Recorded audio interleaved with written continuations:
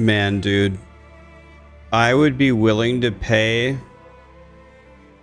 if I could pay, let's say I think I would be willing to pay, I was going to say 25,000, but I think the reality of it is more like 50,000. I think I would be willing to pay $50,000 if I never had another technical issue for the rest of my streaming career. I think I'd be willing to give 50 grand.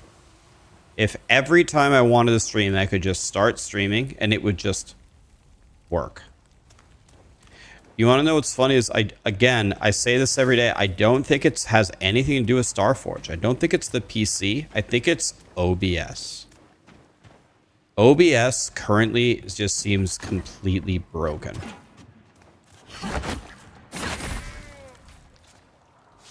Oh no, it's only hitting for 14. We're in trouble here.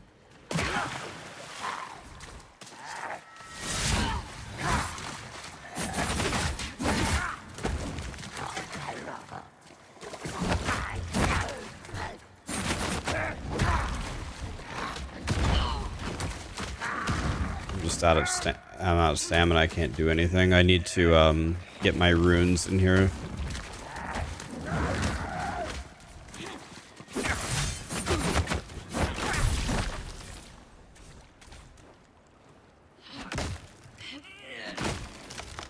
Yeah, I don't know. I had some kind of major crash or something.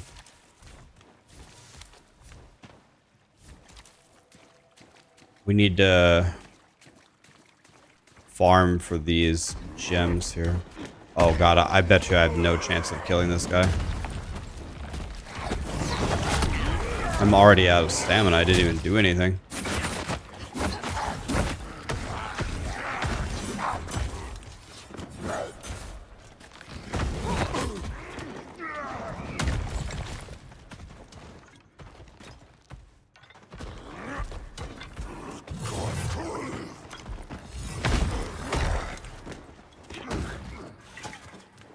Let's oh, it costs 100.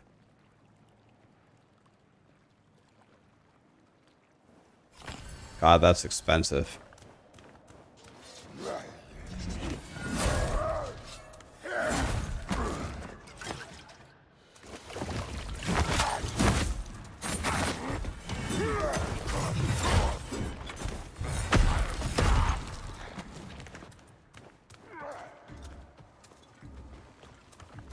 Still can't cast it.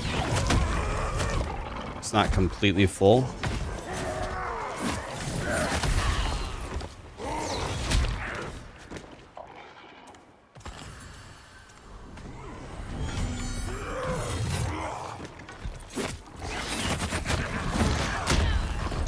Oh, that's a colossal increase. Did that just go from 20 to or 14 to 20 damage?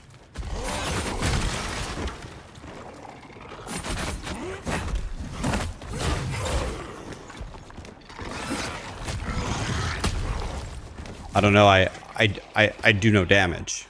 It doesn't do any damage. I have to get the flat damage gems, I guess.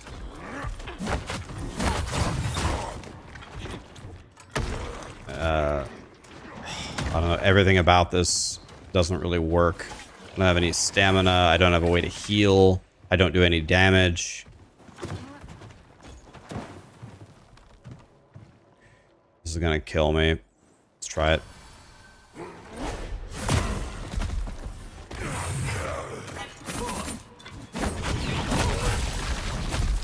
$469 on the downswing. Your death is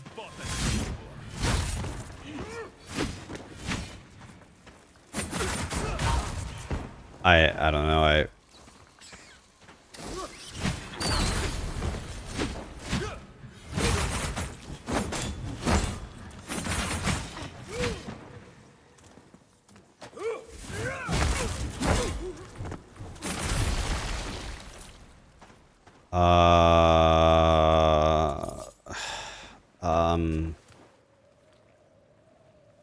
I don't know.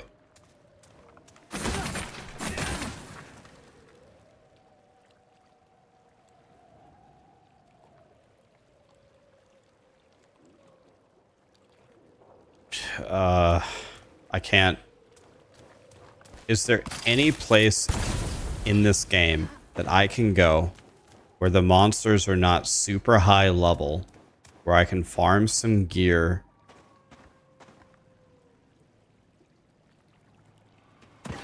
I don't know. I haven't figured that out. It's got to be something that you craft in your house to fast travel. I don't know. These things do so little damage. Like I would need this to be like at a minimum double the damage to feel decent. And I might be able to get there if I had the gems or if I had like all the right stuff. But I don't have that. Here's the issue with this game. And people talk about this in ARPGs all the time. If you know exactly what to do, if you know, oh, look for these gems, buy this recipe, get this weapon type, upgrade in this order, get this life on kill here, do this thing with this buff here. If you know it all ahead of time, then you can probably clear the game quite easily. If you're just a random player of the game and you don't know this and you're learning and you're figuring out one tiny little thing at a time, everything is very, very, very difficult.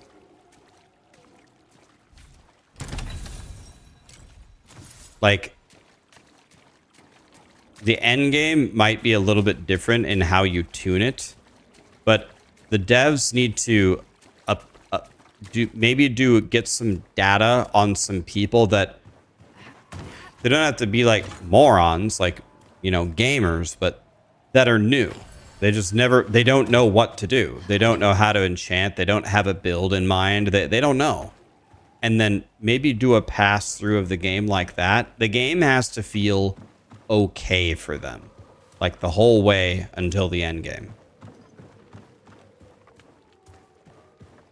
I can't fight that guy. Like, in my world, everything is level 25. I don't have a clue where, I don't have an idea of where I could go to comfortably farm some XP so I can play my claw build. I don't have an idea. Like, everything is level 25 and everything is insane.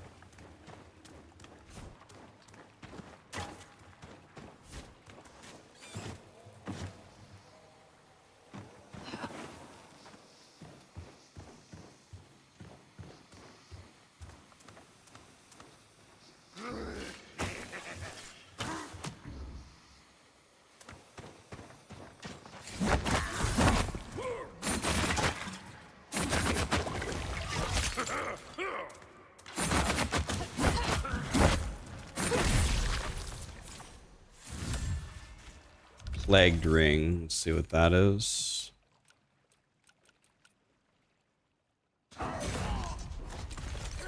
No.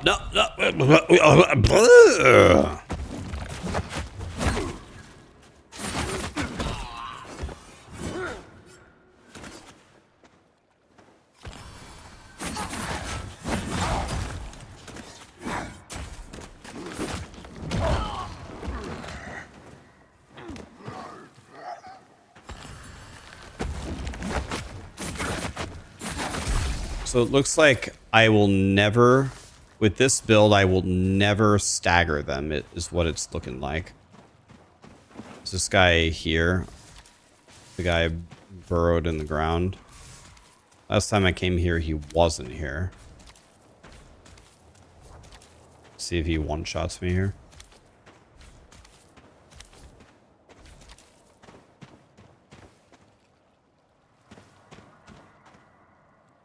Congrats on completing the campaign. Thank you.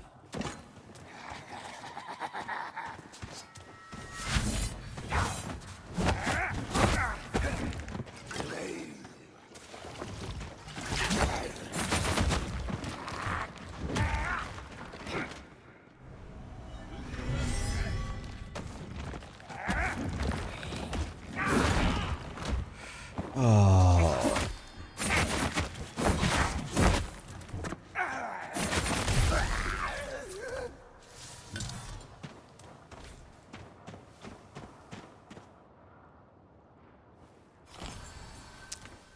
I don't know. I don't have any way to heal. I don't have heal on kill.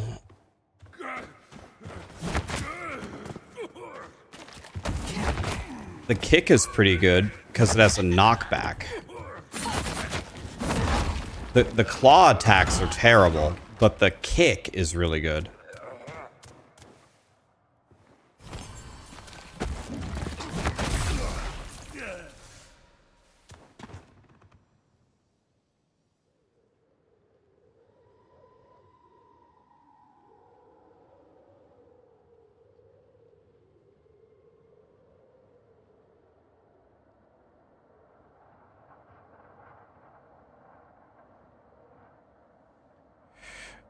Yeah, Stein. I don't have the resources to even gamble like that. I don't have the resources. I don't have anything. I can't even upgrade my current claw. I don't have any money. I don't have any crap. I don't have any gems to even sniff doing something like that. I bet what you're saying works, but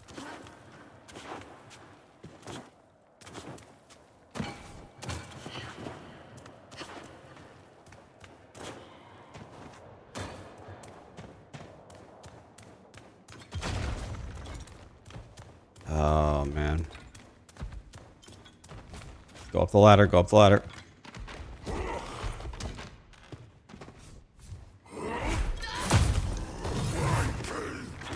Nice to open up with a 391.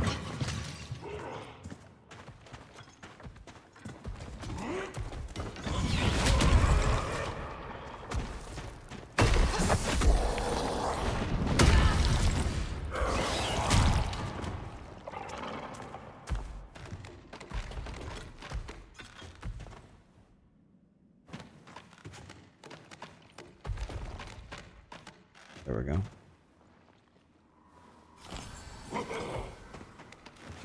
No!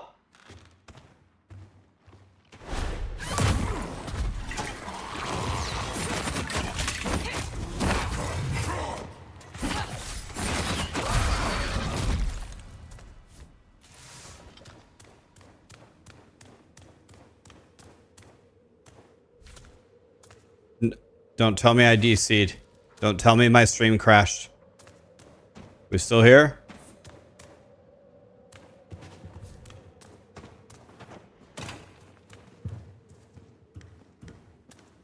Oh, every time I get one of those little tiny freezes, I feel like it's the end. Well, we're making our way through here.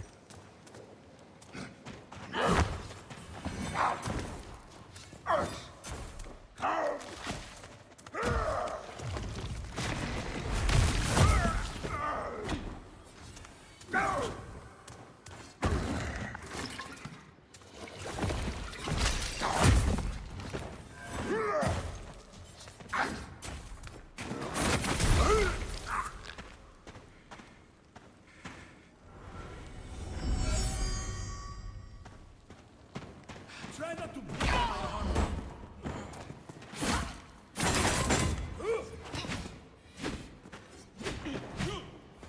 5 swings? 5?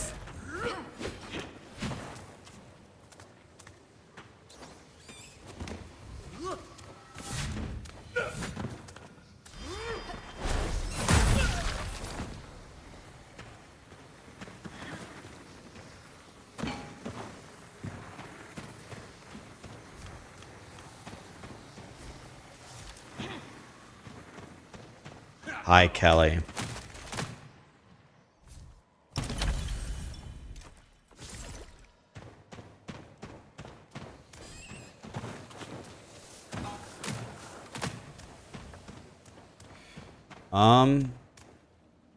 Yeah, I don't know. I think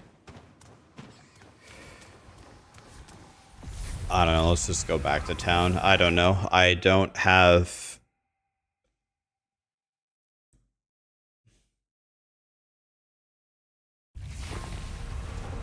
I don't have any ideas on how to... What more proof do you need? I don't know. I don't have... The greatest I see. Been out exploring.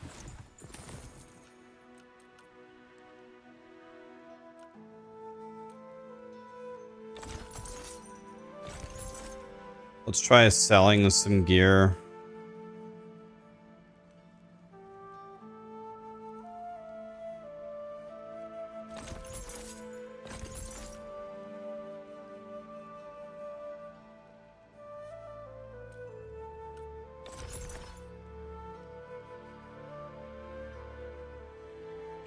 Gain 8% of your health on kill. Man, that would have been nice.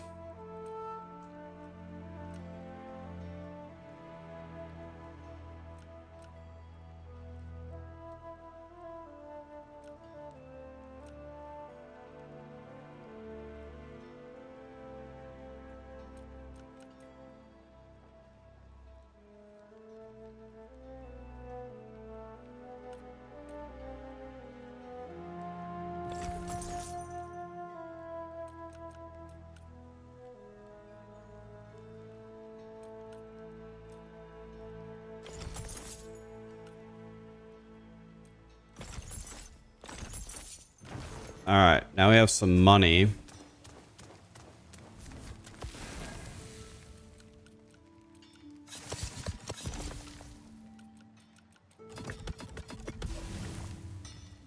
Good day.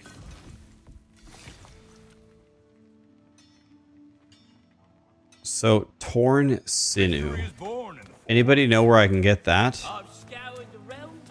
This is my third playthrough, but it's my first playthrough with the new stuff. What's the end game here? There's two end game systems. There's the Crucible and there's the Plague stuff.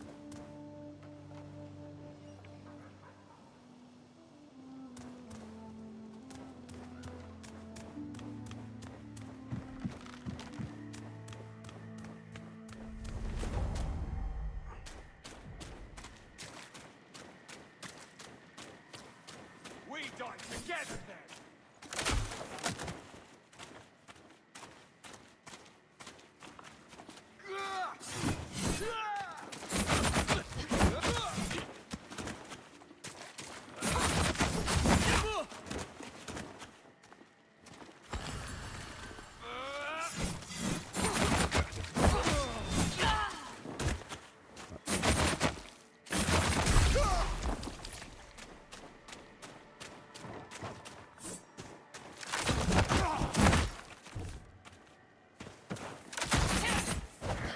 I told him to jump off the cliff and do the downward thing, and that's not what happened, unfortunately.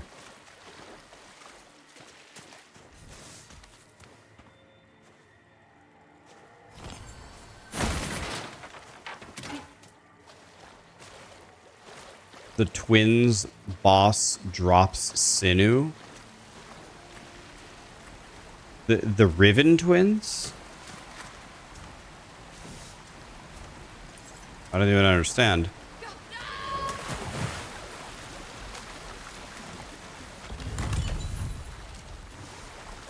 Five fallen embers? Oh no. Pestilence outbreak. I can't even be here. Oh yeah, I can't. I can't.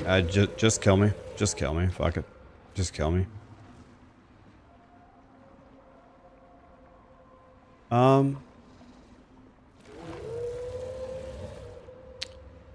Just go ahead and kill me. I'm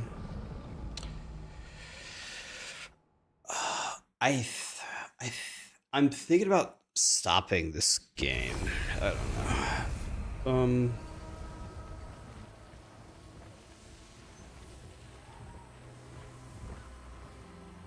I think maybe that's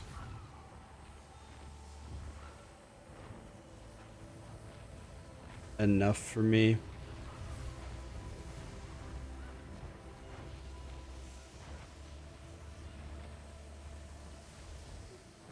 Go in that cave there by the guy. Is that a lower level? Could I actually go in there? More proof do Is you need? is there somewhere that I can go where I can just farm in peace for an endgame build to do these endgame things? Everywhere I go, it's like I just respect. I don't have the gems to correctly socket this. I can't play right now. I actually can't do anything. Like, I could sit here and suffer and farm through and make the end game build, but I don't want to do that. I need to be able to be effective now, somehow, somewhere in the world. But because I completed the quests, it leveled up everywhere in the world so much that everything is a struggle. I can't kill, like, it's so hard for me to kill a wolf in a zone. I could make a new realm. I could do that.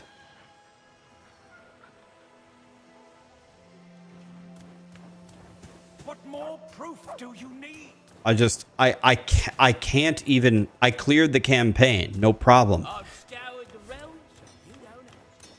But I can't even get started on this endgame. I can't do anything. Steel in your eyes. Everything has a price.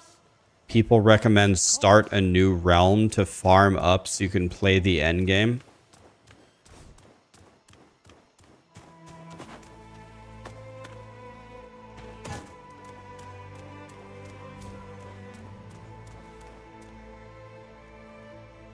I can't, guys. I don't have the stuff. I know that we need to juice up our character. I don't have any money, and I don't have the right gems. I don't have the right things. Like, let me throw the gems that I do have in all my gear as one final ditch effort. Let's try that. It's not the right stuff, but let's just try it so we can play the game. So what would be the best thing here? Maybe...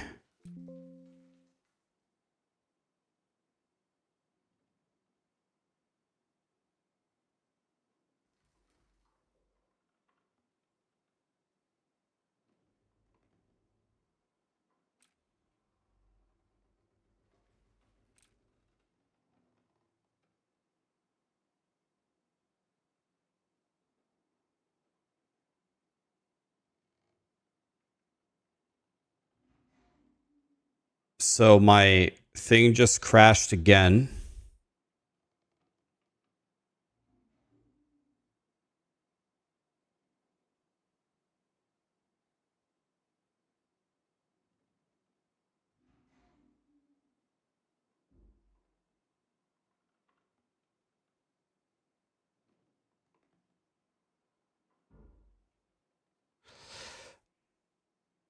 I'm actually considering quitting streaming for good today. I'm thinking about making this my last stream ever and just stopping streaming and ending the 10-year run. I'm thinking about it. I'm still live on YouTube. I'm thinking about quitting today for good.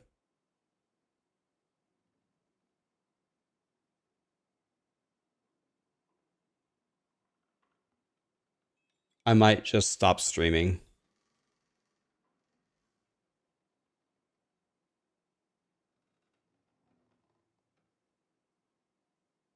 I might just hang it up here. I'm thinking about quitting, like just actually completely being done. No, it has nothing to do with full emo mode. I've had these issues for 6 straight months. I've went through 3 or 4 new PCs, and I have nothing on this PC. All I have is the basic needs just to stream. I don't have a single additional thing. I don't use this PC for anything else, and I can't even stream. It DCs me 2 or 3 times a day, and I've had every tech support guy from 15 different planets trying to help me, and I can't get a PC that can turn on, start a stream, and finish the stream. This has been happening to me for 6 straight months. This is my 3rd or 4th PC. No, I'm not kidding you.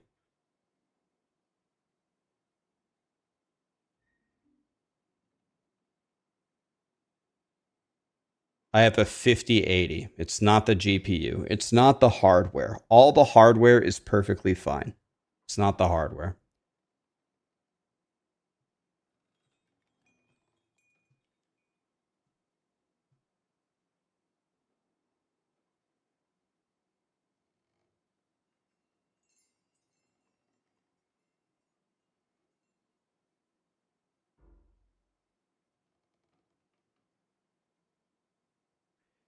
These technical issues have made me it's the endless technical issues for months and months and months and months and months that never go away and can never be solved that make me not want to log in anymore. It has nothing to do with playing the games. It has nothing to do with you guys. I literally cannot get a PC that can start and run a stream. It's impossible. It doesn't exist. Yeah, I think everything is fine. I think my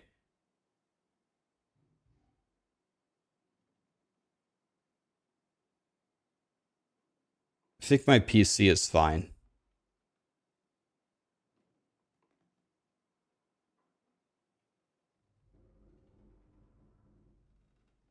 Anyway, I'm going to let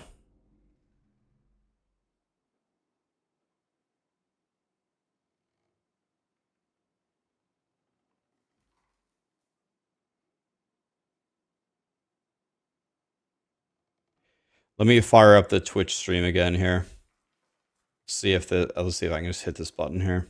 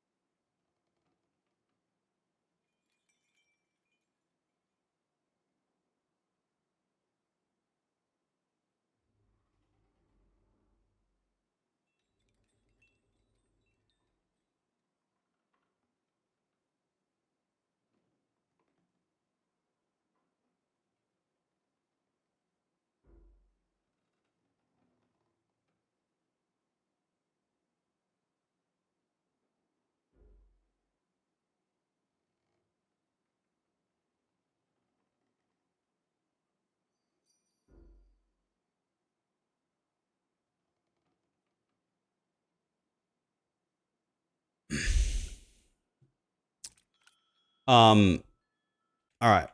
Are we live on Twitch again? I want to have a conversation with you guys. Yeah, move this over here. I've been thinking about this for a while, actually. I am thinking about quitting streaming. I'm considering this being my last stream. It's got nothing to do with No Rest for the Wicked. It has nothing to do with you guys. It actually has nothing to do with streaming or gaming. I still love all of those things. It has been 6 straight months for me. 6 straight months of endless PC issues where I cannot stream. I'm being completely serious. I've never been more serious in my life. I'm being completely serious.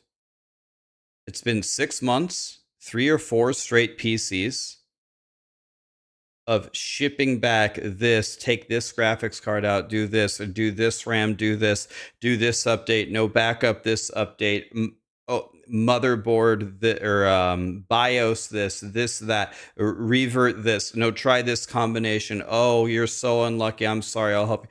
There's been so many lovely people who have tried to help me. I am incapable of starting a stream and streaming. It's not possible for me. It doesn't work.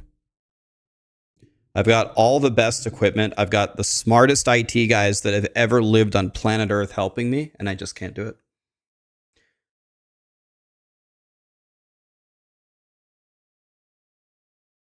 Streaming is my favorite thing to do, but I'm incapable of doing it. I can't do it.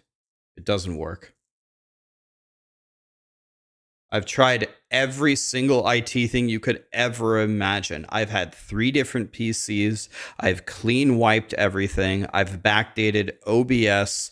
I've backdated different drivers. I've tried everything you could ever imagine on every PC. I've switched out the hardware. I've learned more about PCs in the last 6 months than I learned in the previous 38 years of my life.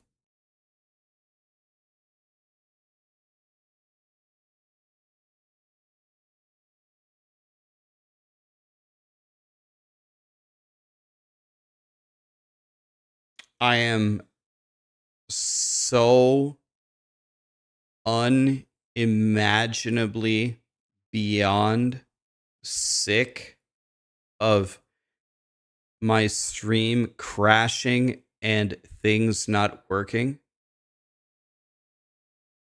I actually don't know if I can take it anymore.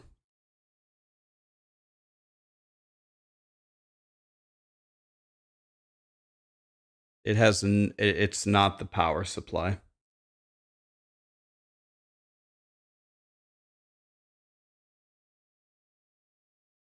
I've switched PCs 3 times. I don't need a break. I don't need a break. I need my PC to work. I don't need a break. I'm fine. I just need my PC to just work. I just need it to turn on and stream. That's all I don't need anything else. I have one of those $250 uninterruptible power supplies. Yes. I have one.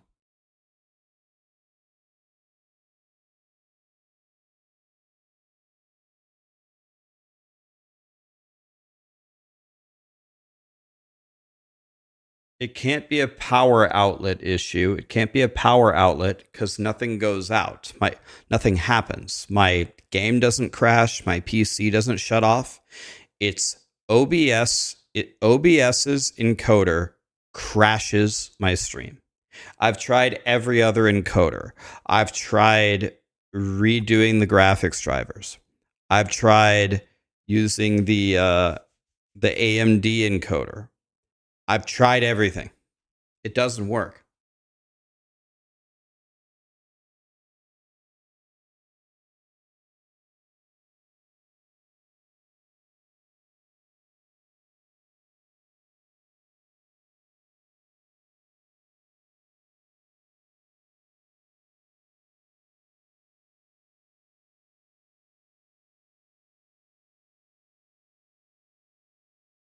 I've tried the previous version of OBS. I've tried the version of OBS before that.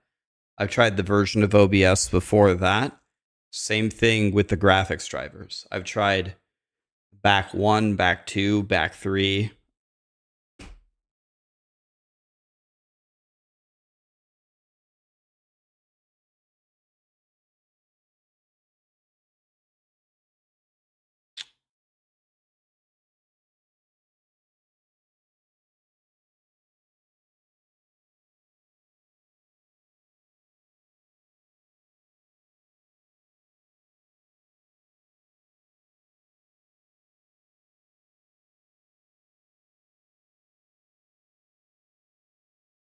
No, thank you, Marshall. I don't.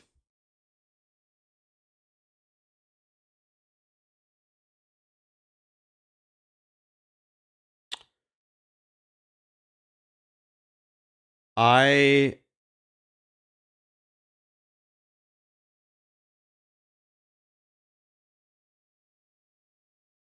need a solution. I need a solution, or I'm not going to continue. I'm gonna stop.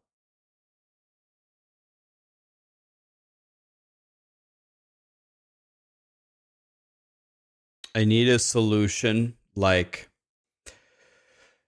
immediately.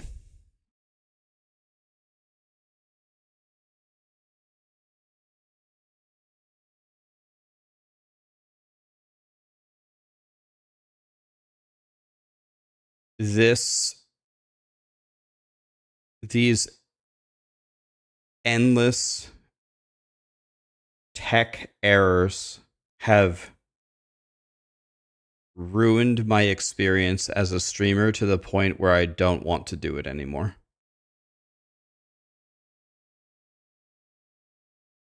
I hate Windows. I hate them with every fiber in my being, because I'm pretty sure Windows is the root cause of all of my problems. Every time I get a Windows update, something breaks. Every time they release something, it breaks something of mine. I have a 1 PC setup, Mr. Mods. People are suggesting a 2 PC setup. I think this is the end for me. Unless I can solve this now.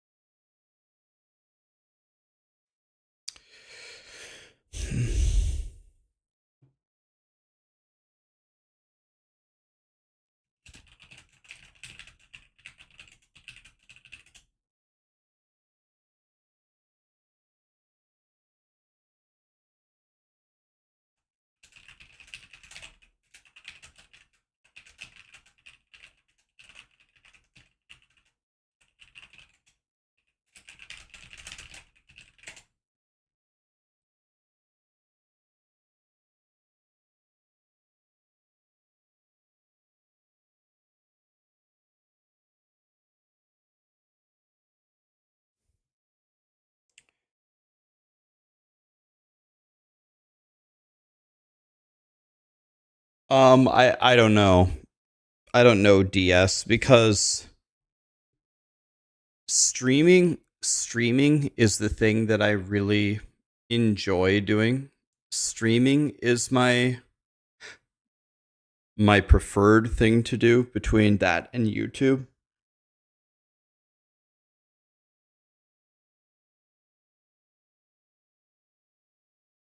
I just have such an anger, such a hatred for Windows. I I can't even put it to words. Like, I have a personal health debilitating hatred for them, about how it has impacted me for the last 6 months. I fucking hate them with every fiber in my being.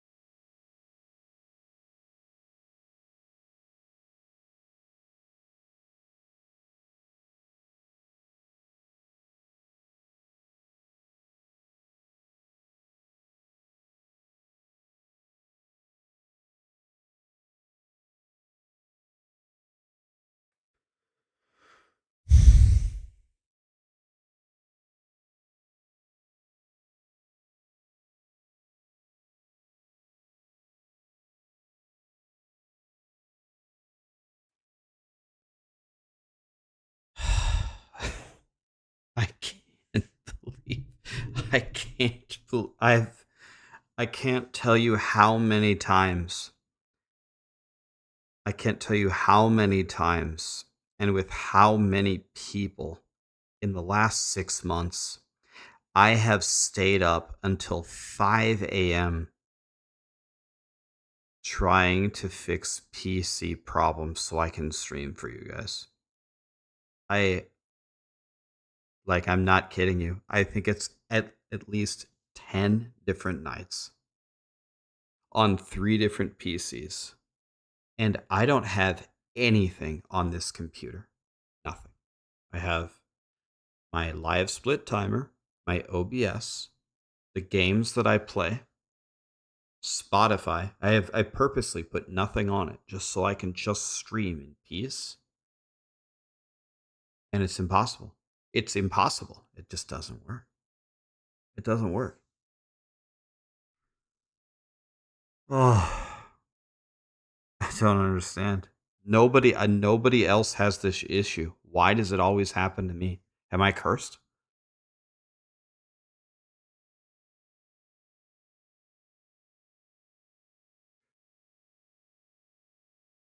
What am I doing to work on a solution? I'm so beyond out of ideas. I don't have any ideas.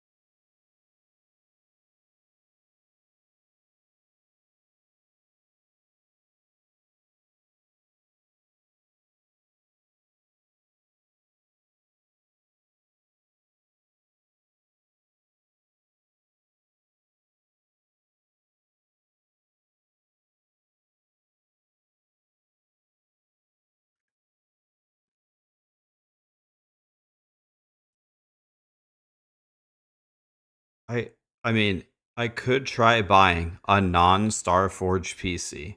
I could. I genuinely don't think Starforge has anything to do with it. Starforge orders components from different places, assembles them, tests them, and sends you the PC.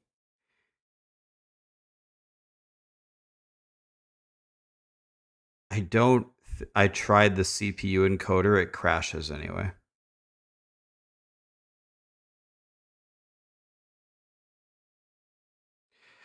I do think that would solve my. There is one thing that I think would solve my problem. There is one way I think I could solve my problem. I haven't tried it.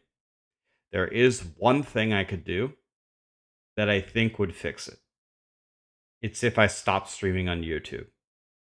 If I only streamed on Twitch, I think that the problems would be solved. Or perhaps vice versa as well. If I only streamed on YouTube, I think that would also work. The thing is I don't want to stop streaming on YouTube because a lot of people like to watch there. A lot of people have Twitch blocked at work and they want a stream to watch. I don't want to let those people down. What's my viewer ratio on Twitch and YouTube? It's much higher on Twitch. Right now it's double on Twitch, but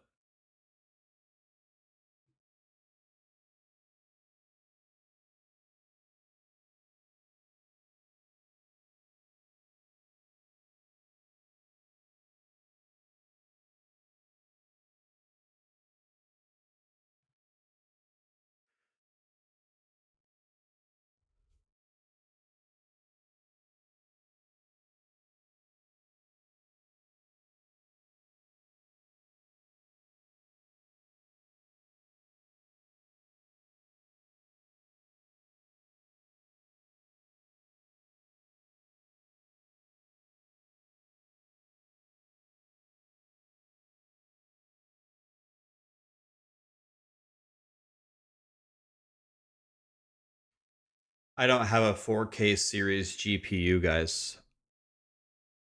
I don't have a 4K series GPU. I see you spamming it. I have a 5K series. I don't have a 4K series GPU.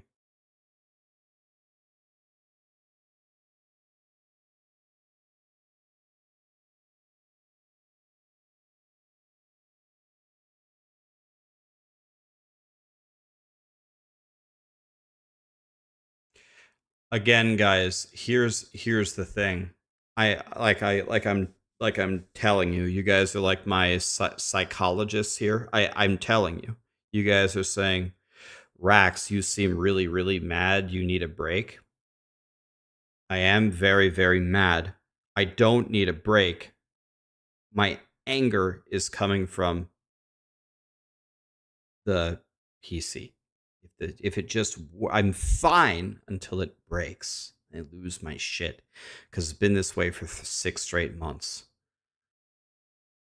We've ran on OBS. We've ran all the logs through very specific log reporting software that reported all the errors that we were actually getting. And it said that one of the errors was with hardware acceleration being enabled. I disabled it. We went through all the other error logs. They were all indeterminate. We did every single solution for every critical error that we had.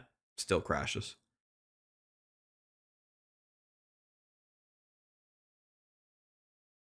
Have I consulted other streams? Everybody else is just doing, I have asked a few people. Nobody else is crashing. They just, most people don't dual stream like I do. Most people just fire up OBS and just stream. That's it.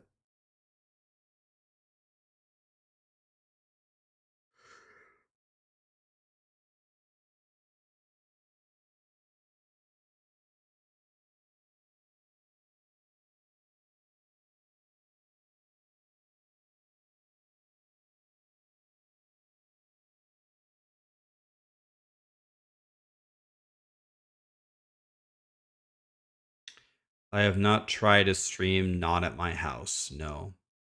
But the errors didn't start when I moved to the house immediately. It wasn't just that. It wasn't just move to the house, everything goes to shit.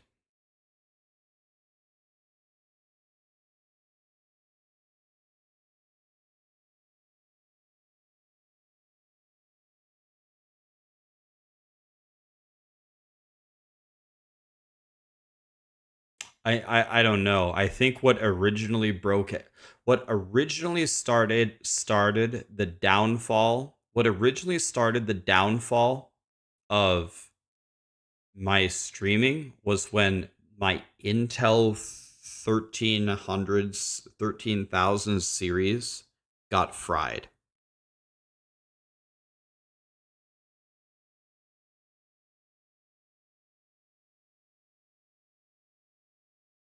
I lost that PC. I got a new one.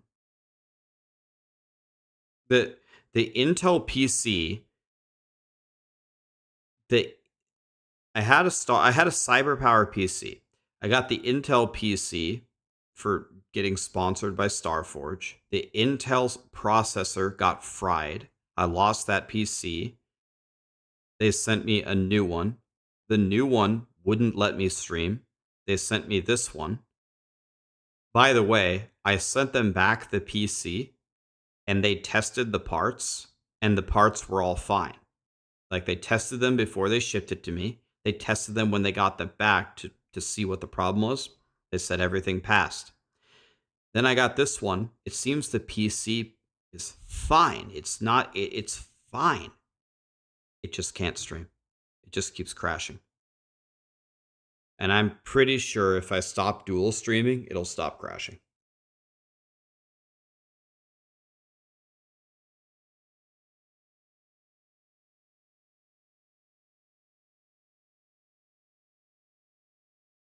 I have an AMD.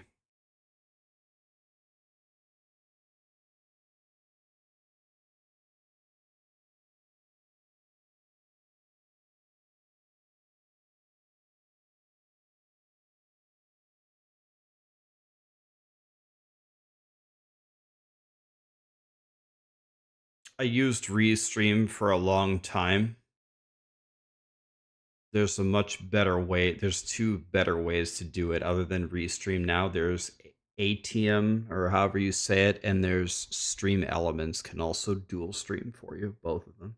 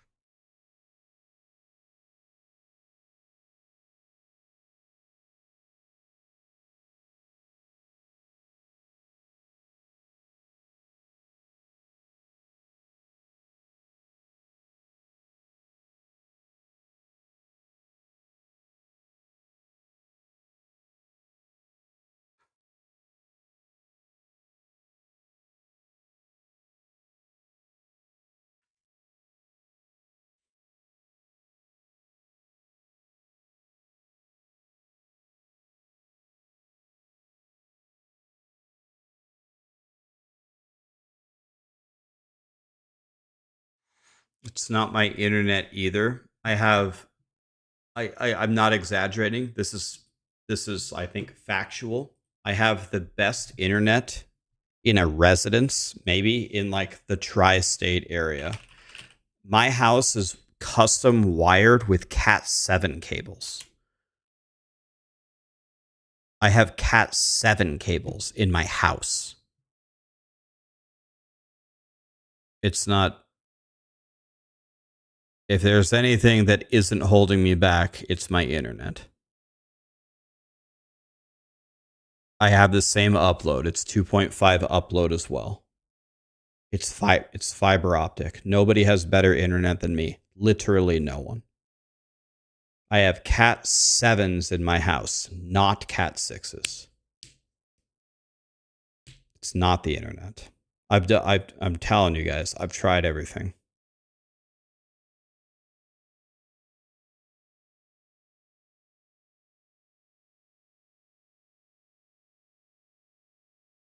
Okay, I think what I'm gonna do starting tomorrow, I'm gonna continue for now. What I'm gonna do, I apologize, YouTube. I'm gonna shut off the YouTube stream, and I'm gonna see if it works. And if it works, then at least I know then the components that I'm using to dual stream crash my PC. And I'm going to have to very meticulously research how to fix it. And I've already researched this. I already know Restream, ATM, Stream Elements. I already know these things. I've already researched them. So I don't know what any more research I can do, but I'll ask people who dual stream exactly what do they do and see if they can help me.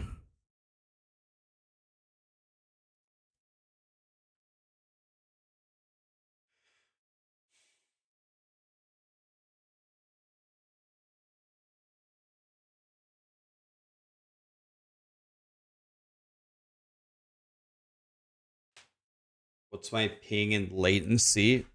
Everything should be ultimate rank 1 god tier. I'll check.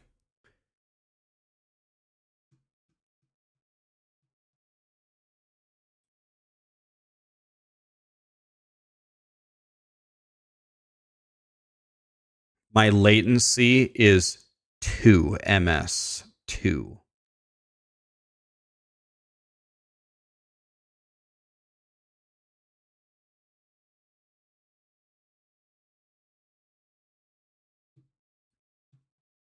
Two.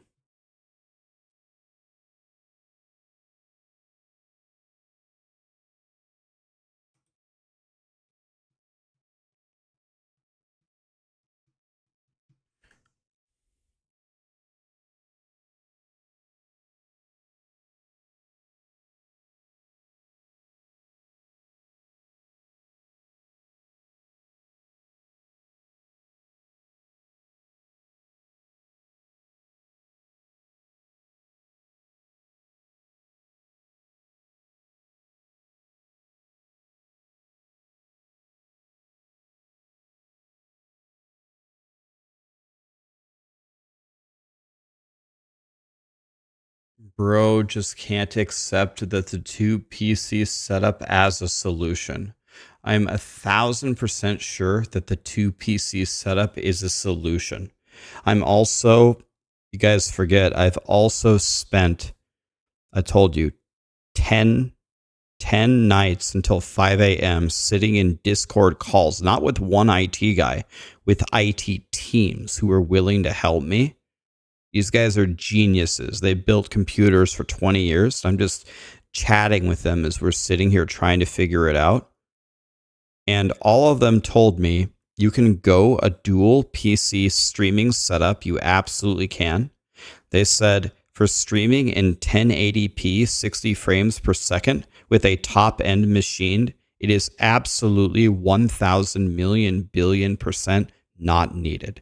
Said you can dual stream with a Ryzen 7 processor, 64 gigs of RAM, and a 5080. You can dual stream till the cows come home without two PCs. I've had this conversation 1,000 times. I could get a second PC and try to take some load off of it, but this isn't even supposed to be slightly stressful for this level of a machine.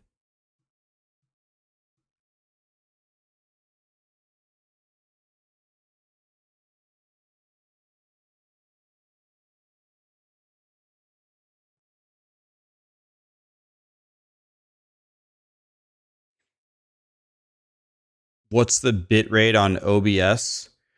So the bit rate I think is throttled by Twitch itself. There's like recommended settings. You can set it. I think YouTube allows a much higher bit rate. I don't know what the current settings are.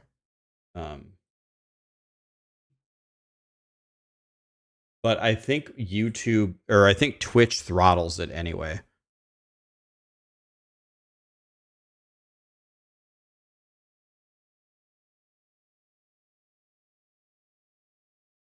Like my current bit rate on Twitch is 10,100, and the bit rate in the settings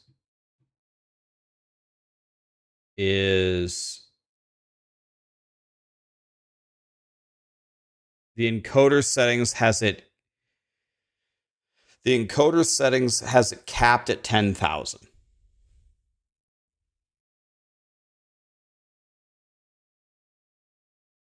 But I think it just automatically picks it.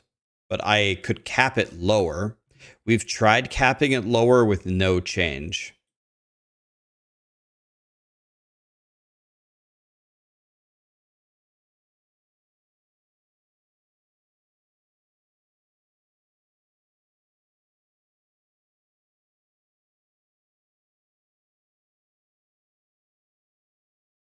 Because there's a setting in here called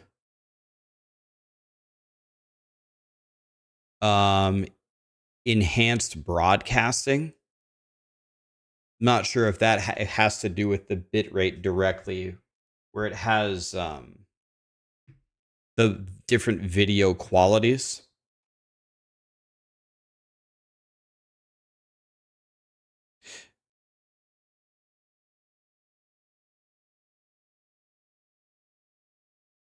On 1080p, you only need to set it at 4K. Let me Google it. Bitrate for Twitch. For Twitch, they recommend 6,000.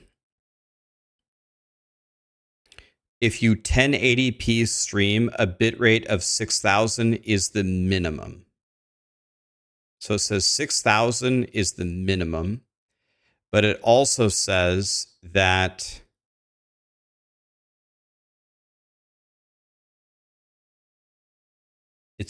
Twitch caps it at 6,000, but my stream is telling me that Twitch is doing it at 10,000.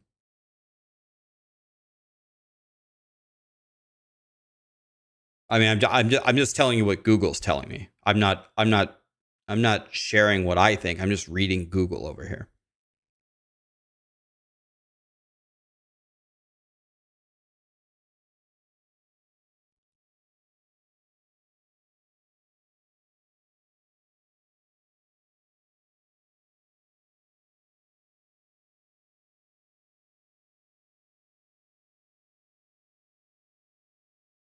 As a partner, you can get up to 8K.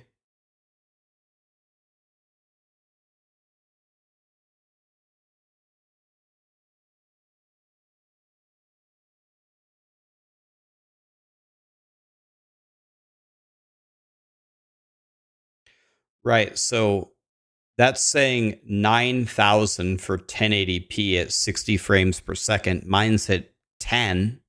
Like, that's not crazy, but I can lower the bit rate. I can lower it. That's not a problem.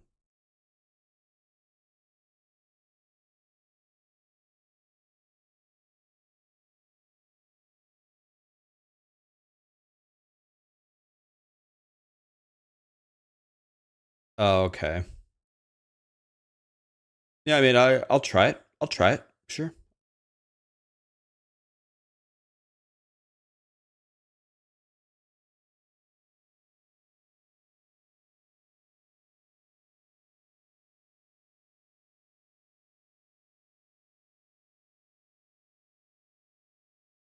I MSN. I was not on 24H2 until yesterday.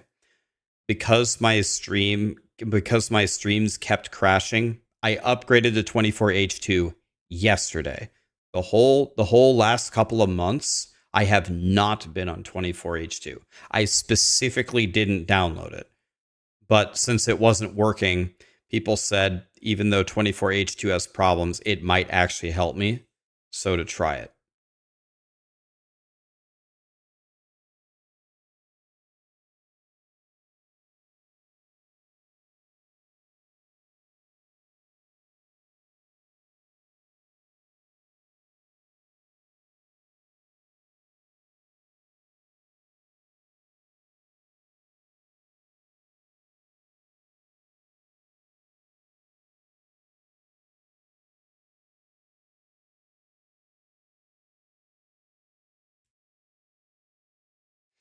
I use Atium, and I've used it for a long time.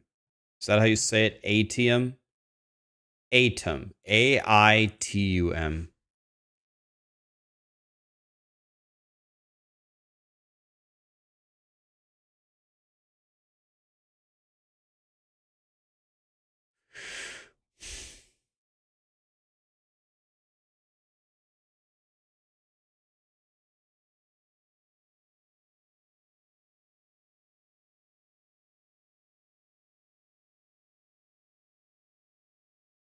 Here's an NVIDIA encoding OBS guide.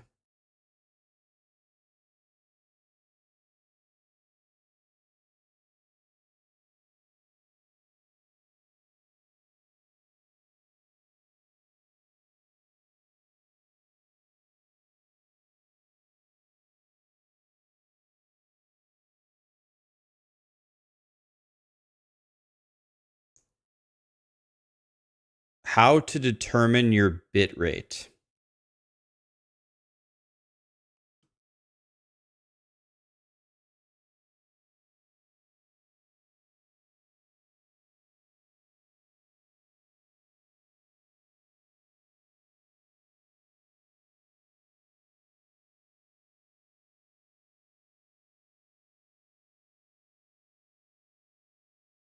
Hmm.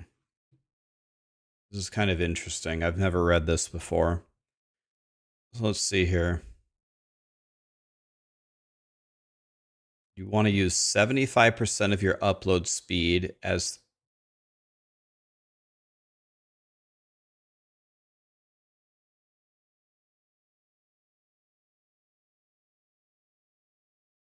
so your bit rate should be 75%.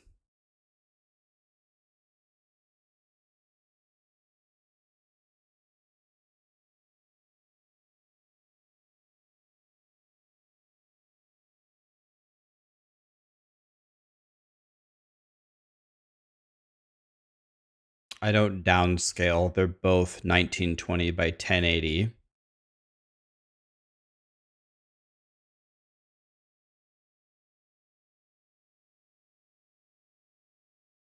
I have this set at 60 already.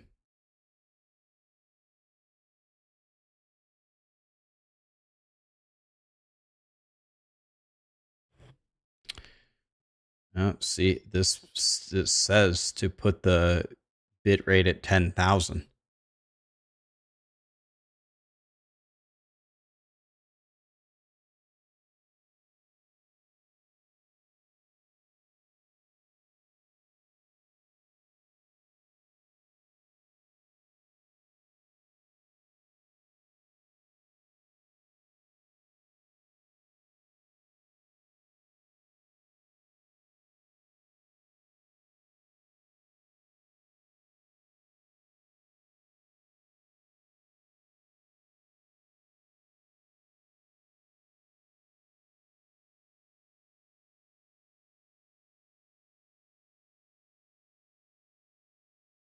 See, this this is what this setting is what the error messages are saying is crashing my PC. This. I turned it off.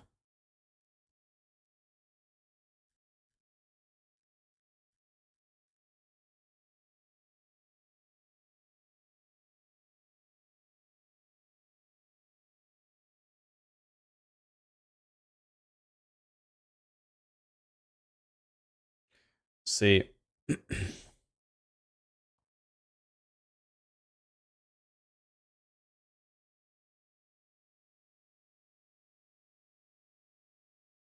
this is exactly what the IT guy told me that enhanced broadcasting does. Exactly this.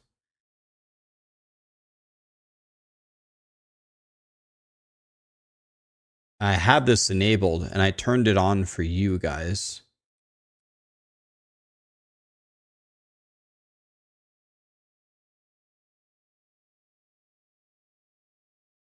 I don't know if disabling this would help me.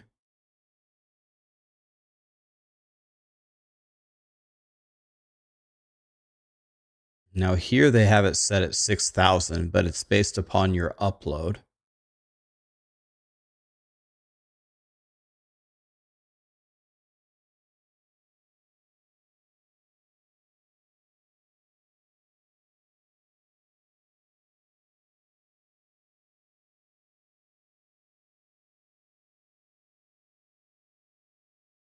Hmm.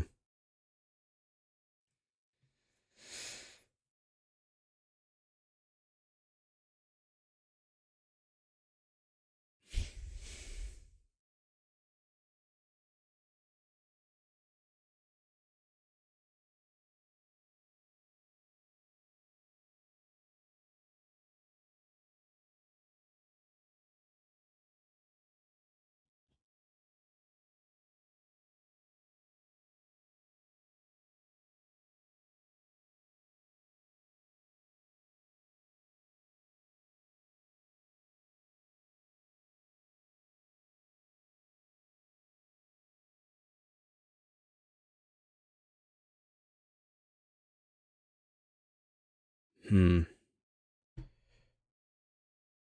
All right.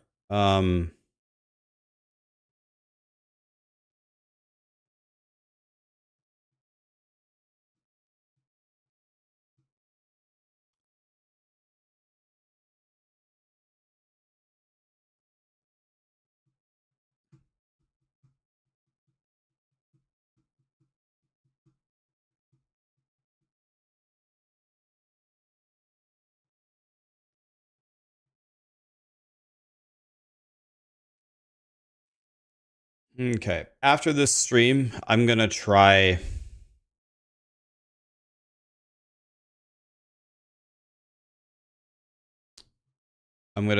some different things.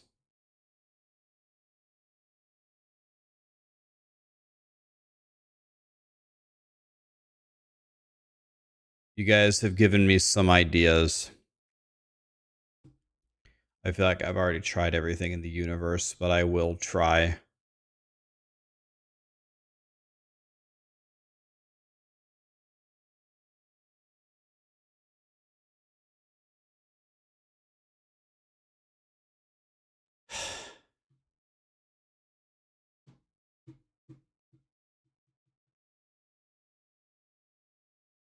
I'm going to try to...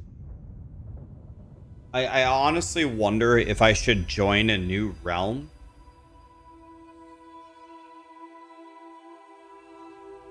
so I can farm lower level monsters so I can actually make a build.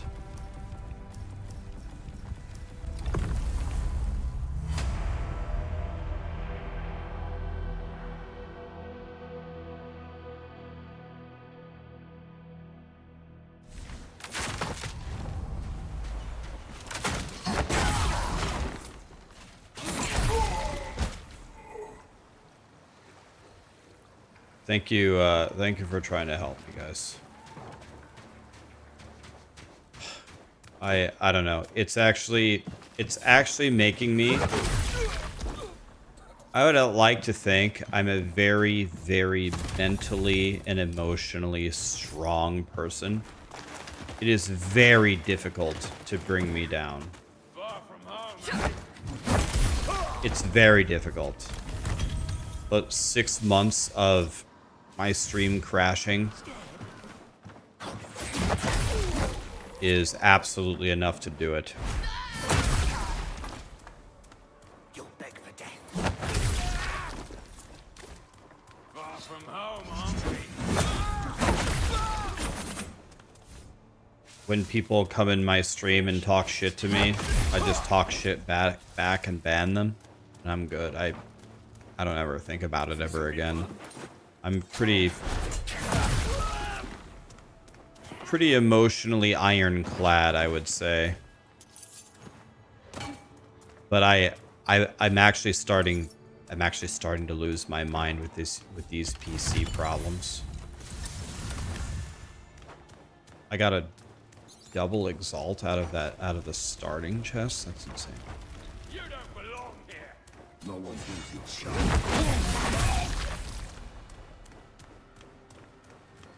I really want to make an endgame build so bad, but I'm incapable of leveling up in my own world because my own world is such a high level that I can't play.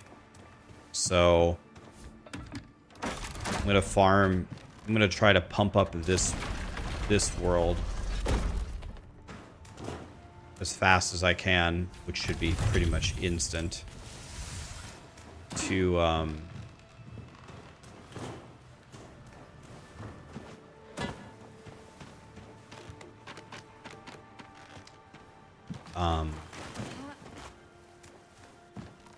I don't know, get some levels or some money or something, or some gems. Crucible is good for farming mats. I can't do the Crucible, it's too difficult for me. It leveled up with me or whatever, and I can't play. They murder me. I can't get past the first or the second thing.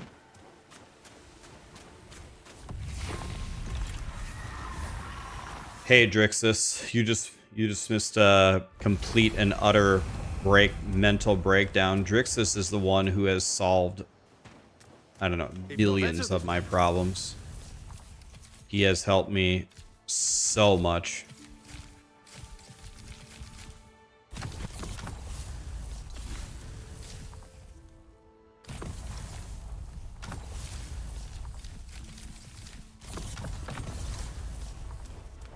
Beat up.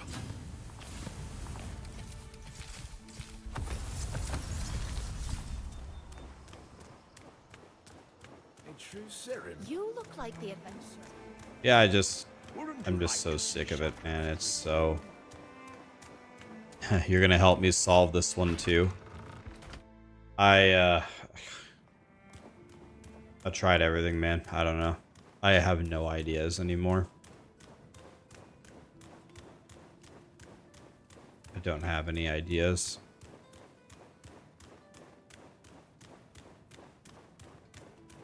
What happened to the big sword? I got rid of it. I'm gonna try to use these daggers.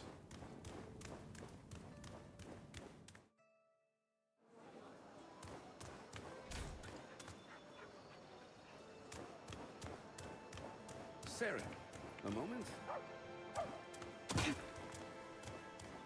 People are suggesting, Drixus, people are suggesting that we try lowering the bitrate from 10,000. Admittedly, I don't think that's going to do anything, but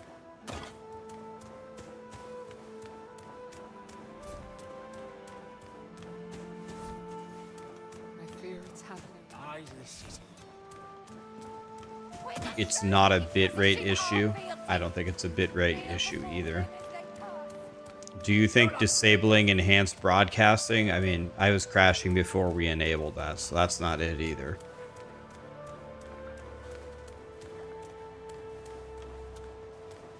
Maybe I can do the Crucible. Maybe I can do the Crucible in this realm. Do you hear that? It sounds like voices.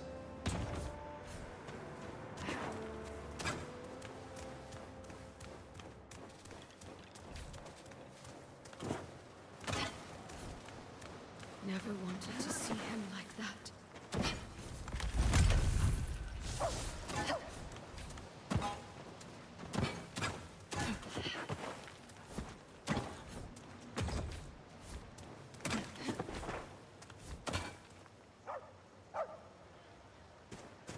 Take heed, Serim.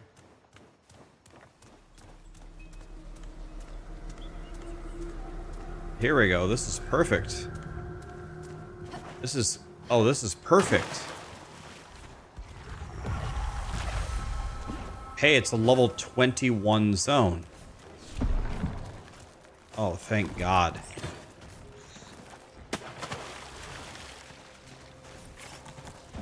It's a little baby 21 zone. I might actually be able to play here.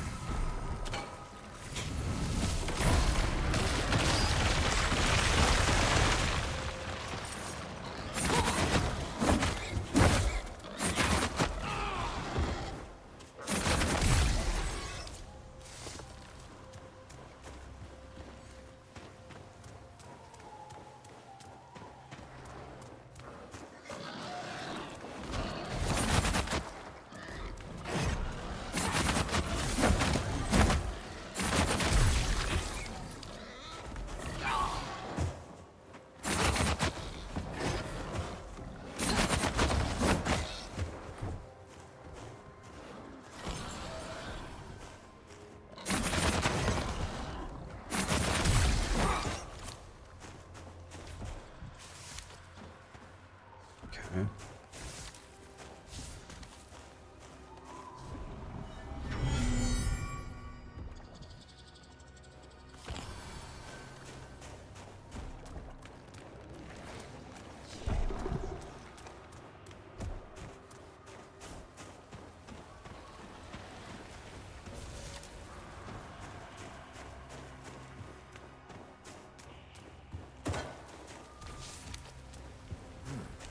Not a bird, man.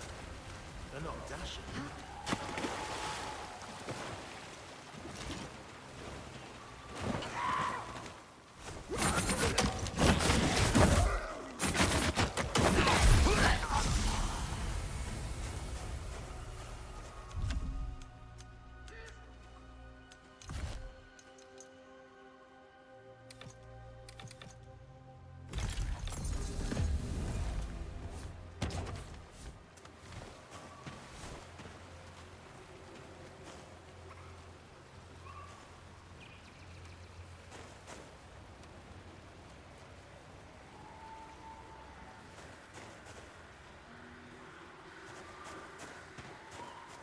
Yeah, I appreciate everybody trying to help, sharing your knowledge.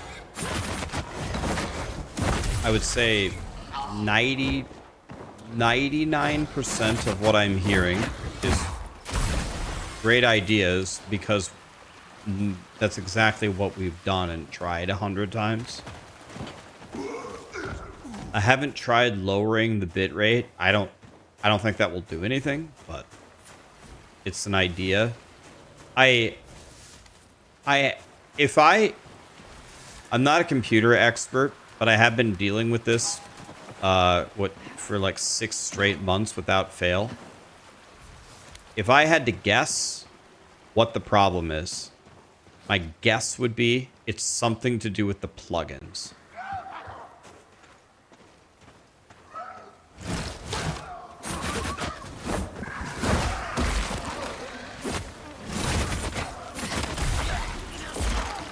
I would guess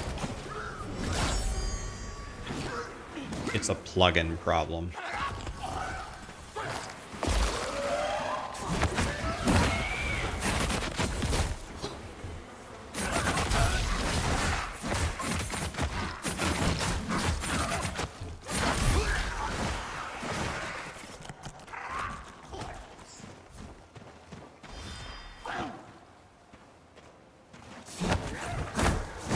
How did my... He backflipped out of my kick. They have got to remove some of the shit out of the game. Every monster, when you actually get into him and hit them, runs away from you. Oh. Man, dude.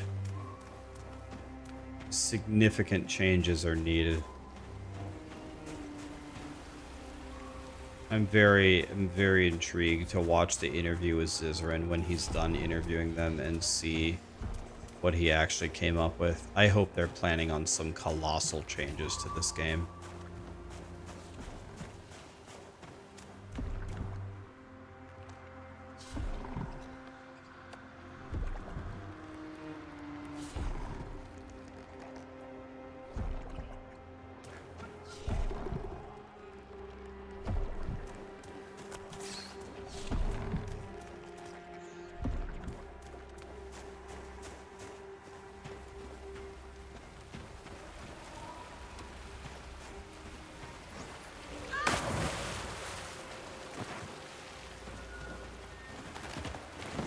The Zizrin interview finished a while ago. Yeah, I don't know. Like, I don't have the gems and the claws. Like, I haven't set it up yet, but...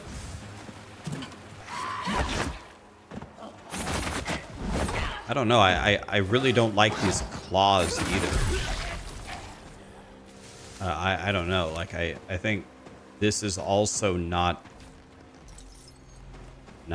it. The claws also aren't it.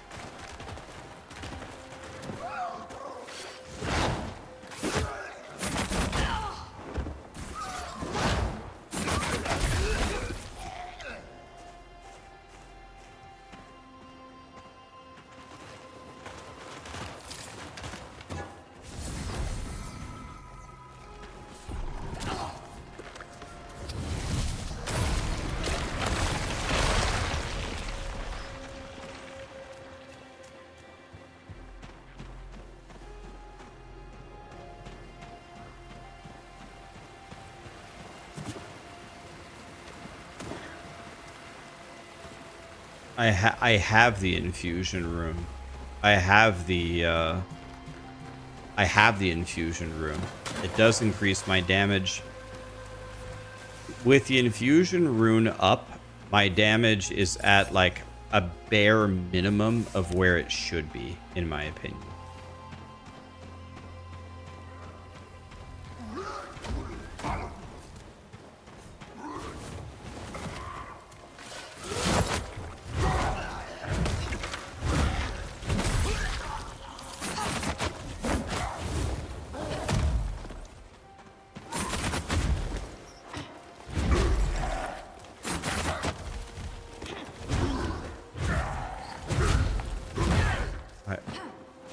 I rolled that fourth hit, by the way. I haven't tried using my actual ability. Okay, that might be good.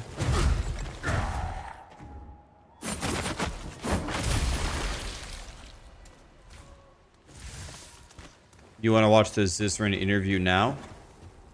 Yeah, we can. I'd really like to see what they talked about.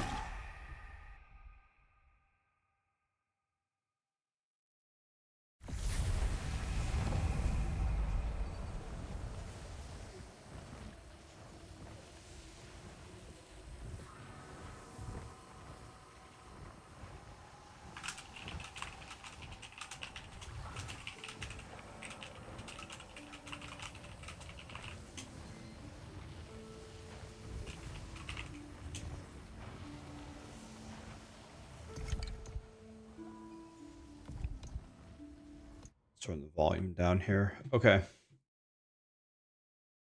Let's see what Zizarin talked about.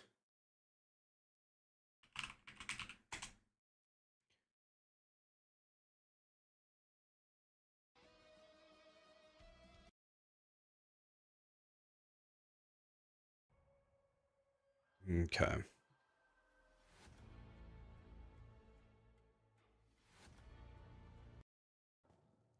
If it's just one jewel, you're overthinking it. Just get not that much This is now on on the other Alright. time right now. Who is the lead developer on Moon Studios with No Rest for the Wicked. Okay. Can and you guys hear it fine? Like Ori and the Will Let me Wisp, see. etc. No, it's way So too some low. really heavy hitters under your belt. How are you doing? Doing good. It's been stressful to get the breach update out. Is And that better? yeah, now we are working on hot fixes and so on already. So lots of work. It's crazy time right now. Is Zizarin in PJs? Yeah, no, it's been really great, and you guys have been working like this is a Saturday, and you're taking time out to do a dev interview, so you guys are working hard. Isn't it Sunday? It's Saturday? It's I Saturday. don't even know anymore. I know, that's good. That's good. I like it. I wanted to open with just talking about the current patch. There's obviously a lot of new things, and obviously I've seen your posts and stuff like that, and some things didn't go as intended. So I just want to hear your thoughts on this patch. Yeah, so obviously we have assessed this whole situation now, right? And what happened here was that we worked our butts off for the breach and brought all this content in, right? And it's ultimately my responsibility. What happened here is that we made some late stage changes, and I wanted to get even more content in, like finish all these spells, get even more runes in, and so on. And so I didn't participate in the very last stage changes, and I was hoping that, hey, in the last 2 weeks, what can happen, right? And then suddenly some values were set that that shouldn't have been set, and that's what happened. But I think with the hotfix one that we already released now, things should be much nicer. And we're already working on hotfix 2 that will be released very soon, where we making even more drastic changes. So I think this should be really cool. Oh, cool. Do you have any like teasers for what's coming for the next patch that you want to talk about? Yeah, I can quickly look at the patch notes. Let me see. Awesome. So one thing that we noticed is people go into higher level zones, but they do not understand that they're higher level zones. So one thing that we added is when there's a higher level enemy, they have a skull icon above their health bar, just to make it extra clear. Okay. Then we reduced health on bounty enemies because some were overtuned. Resting in a bed had an issue that didn't give you the rest bonus that it should have. So now beds, I think, will feel pretty cool. So you can use the tavern now and beds in the town. We removed armor penetration from enemies. We tried something there that didn't quite work out in terms of the numbers. So we're going back to the system that we had before. Then the lifesteal coefficient was increased from 0.2 to 0.3. Health regain coefficient was increased from 0.02 to 0.04. You see that even small changes can have a pretty big effect. Yeah. Then the health regain enchantments, we buffed those so that people see a bigger effect on them. There is a big change that we're making. This might be controversial. But we increasing poise damage on axes, clubs, hammers, maces, straight swords, and wakisashis. So what that will mean is that you will get more interrupts on these weapons now. So the idea is that we give you a little bit more poise, so you get more frequent interrupts on enemies, but we'll add more challenge and other stuff on the other side, right? So that it's more of a easy to learn, hard to master thing. Okay. We added off-screen protection to the enemies so that you don't have these things anymore where, where, hey, an enemy stands south of you, but the camera doesn't detect that, and boom, firebomb flies into your face, or some heavy enemy jumps in and so on. Yeah. So that should be much nicer now. We decreased the costs for enchanting and infusing gear at Eleanor's, because that was set a little bit too high. I did a playtest yesterday and felt like really strained on money because I constantly enchanted gear and infused gear and so on. The caretaker boss, we did a whole pass on that because we saw, hey, the teleporting and so on is cool, but it was just annoying. It was just a pain in the nuts when you Bro, I literally said I don't know if you guys tuned in yesterday. I said that the caretaker boss was the worst boss I've ever seen in an ARPG. And it's because the boss is endlessly teleporting everywhere. Even when you have your window to hit the boss, you can't hit her. And I don't know. I literally lost my mind. And so to hear him say that the teleporting was cool, but it was a pain in the nuts. I mean, yeah. And yeah, the bounty nerf is good. That boss was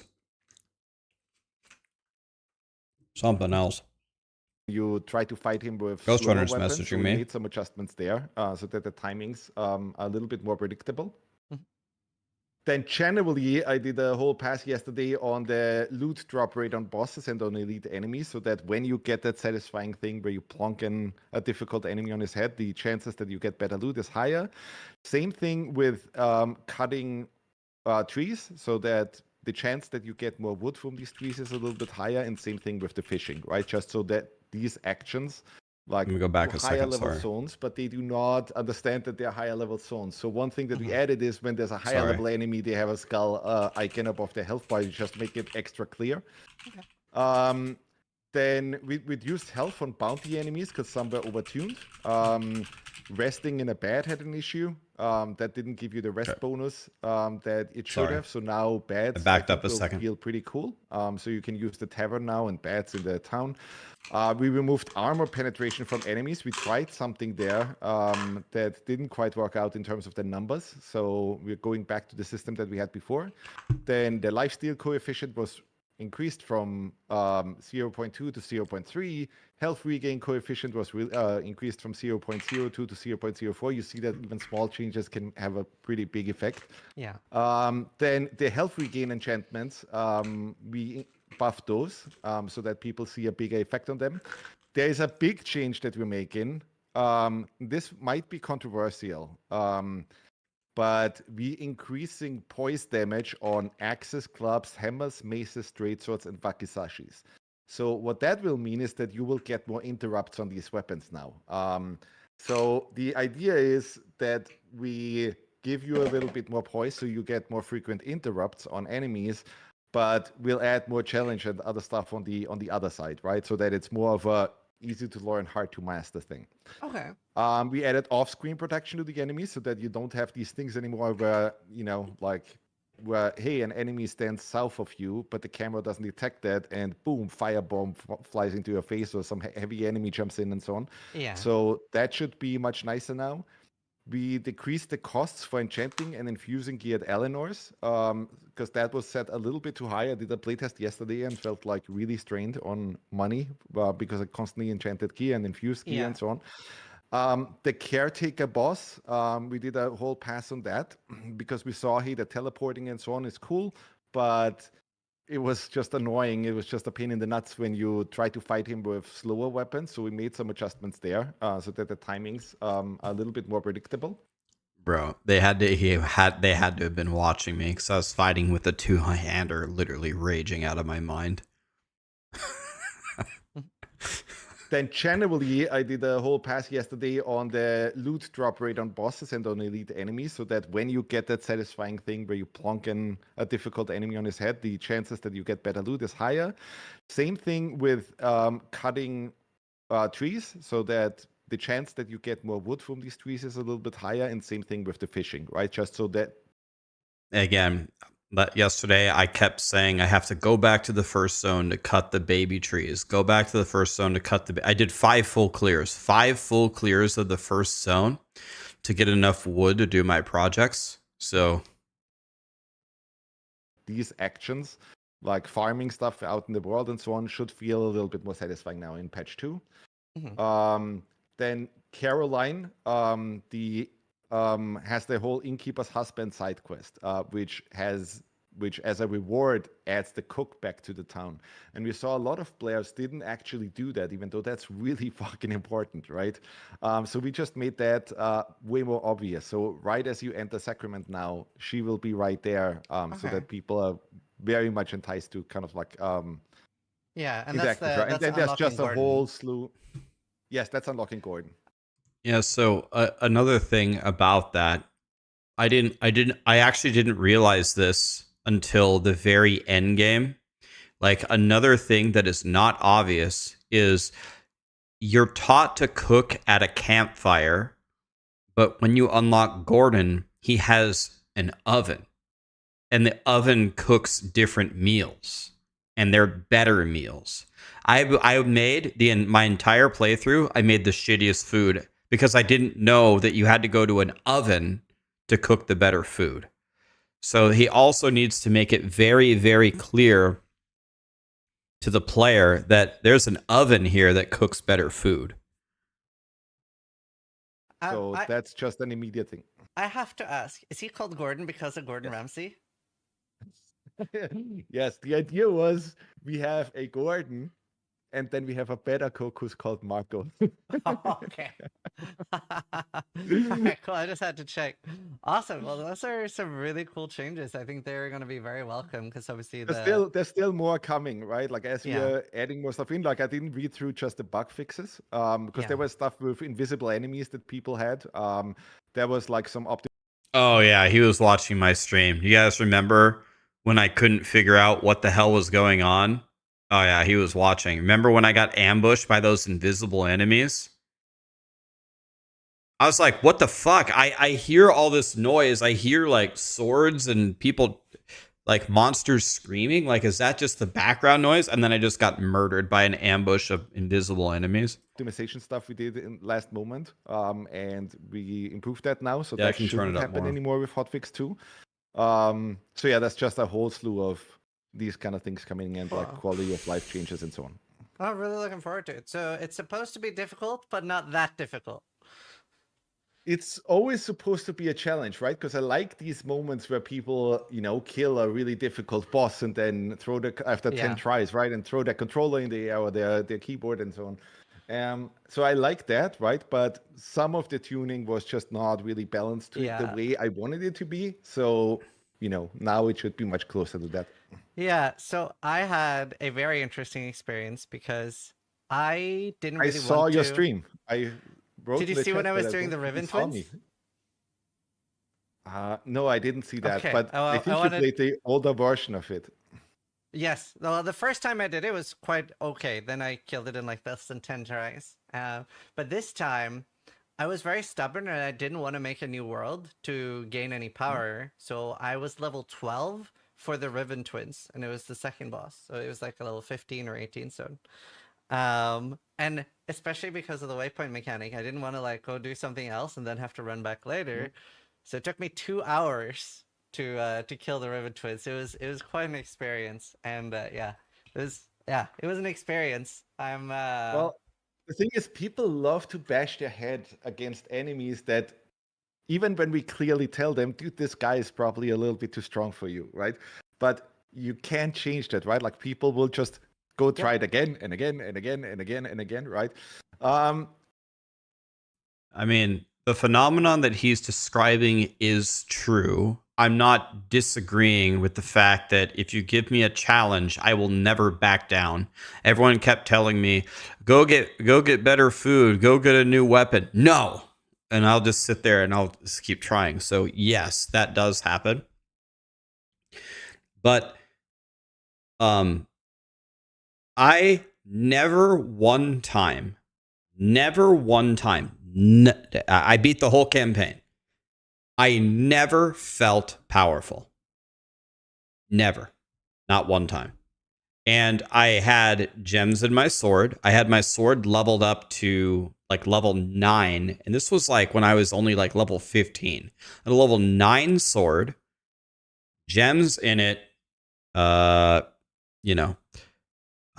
had a healing spell for some sustain. that I used. I used my magic, I leveled up my sword, I put gems in my sword. I never felt powerful. Never. So the rate at which the game increases difficulty not only outpaces, like, there might be some players in my chat who this doesn't happen to, but the only way that that happens to you is if you already really know what you're doing. If you really know what you're doing, I'm going to get this dagger. I'm going to farm these materials to upgrade it immediately with this element and this combo. And I'm going to play with this light armor to do exactly like this. If you have that, then, or if you do like some cheese where you figure out like how to get like infinite focus with your magic, maybe then you can feel powerful, but that does not describe like 98% of people who are playing. It'll be much closer to, it'll be what I did, but probably worse. Like the average experience is going to be worse than mine because I've already cleared the game on the early access twice.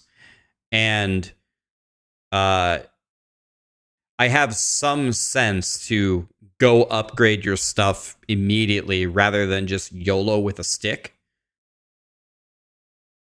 So it's like, what I don't want them to do, here's what I don't want.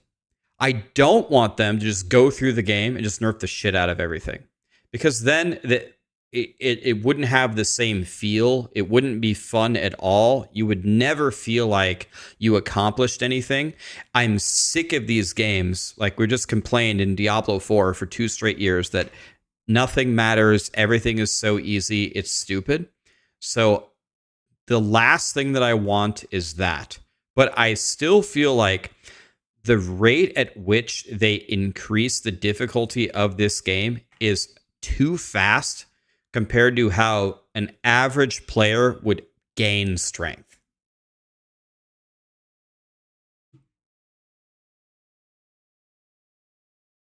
And that's interesting. Like we have to somehow take that into account, right? Because we put all the stuff in, like durability, for example, right? That that at some point the game will tell you, dude, you tried this so many times, all your stuff is broken. Maybe go back to town, upgrade your gear, repair everything, right? But I've even seen people just keep going with broken gear, right? On these bosses. It's just, I don't know, you know.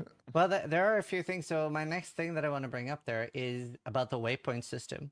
Because in this you can only teleport back to town, like you're only between those 2 active teleporters. What's the like, are you happy with how that is right now, or is that something you'd be open to changing? Yes, thinking about this is, so this is the whole fast travel discussion, right? And the thing that I've always seen is I loved the way fast travel worked, for example, in Dark Souls 1, where you really had, like, because our level design is so intricate and we have all these shortcuts and so on, right? We would just neutral a lot of this stuff if I would just allow you to fast travel absolutely everywhere, right? And I know it's a convenience feature, right?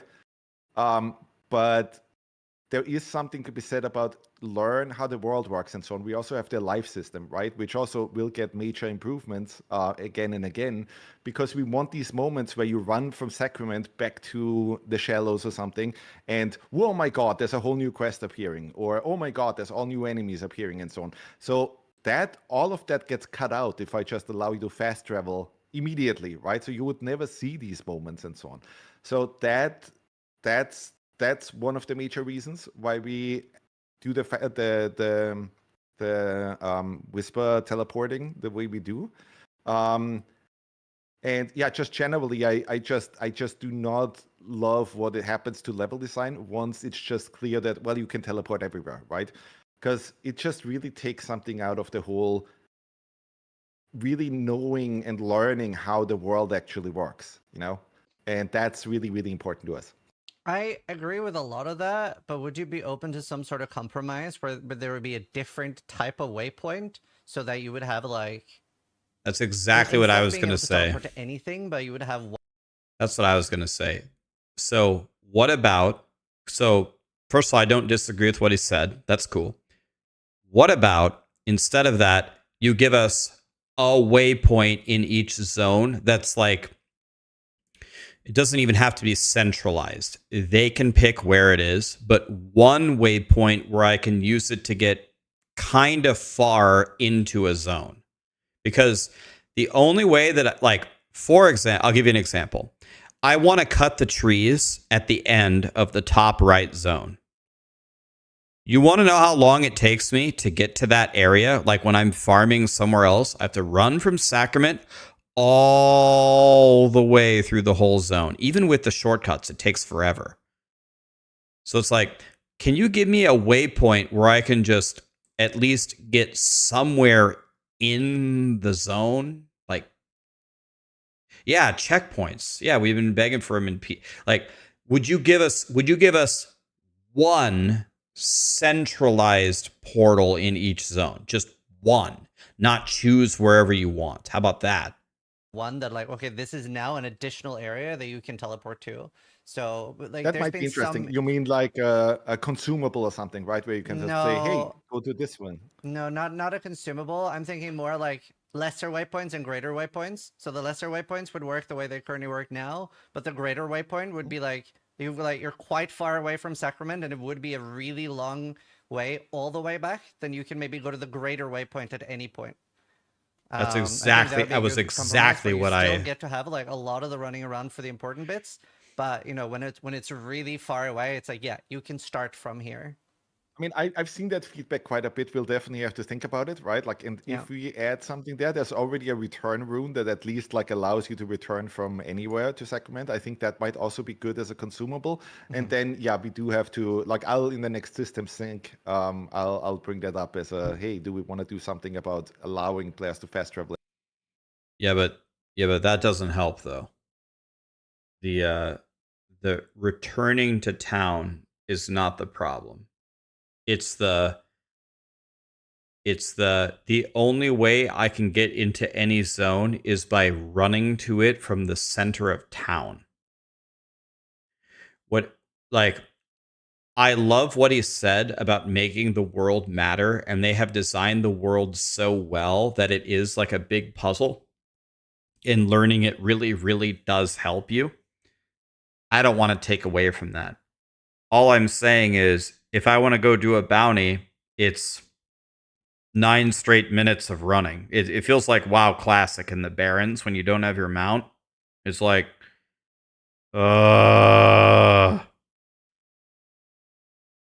every now and then to this Yeah. or that thing. But the big thing that we want to make sure is that you don't have just constant fast travel everywhere, right? I agree with that. You do want to have these moments of, hey, I'm running through the forest and oh my god, something completely different happened, you know, that I've never seen before, right? And that I think is super, super important.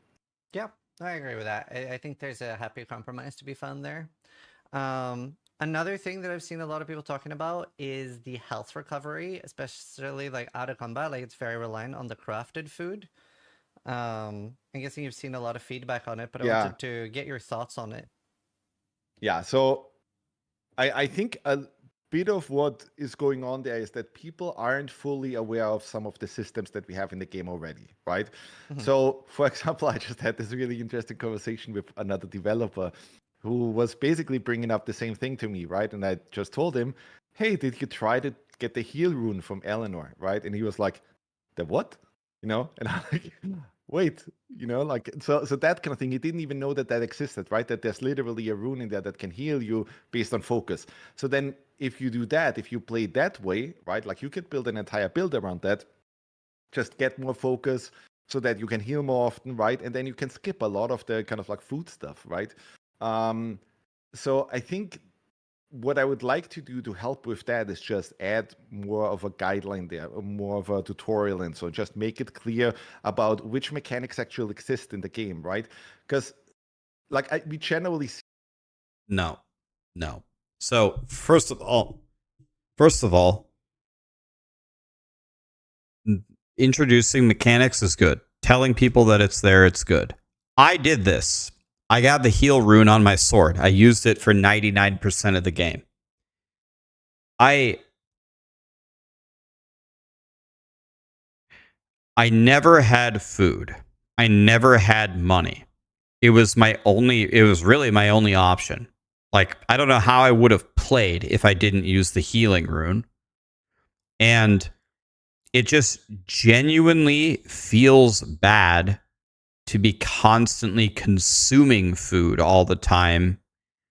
Like, after every battle, eating a piece of bread every single time. It just that gameplay feels bad. And it's like, I don't feel like I have a choice. When he says you can make a whole build around like healing yourself, I didn't see what choice I had.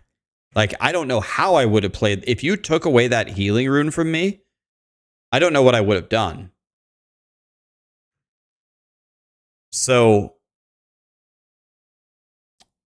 the tutorial system in helping people see the different systems would be good. Nice.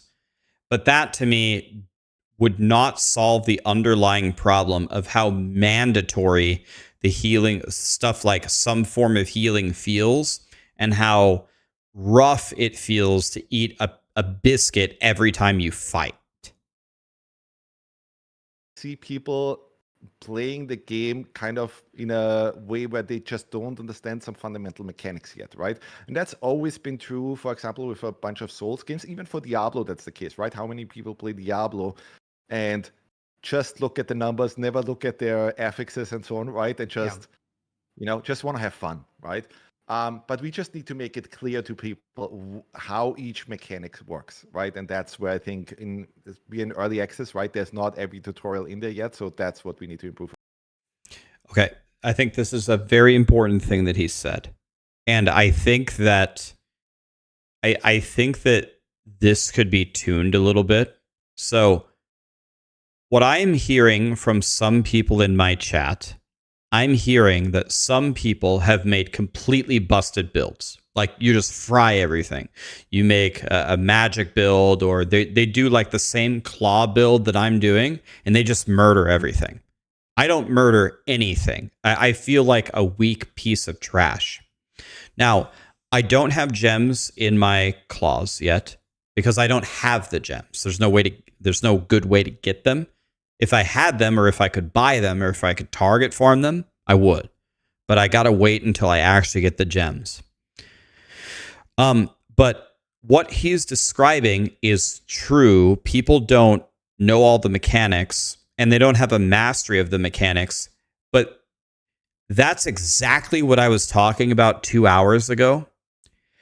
You can't put a ton, like a massive amount of the power in all the fancy mechanics, because a lot of people, especially anyone who doesn't read a guide or doesn't miraculously come across a great build on their own, they're going to be running average Jim Bob stuff with average upgrades, not really using the mechanics all that well, and that's what they're going to have playing your game for most of the time. I think the only time where you can really tune the game based upon a mastery of the mechanics is the end game.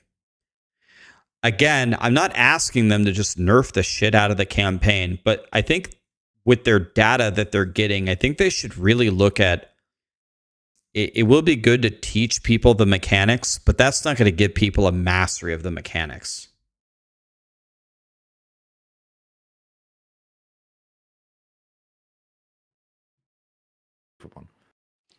I agree with that. I had a similar experience where when I got the healing rune, it got a lot better. But I would still love to hear you talk about like the difference between having like crafted consumables versus, for example, the soul solution of the Estus flasks that recover every time you're at a bonfire. Yeah, let me talk about that, because that is obviously a thing that we talked about a lot, right, internally. And internally, we're also playing multiplayer a lot. So the Estus system, is great, but it's only great for single player. It's a piece of shit. It doesn't work at all for multiplayer, right? Imagine the scenario. You and me play together, right? We're in the Black Trench, right? You're already further ahead. You just killed all enemies in some room. I'm sitting down at the Whisper and I'm respawning all the enemies now, right? Because the Estus system only really works because it's a checkpoint system, right? It's like literally, okay, I go out there, I kill a bunch of stuff, I die, all the enemies respawn, right? So it's literally, you have to do that stretch again, right? But if you do that in multiplayer, and by the way, I mean, we even tried this with that Elden Ring co-op mod that is out there, right? It feels awful, right? Because you're like, you literally get the experience, and we tried it in Wicked as well, right? Like, you literally get the experience of like, I'm just killing all these enemies. Then somebody off screen, another player sits down at a whisper, and bam, suddenly all the enemies around you respawn again, right? Or even in a previous room or in the next room and so on. And that's just really crappy, right? So that's one of the good reasons why the Estes system, like, you can't just copy it, you know, like, that's always the thing that I see on Twitter, right? Just copy the Estes system, right? But it's like, we're trying to make a very different game. We're not trying to be Diablo. We're not trying to be Dark Souls. We're trying to kind of like create our own mix, right? And create basically a whole new subgenre. And some of that stuff, we just have to accept that, well, people will have to learn how this stuff works, right? And we'll have to get used to these mechanics. Because I remember I was in that old NeoGAF thread in like 2009 when Demon Souls came out, right? Like the very first Dark Souls games and like a lot of people were shitting all over it simply because, well, it didn't do that thing like that other ARPG, right? Yeah. And that's always the thing, right? Like, that's always the kind of thing. Like, if you try to do something new, there will always be a lot of people that say, but I wanted a horse and not a car, right? And we are just, okay, well, you know, maybe get used to the car. That's fair. Have you thought about a hybrid system where you have like a baseline healing that does replenish, and then like you have consumables just being better than that? Like potions, you mean? No, like let's say that you had an equivalent version of the Estus as like a baseline that would be like a minimum type healing, so that if you completely run out of your consumables, at least you have those like the baseline to rely on. Because something that I see a lot of people running into when they are bashing their head into a boss is that they'll run out of like all their healing and they'll be like very demoralized. I don't know, Sis, how many people will appreciate a crappy heal option, right? Because they already have the ingredients. Like, a lot of people try to eat like mushrooms or tomatoes and so on during a fight. And it's just, this is not, you know, this isn't it, right? Like, you just get not that much health back that way. And so that really never worked for us in terms of design, that you have just a constant heal that is free, right? Because it's always about these parasitical systems, right? Like, if one system is there that is kind of not great, but it feeds into that other system and overlaps, that's not really clean, you know? That's fair.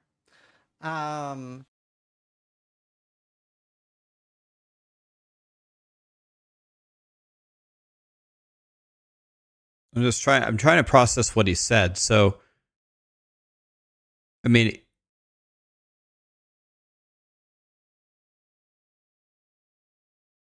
so why would having a crappy baseline heal that you can use all the time, I don't understand why that's such a bad mechanic as he describes it. Why is that such a bad mechanic? It's not an overlapping system. It's still a part of the healing system. And it would alleviate that problem that he just described, right? Instead of people trying to eat mushrooms and tomatoes, which I have done in a boss fight when I'm out, I don't have food. I don't have the herbs to make the food. So I either eat a tomato or I die. Those are my two choices. Why is that such a bad idea?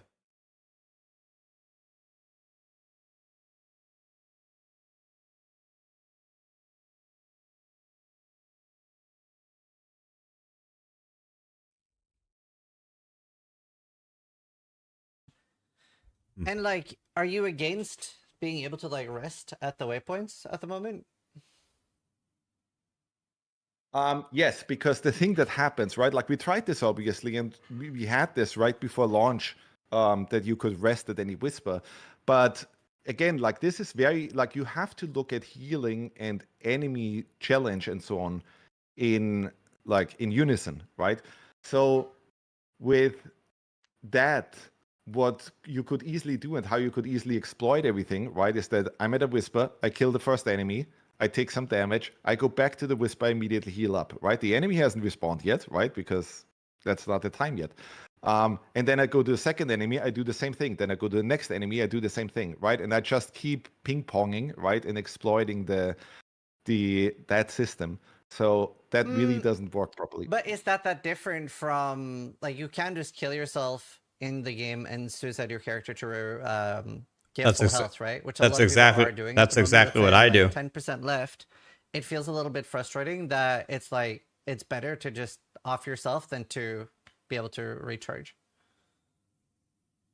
I think that's something that we need to look into for sure. But there's also like at least like you pay a little bit of that durability cost, right? When you do a suicide. So Yeah, it's there's pretty that. negligible, and you can just go back to town at the same time to repair. Yeah. So it is just it feels a little bit like an inconvenience for the sake of inconvenience, particularly with the fact that what can feel really bad is if you drop down from a small ledge, you take like 20% fall damage, and you know you're going into a hard area. You're like, do I really want to go in here like on 80% health, or do I just... There's lots of discussions that we generally had about how do we make the Whispers even cooler, right?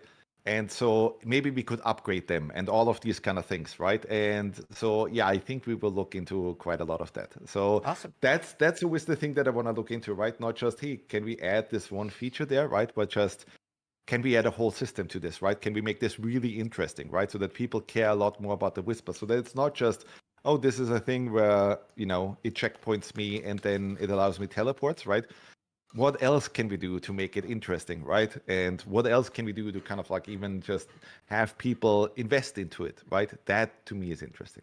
See, that sounds really cool. That made me think that it would be cool if at a Whisper, I can maybe have a consumable or something that I can put into the Whisper to force like a fight, and then empower the Whisper to give like passive regen or something. Exactly, That'd be right? really That cool. would be fucking cool. Yes, exactly. I Or love that you that. could burn something at a Whisper and then some crazy boss appears, or any of these kind of things, right? That sounds cool. I like that. The next thing is a personal pet peeve of mine, and I don't know how to explain it properly, except sometimes I feel like games focus so hard on like immersion.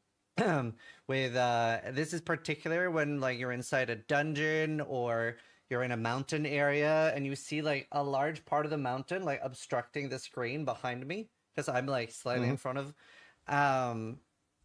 Is there any chance that you could just improve how quickly things fade out? Because like for me personally, like, oh, it's so frustrating. No, for sure. No, for sure. It's a difficult problem to solve always, right? Because we have this really intricate sign, right? And what's really difficult because colliding on About is to solve a bunch of this stuff. nice. That's good. I'm very excited about that because it's very frustrating. They're gonna improve the vision. Got it. No problem. Another thing I've seen a lot of discussion about is durability, but particularly when it pertains to tools. Is that something you'd be maybe open to removing from the tools? On the original game, the tools broke instantly. I had literally a meltdown. They changed it. Thought the durability was much more fair now. I'd be okay if they removed it, but let's see what they say. It's way better now than it was. Like, what is happening? Am I still streaming? Potentially, yeah. Am I still streaming? Yeah, I haven't even I didn't get Okay. right now. Our whole focus is we're looking at all the stuff that people are sending us, right? And then we're prioritizing it based on feedback, like how often do people have issues with this or that and so on. And then that's just how we're attacking the issues, right? So tool durability wasn't all the way up there yet. I'm sure things will change now after hotfix 2, after, this set of stuff is fixed, like that will shift again.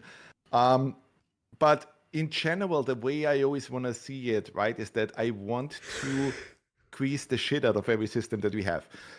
Let me give you a good example. Durability is a really good one, right? So durability is always a controversial topic, right? Yeah. Because nobody wants attacks, right? And durability is ultimately attacks, right? So basically what happened with us was that we had this whole thing of how do we tax death, right?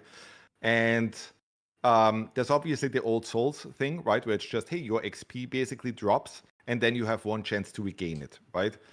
And we thought, we want to do something different, right? We want to do something that is not quite as punishing, and because the flow of Wicked is different, I don't know if I want to force players to immediately return to the place they already came from. By the way, we tried that. We even tried the old Diablo 2 thing, right? Where it's just, hey, your inventory drops on death and so on. Okay. Yeah, so the thing that we ultimately went with is a less punishing system, which is the durability tax, right? So every time you die, your gear takes a bit of durability tax, and at some point, if you die too much, hey, go back to Sacrament, repair your gear, do your thing, right? Maybe upgrade your weapons while you're in Sacrament and so on. Upgrade your gear. But there's always been a bit of a, why does durability exist in the first place and so on, right? Well, it's for that, right? But then the way we try to tackle it and to approach it, and that will be interesting to see. I don't think people really had time to really fully dive in and explore all the systems yet. But for example, right, you could make a build right now around durability, because we created these kind of like enchantments, right, where it's like, hey, weapon damage scales with durability. So the higher the durability on your weapon is, the more damage it deals, right? But then you can also put indestructible enchantment on your item, right? Or you could also add to that increased durability on your weapon, right? So the effect goes even higher, right? And so that, I think, is really interesting, right? If you give people, like, if you take any system that we have in the game and you try to create something where it's like, hey, people can basically create their own Factorio, right? That they can create a really complex character where once you get to Endgame and Plague system and all of this stuff, right, and you feel like, what the fuck, I'm getting killed all the time by like Plague level 3 and Plague level 4 and so on, right, that you really have to look at these systems and really understand, oh, but this scales with this and this scales with that, and suddenly my damage is way, way fucking higher than normal players, right? So that is always something that we look into, right? Or stuff, like, basically we want players to just look at, how are you actually playing the game? What's your playstyle, right? Maybe you are a player with a two-hand greatsword who constantly does charge attacks, right? Then it would behoove you, well, get a bunch of these charge attack enchantments, right? That you get health back on charge attacks, or that you get more focus, or that you deal more damage after a charge attack, and those kind of things, right? So that people can create really intricate builds around a specific playstyle, right? Because that's the thing that I really love. It sounds like English is not his first language. To use the word behoove, that impressed me. About Wicked, that I don't think you necessarily get that much in a lot of ARPGs, because the playstyle a lot of times is like piano, right? Like I press 1, 2, 3, 4 and I spam that and I just clear screens and I don't really think about what I'm doing, right? But in Wicked, if you don't think about what you're doing, if you don't react to what the enemies are doing, you are dead, right? Like, and so that, I think, in terms of like builds and enchantments, is always the best thing to do, right? Like if we have something where it doesn't quite work yet, or people have some concerns, right, I would like to flip it around, right, and be like, but maybe we can do something in a really interesting way. I think Nintendo did that really nicely with the new Zelda game, right, where people complained about durability, and then they were like, oh, but what if you could merge one weapon with another, and that increases the durability again, and you get a whole new weapon and so on, right? I think that approach is always really, really interesting. Yeah, no, I think that's right. I mean, I can tell that he plays a lot of Zelda, not even from that, but because he added the little overlook, the little stop and overlook at the scenery. That's Zelda. Zelda did that first, as far as I know. for the Wicked does have very meaningful combat, which is something obviously people complained a lot about with Path of Exile 2, but in Path of Exile 2, there's also 30 enemies attacking you at the same time, which we don't really have in No Rest. So it is a lot more room for that. That's it's cool. just completely different games, right? Like I do see these comparisons. And by the way, that is something interesting to discuss, right? Because I think a lot of players right now want No Rest for the Wicked to just also be Diablo, or also want it to be Dark Souls, right? And we kind of... I do not want No Rest for the Wicked to be Diablo. Anyone who thinks that should be sent to the gallows. Trying to not do that, right? Like we want No Rest for the Wicked to be No Rest for the Wicked and have that be okay, right? Because obviously the very first way, like it's easy to just go in and just have your expectations, right?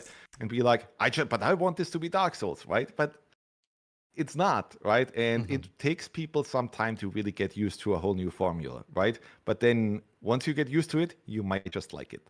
It is very different. I'm actually really curious. How do you feel about the term ARPG? Because I feel like there's so many Yeah. games now that are, and like, I even feel, I was talking about this on stream. There's even, I don't know what the actual like way to phrase this is, but there is a difference between ARPG and action role playing game for a lot of people, right? Like a lot of people consider ARPG like Diablo or Path of Exile versus like action role playing games, things like Dark Souls or. It's just a really weird term, right? Because Mhm. action role playing game, like what that means is just a role playing game, but with more action focused combat, right? Yeah. So theoretically, there's a lot that falls into that, right? Dark Souls is, if you look at Yes. that, Dark Souls is very much an ARPG, right? Like you have all your RPG stuff in there, and then, well, it's extremely action focused, right?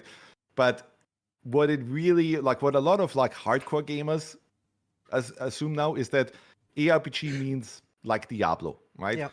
And that's what it meant for a long time, right? Because basically what you had out there was that, hey, Diablo paved the way, right? It kind of like created the modern ARPG, and then everything just ripped it off, right? Mhm. If you really look at it, Titans, whatever quest Quest, or what's Titan it called? Quest. Titan Quest is basically a Diablo ripoff, right? Path of Exile very much started as a Diablo ripoff. That was literally Chris Wilson going, I want to build another Diablo 2, right? Yeah. And they're all very much Diablo ripoffs, which, by the way, isn't a bad thing, right? I'm perfectly fine with developers copying a certain formula and trying to improve upon it, right? That's what happens in art all the time, right? That some musician like really likes a tune of a song and then does something new and so on. So I don't think that's a bad thing, but I don't want to get stuck in that, right? One of the main reasons why we made No Rest for the Wicked is because I looked at games like Diablo 3 and Diablo 4 and so on and Path of Exile, and I agree with David Brevik on this, right? Like I think that formula got insane, right? Like so I think when you look at Diablo 2, right? I think Diablo 2 from 0 to level 80 or something is what the game should be, right? Or even a little bit lower is what the game should be, right? And then because it's stat based, right? And it's all maths basically, right? It just becomes fucking crazy, right? Like then you really get unlimited this and unlimited that, and you just spam mechanics left and right, right? And I don't think that's what, for example, Blizzard North, if they would have still existed, right? I think they would have made a very different Diablo 3 than the Diablo 3 that we got. So I don't know. A lot of people are getting very mad in the chat, and I think people are thinking that he is meaning something very different than what he said. What he said was a lot of these games in the ARPG genre start with Diablo 2 as a base and then go from there. Chris Wilson has said literally multiple times that Path of Exile is the sequel to Diablo 2 because Diablo 2 is his favorite game and he hated Diablo 3. This is just a fact. He's just literally stating a fact. Chris Wilson has said this multiple times, like 20 times. So that's an irrefutable objective fact. If you're going to start making an ARPG and follow that formula, you usually start with Diablo 2. That's where you start. The fact that he's saying he doesn't want to make a carbon copy, to me, is a breath of fresh air. We don't need another Diablo 2. If we want to go play Diablo 2, we'll go play Diablo 2. You know? Diablo 2 is still there. We don't need the same game 500 times. Thomas is here. I was just defending you, man. He's here. You want to do an interview with me? I'm down. I've been watching your interview with Zizaran.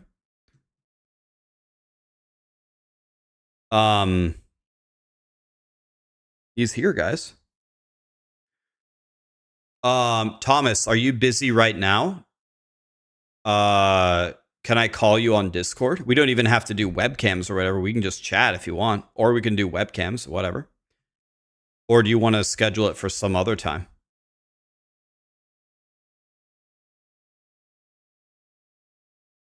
And by the way, that is him, guys. We were talking to him the other day. No, no, like I said, I was defending you. No, let's go. All right. Can you message me on Discord or what's your I don't how do I find you? All right, he wants to chat right now. All right, let's chat right now. Fuck it. Let me go grab it. Let me go grab a Red Bull. Be right back.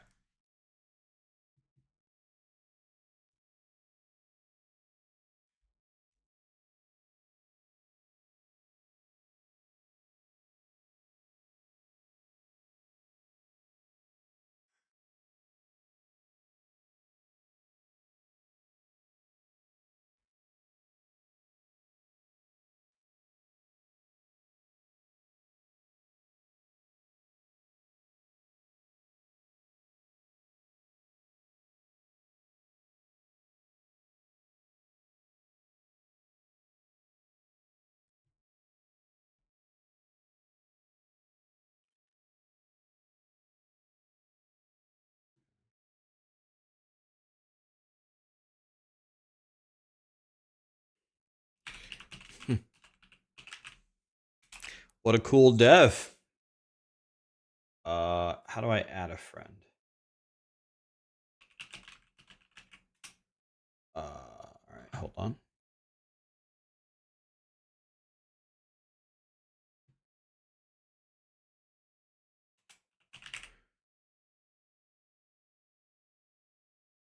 Okay, I think I sent you a friend request. What a cool dev, man. All right.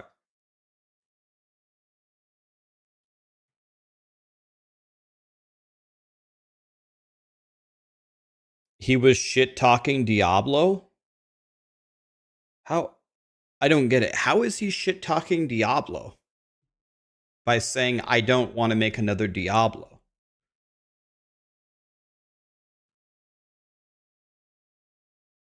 Guys. Sometimes. Yeah, that's got to be a bait. You just got a ton of friend requests. It's Raxxanterax. It should be. Look for the blue hoodie icon. I was not shit talking Diablo. Yeah,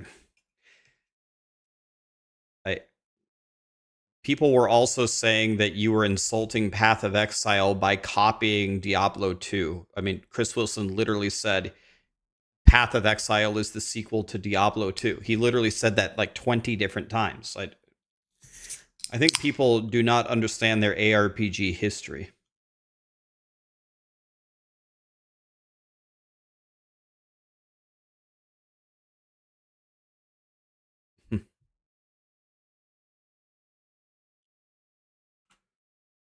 All right.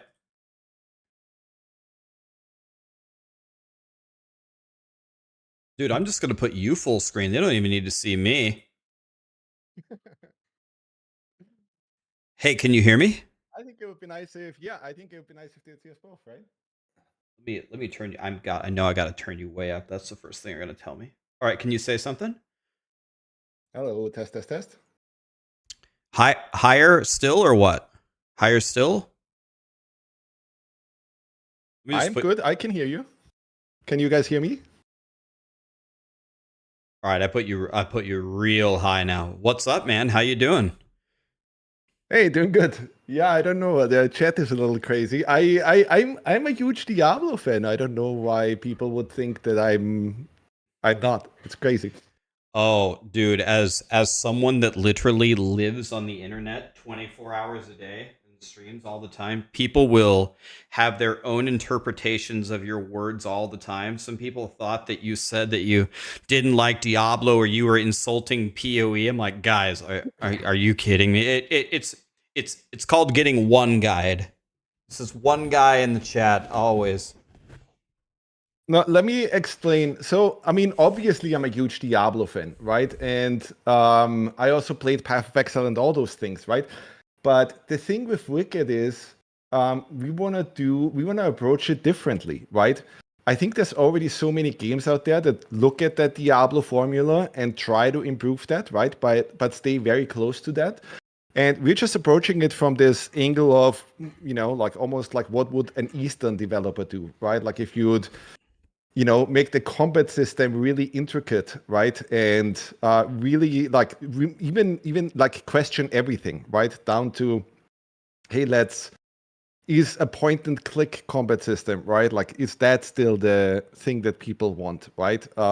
Where you have to, like, because that's literally how Diablo started, with Dave Brevik being very clear about that, right? That they went from a turn-based ARPG to, okay, I click somewhere, my character walks over and does a hit, right?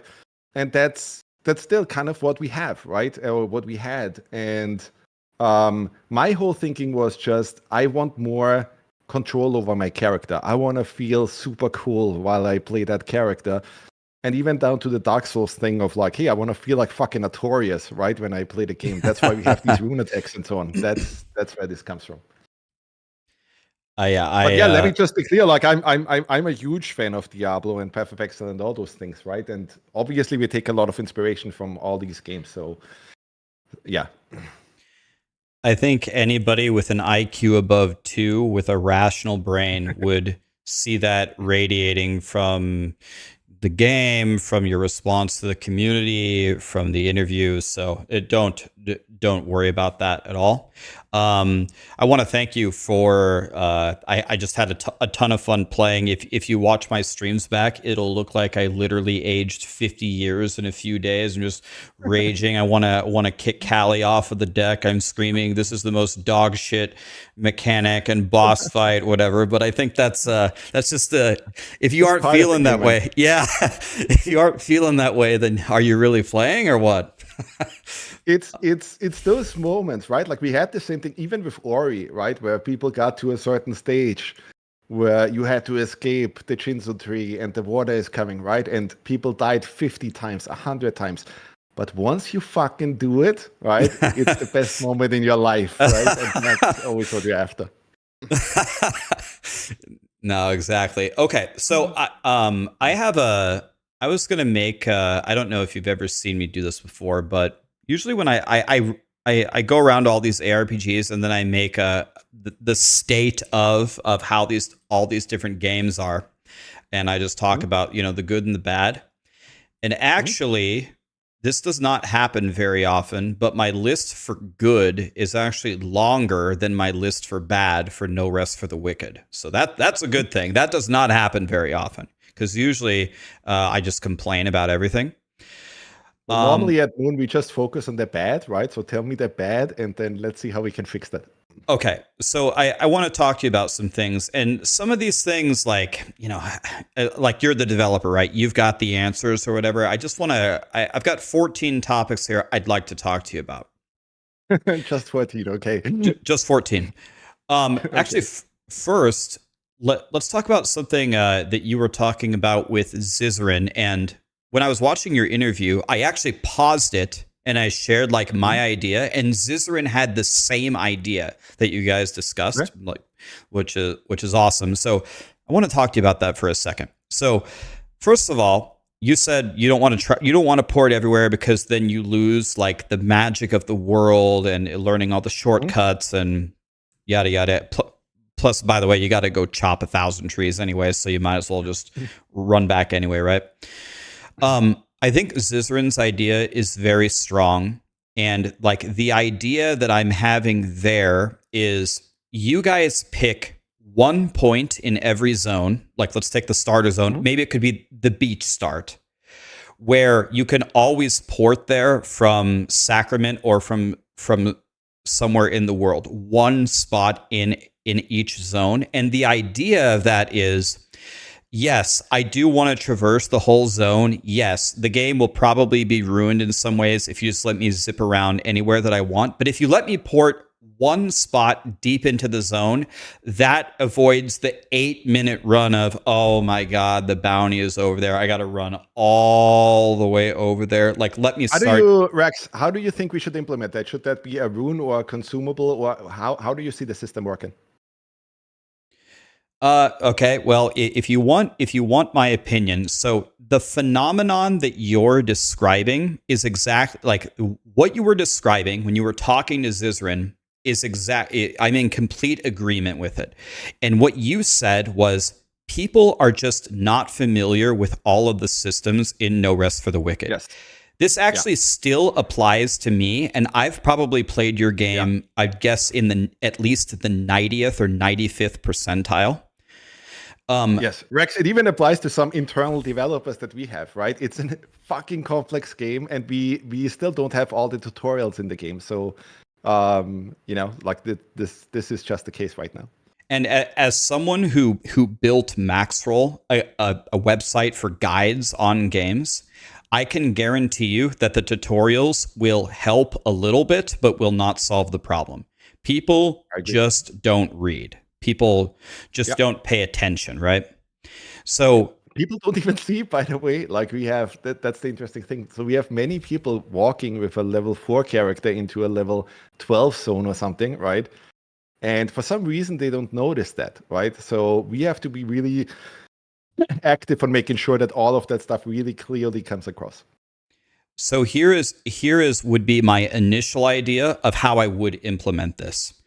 When you reach Sacrament or whatever, in any zone that you have previously visited, you have the choice. You can either return back to your previous checkpoint, which is what you currently have, or it's just going to have the name of each zone. So I don't know, what's the first zone called? The Shallows or something?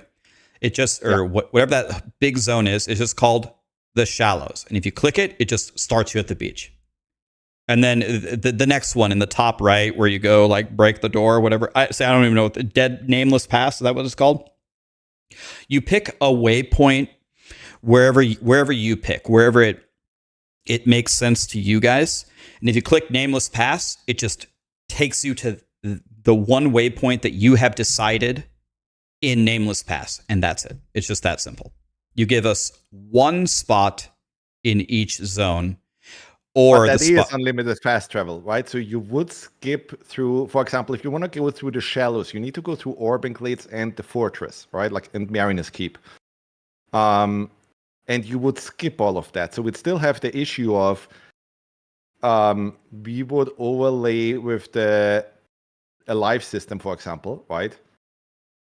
So that's what I'm thinking about, right? Is there a good way to do that without... Because, like, here's the thing, for example, right? Dark Souls 1 did not have fast travel, right? Like, only like the first half of it didn't, right? Then you got the chalice of something and you got fast travel. And then Dark Souls 2 and Dark Souls 3 had immediate fast travel right from the get-go, right? And what I saw was that I can paint a mental image in my mind of exactly how every level works in Dark Souls 1. I can't do that at all, not even close with Dark Souls 2 and Dark Souls 3. It just makes sure that, well, people don't care about the level design that much. And I don't particularly know kind of like how do I solve that in both cases, which is why I'm asking, right? Like why I'm saying, should this be a limited thing, or do we just give unlimited fast travel to everybody? And if we do that, some systems suffer from that. So I have a solution that maybe marries all of the ideas together and doesn't compromise what you just said. Yep. So the way that you do it is you do the same thing that I just told you, and the waypoint that you select in each zone is the very first waypoint available from leaving Sacrament. So, for example, when you go when you're going back to the first zone from Sacrament, there's a waypoint like almost immediately, right? Just to the left, when you walk down the ramp, you pick that waypoint. When you go top right in Nameless Pass, when you walk in above, there's that waypoint right there in that little room or whatever. That not only puts you in the zone, but it skips the walking through Sacrament. It at least skips 60 seconds of walking. That's what you're saying. It bugs you, right? Like just walking through Sacrament to even get to the zone. Yeah, like I want to get where I want to go without compromising the world exploration, but I don't need to walk through Sacrament 900 times, just to play the game. You know what I mean? I'll bring that up in our systems sync. I obviously want to discuss this with our systems designers, right? So that we really thoroughly go through this, but it's an interesting point. I'll bring it up. Yeah, I mean it's your game. I mean, don't listen to me on anything, but we can talk about anything all day long. Okay. That's generally how I work, Rex, right? Like I'm gobbling up as much feedback as possible, right? But ultimately the decision is on me, right? Like I have to make sure that the experience that you get to play is not neutered in any way, right? Like ultimately it's my call, right? But I want to get as much feedback as possible because a lot of times there's some idea or something, right, that you can grasp onto and then go, fuck, that's smart. Why didn't I think of this? You know?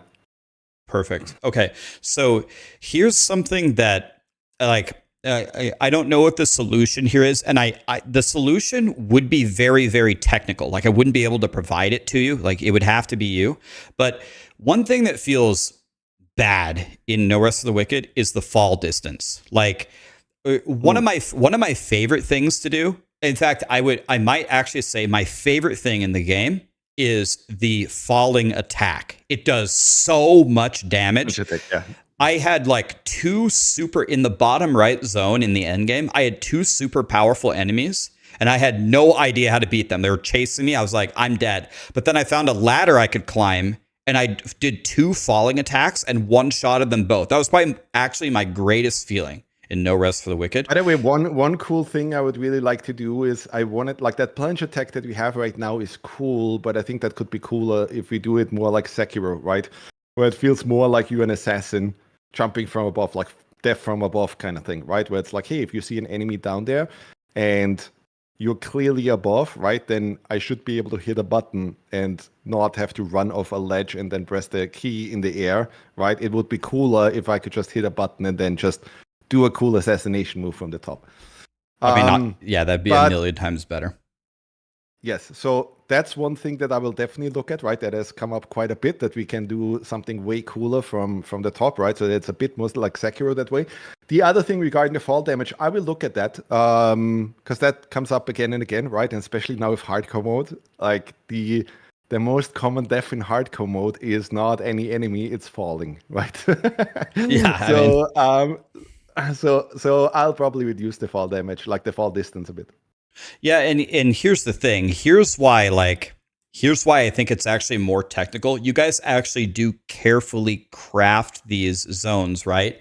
And so like I see some places where, well, I literally at this point I figure if I fall like 1 meter, I'm dead. I'm 100-0'd every time. Like I'm very afraid of falling. But I'm just like, oh, it would be really cool. If I could fall down right there, but I think that's like another part of the world and we're not supposed to get there yet. So I guess that's why they have the fall distance. And if they reduced it, then maybe I could just jump there. But then I think to myself, well, that would be cool though. If you notice it and you want to do a little skip, I mean, isn't that also like a cool part of the design? Like, you know, as you build mastery, you can like do crazy shit like that. So well, that's absolutely the case. I just have to make sure that you can't break the game because of that, right? That there's no crazy exploits now where you can completely sequence break and so on if we do that. But I think like a 10-20% or something that already feels substantial but doesn't break the game should be doable. Yeah, and for me, it's like, yeah, I don't know if it's the damage or the distance. Like I think it's more of the distance. Like sometimes I don't fall very far, and it's not even if it doesn't kill me, it hurt me, and I'm just like, why did that hurt me? I barely fell at all. I wasn't even trying to jump off of something. I will just look over this. This will not be part of hotfix 2, but we might just be able to make it part of hotfix 3. Awesome. Okay, so here is a problem that I'm having right now. I cannot solve it. Like I actually don't know what to do. So I would actually ask you, what do I do? Or is there something you're going to do about it? How do you acquire gems? Like I just got my Endgame claw and I want to use it, and I upgraded it to 12 and I want to try the Endgame, but I don't have the right gems to make the build that I want, and I don't have a clue how to acquire them. Like I buy one from the vendor like every 8 hours or however he resets, and they say farm the Crucible, but the Crucible is so difficult for me. I can barely get past the first room because it leveled up with me. So how do I get gems in No Rest for the Wicked? The Crucible is a good place to farm it, but I hear you on the difficulty thing because it does scale with you. We should also discuss that, right? Like the whole, what can you do to kind of like get a better build and so on. But I will look into the loot drops. I made a new I I will made a look new into the loot realm. drops for gems. I made a new realm. Like I'm playing in a new realm, trying to power up so I can go back to my realm. Is what I'm currently doing. Something that But I will look into the loot drops for gems. I might just be that we overtuned it a little bit because, like, initially we had gems spawning way too often, and then I cut that a bit, right? And it might just be that, well, we need to find the golden middle there. Okay, philosophically, is it such a bad thing that people have a lot? So here's what I would do if you gave me a lot of gems. I would just try more builds. Is having a lot of gems so bad? Like, why? Like, obviously, if you have a mountain of them, then they become meaningless. So you want to feel good when they drop. But that's always the problem, right? Like with Wicked is just an unbelievably fucking complex game, right? Any ARPG is. So even like a 5% change, right? Like can have drastic effects on everything, right? And also, you have to think about economy and all of this stuff, right? Like if I increase the gem drop rate and gems sell for a certain amount, well, that has a drastic effect on the economy and so on, right? So I just have to look into that. But I hear you on, well, gems are basically what you're saying is gems are too rare right now. And I think we can fix that. Okay, cool. So by the way, another thing that we're fixing that will be part of hotfix 2 is people were confused about the infusion, right? We split that up. Because we wanted kind of like more complex builds, right? Like people are just used to, hey, I put a ruby in my weapon and that gives me a fire weapon, right? But that was split up so that the ruby gave you that the heat damage would increase, right? And I saw way too many people being confused about that. So we just reverted that back now to, no, if you fucking put a ruby in your weapon, it will be a fire weapon. So that should be cool. Yeah, I actually, when I was deciding on what to respec to, I asked chat, if I put a ruby in my weapon, does it make it a fire weapon? I got 30 different answers, and no one knew the answer. And people were like, well, in this patch it did this. No, in this patch it doesn't do this. No, you're stupid. Don't listen to this chatter. He doesn't know. I'm like, and then eventually a bunch of people said, it will not make it a fire weapon. The way that you make it a fire weapon is either with an enchant spell, or you have to hit it with an enchant, or you have a rune spell or something. I'm like, oh my God, that sounds like so much work. Like, I'm not doing that. Just wait for hotfix 2. That's already fixed. On the gems topic, are you going to be allowing players to resocket the gems in their weapons? We don't right now, but that has come up. I think that's already on the list of things to fix. I'd have to talk to our guys when that's coming, but it's on the list. So it is coming. It's just a matter of when. Is that what you're saying? Yeah. Again, like I have to talk to our systems sync team on with our systems team and have my systems sync on what does that mean, right? Like, and how costly do we want that to be, and all of that stuff. But it's on the list, so we're looking at it.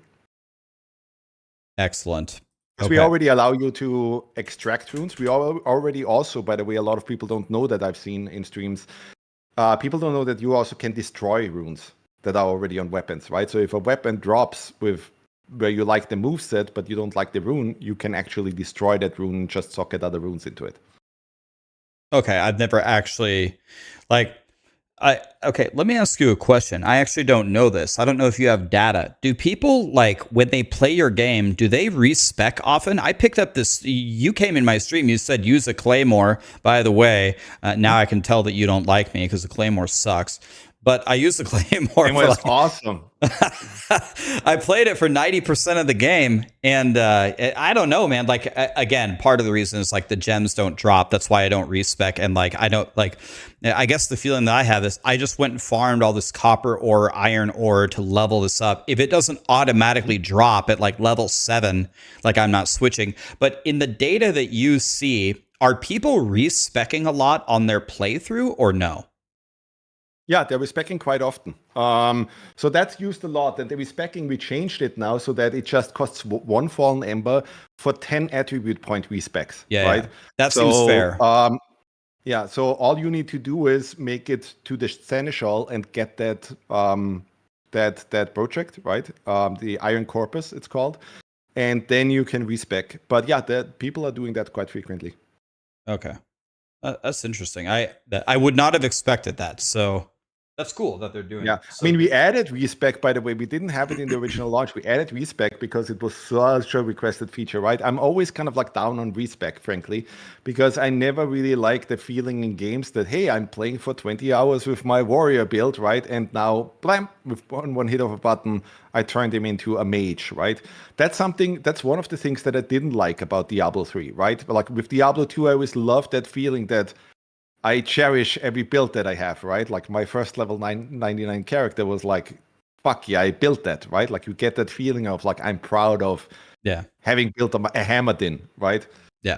Because that took fucking time, right?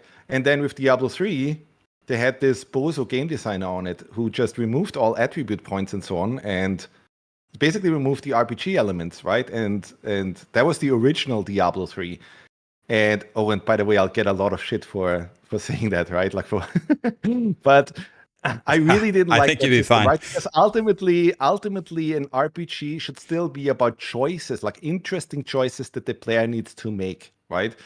And so with Diablo 3, suddenly you had this whole thing of like, hey, I can just with the click of a couple of buttons, right, completely change my build from this to that, and it took no effort, right? And that immediately remove that feeling of like, no, I had to build that character, right? It's something that I'm proud of because it took fucking effort, right? Like building a level 99 character takes time and effort. It takes blood, sweat, and tears, right? And that's still something that I'd like to see in RPGs.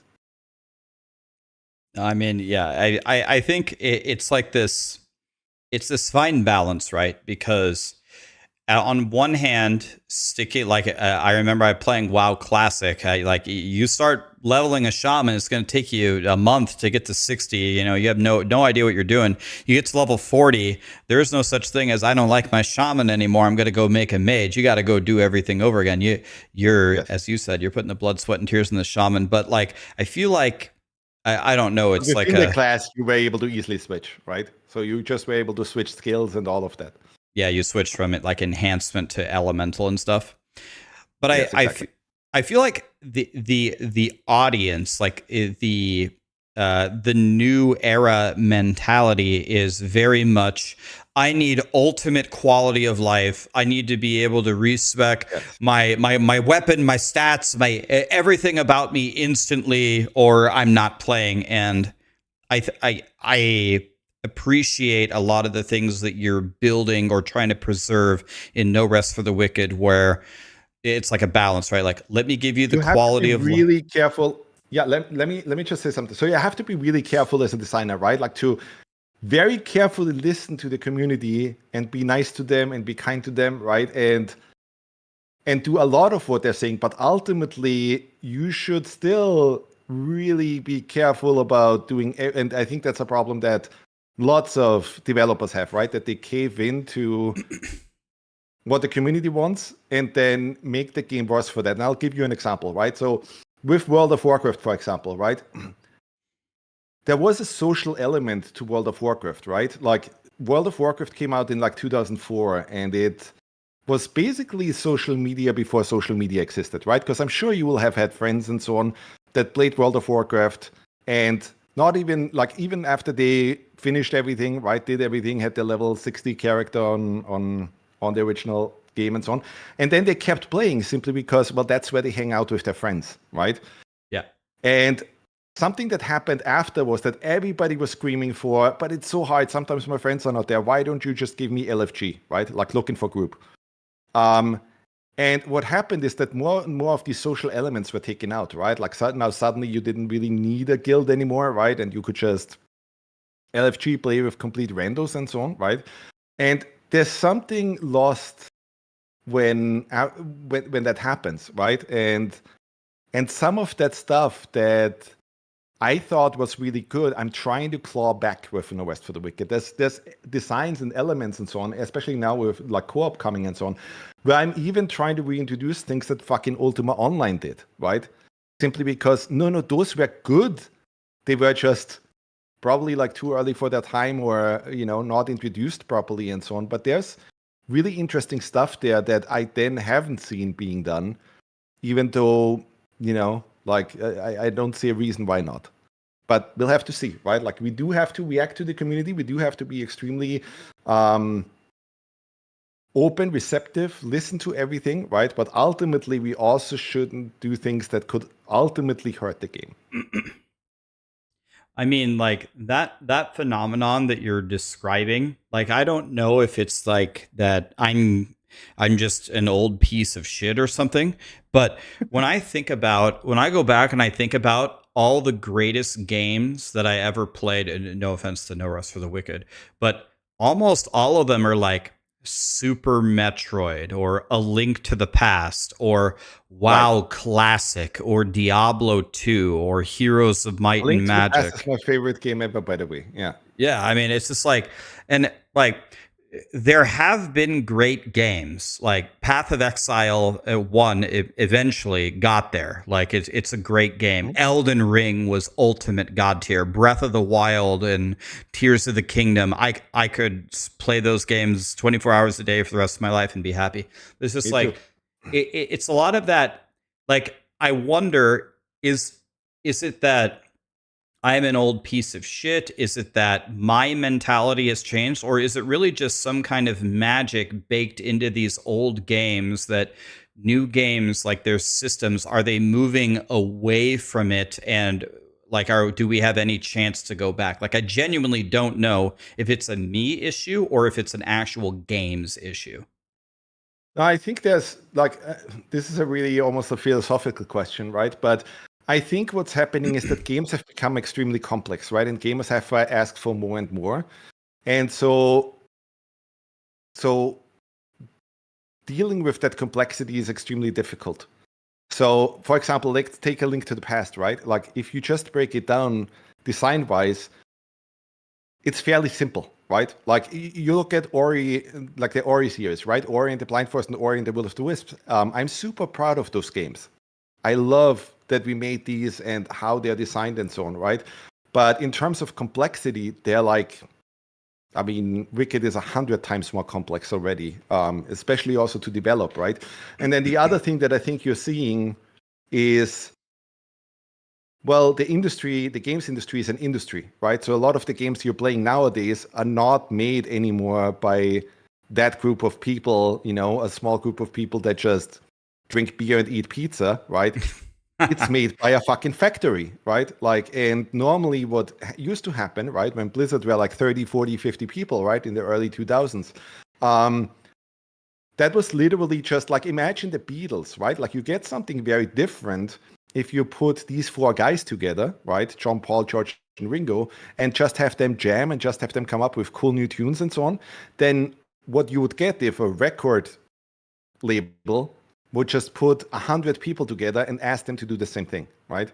And I think that's exactly what you're seeing these days in games, right? That it's not this, just a group of developer friends sitting together, passionate, right? Like, they just want to make the coolest fucking games out there, right? It's a different thing when it's really just, hey, make us a game that makes us X million dollars a year. And that's it, right? Like, it's just, and by the way, it has to tick these boxes because marketing needs that, right? There's a clash there. Yeah. So can we assume that No Rest for the Wicked on launch is going to bring us back to the glory days? Well, I sure hope so. Like the thing that we're trying to do is we're still mostly making games that we're passionate about, right? Like, when we made Ori, for example, I made Ori because I fucking loved Metroidvanias, right? Like, I loved Super Metroid, and then Symphony of the Night came out in '97 on the PlayStation. Fucking great game. And then nothing happened. And then Metroidvanias kind of like died for some years, right? Like, you had them on Game Boy Advance, and that was it, right? Like, and nobody made one, right? And then we approached Microsoft and we were like, we don't understand that, because Super Metroid is like critically acclaimed. Everybody loved it. Same with Symphony of the Night. Why is nobody making a AAA Metroidvania, right?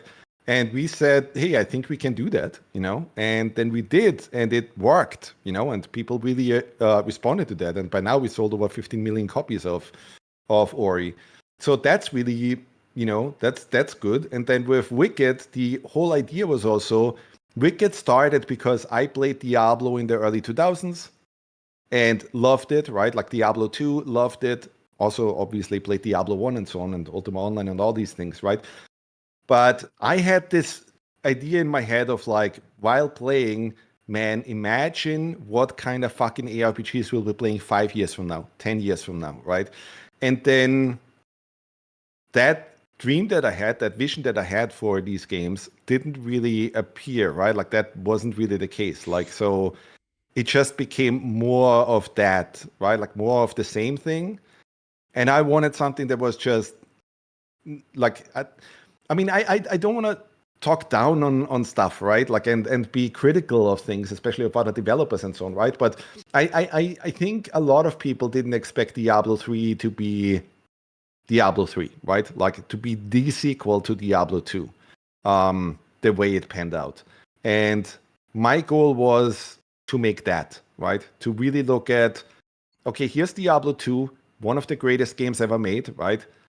But how could you make a modern rendition of that and put our own twist in, right? With just if we look at literally everything, right? Could the controls be better? What kind of spells would you have? What kind of weapons? And all of that stuff. Could we make it animation driven? Could we do all these things that just out of technical reasons you couldn't possibly have done back then, right? That's basically how Wicked was born. And I mean, we are still in early access. There's still lots and lots of stuff for us to do, right? But I think we're getting there. I'm very proud of the foundation that we built. And I think with Breach, I'm really proud of what we did with Breach. But there's obviously a bunch of tuning that we still have to do. But I think people will be quite excited about what we'll have for them. Yeah, I think they will as well. And Super Metroid for me is top 5 game ever. If you looked at my stats as a viewer, not as a streamer, as a viewer on Twitch, 95% of my watch hours is watching all the Super Metroid Zoast and Oats and Goats and Behemoth. That I think Metroid is good. I thought the new Metroid that they released that went back to the old school stuff, the 2D one, Metroid Dread. God, I love that game. So if you ever make so I bought, or I've never played Ori, but I bought it. So I'm going to have to play through it. A lot of people say they love that game. So if it's... Well, you really should play it. Yeah. Yeah. Play it. See what you think. Because with Ori, basically, I took a shit ton of inspiration, obviously, from Super Metroid and Symphony of the Night and all those things, right? But the one thing that we did in Ori that we really focused on in terms of gameplay was to just make sure the platforming is really fun, right? Because if you look at Super Metroid, I don't have that much to criticize, other than platforming is a huge part of it, and that could feel smoother, right? That could feel cooler, right? Yeah, like I always definitely wanted to feel super cool while playing, and so that's the thing that we looked at for Ori. So yeah, would be super interesting if you play Ori and then tell us what you think. Okay, we're gonna play for sure. Okay, I don't want to keep you all day. Let's keep complaining here. All right, this is number 1 for me, probably on the whole list is so inventory space, and this is connected to something else that I see everybody doing, and I'm very interested to hear your take on this. So I've been told this for years and years and years and years from I'm not going to name any developers, but that we need pressure put on us in order to make a good game. I agree with this statement in a lot of different facets. One thing that has never felt good to me in video games is when you punish me for exploring your game. Like we just got done talking about, we got to be so careful with the waypoint system because you want me to go explore. I've learned, it's my 3rd time playing through. I'm still not good, but I've learned I get the fishing pole, I get the shovel, I chop every tree, I mine every ore, and I still don't have anything. But I do it now. And I am constantly, instantly. Oh, by the way, I bumped those numbers based on your streams, right? So in the next hotfix, there will also be, you'll get more wood and more fishing from fishing. I was wondering, I was like, I heard that on the Switch thing. I was like, I wondered if he listened to me just bitch about, I'm going back to the first fucking zone to chop more trees so I could level up my town. I've been here 5 times. I appreciate that. Okay, but anyway, on inventory space, I this is something I've never quite understood. So, like, I'm doing what I think you want me to do. I'm killing a bunch of stuff. I'm doing everything, and I'm full always. So when I got to the guy where you give him the ichor, I don't even care. I beat the final boss with only 5 meals. Like that, it would be so nice to have 10. That then the fight would be free. But whatever. I just want to be able to carry stuff. So, is there any option that you guys would be willing to give us a little bit more inventory space by default? Because I got very annoyed porting back to deposit my food in my chest in my house like 30 times in my playthrough. I guess, a more philosophical way to ask it is, why is there so much pressure on these different tabs initially? The thing that you do as a designer, right? Like, so at least like this is how we approach it, right? We always need to create a need in players, right? Because ultimately, really what you want to get to is, as a player, you want to get fucking addicted, right, to it. You just want to constantly have a need to do something and then enjoy doing that thing and solving that problem, right?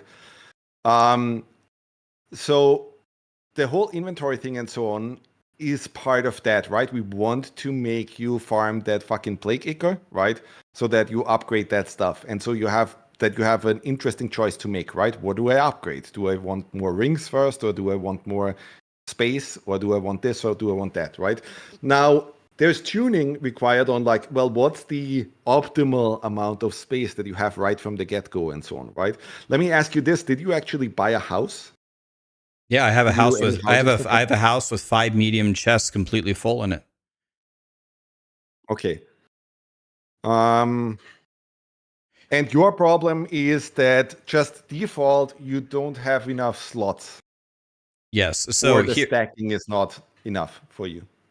Yeah, like here, like with what you said specifically, I have some ideas immediately. So first of all, I completely agree design-wise and philosophically with what you said about creating the need.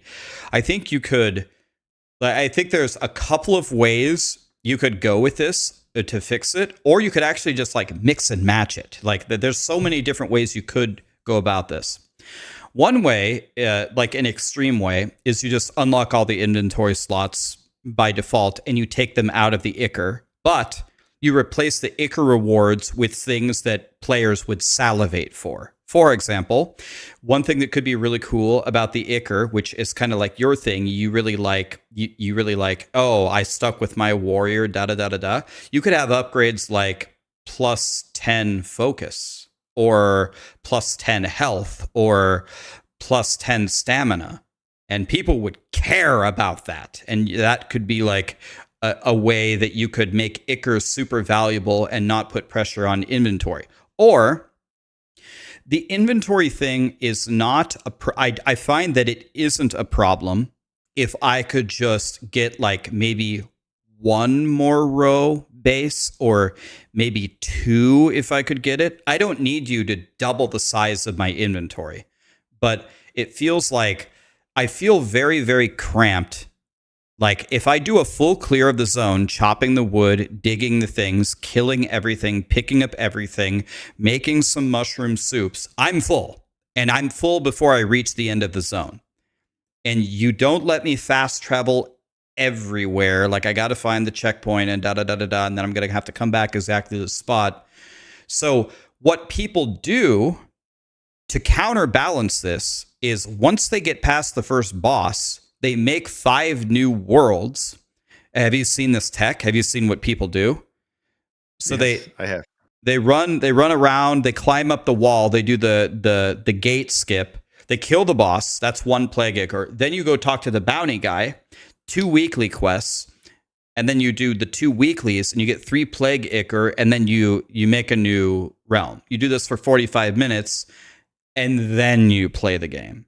So like people are completely, this is I guess it's another question in and of itself. No offense, right? But I also have to look at it from a perspective of, but you are the hardcore of the hardcore. You are the 0.010001%, you know? So there's this whole thing of like, how do you play the game versus how does, no offense, a normal person play the game, right? Because normal, casual player and so on will probably play for like 2-3 hours a day, right? Meanwhile, your streams have been casuals, 3 hours a day. Holy shit, that's a lot. 3 hours a day. I was thinking like 3 hours a week. Yeah, or that, right? But like, hey, if you get an hour or two, you know, normally like that's a lot of time. So I have to balance it against that. But at the same time, let me ask you this question. So the inventory in your house, what did you fill that stuff up with? Is it all gear, or is it what is in there? So, okay, I think about this like very efficiently. I want to walk in my house for 1 millisecond, and I want my bags to be emptied, right? Actually, I would say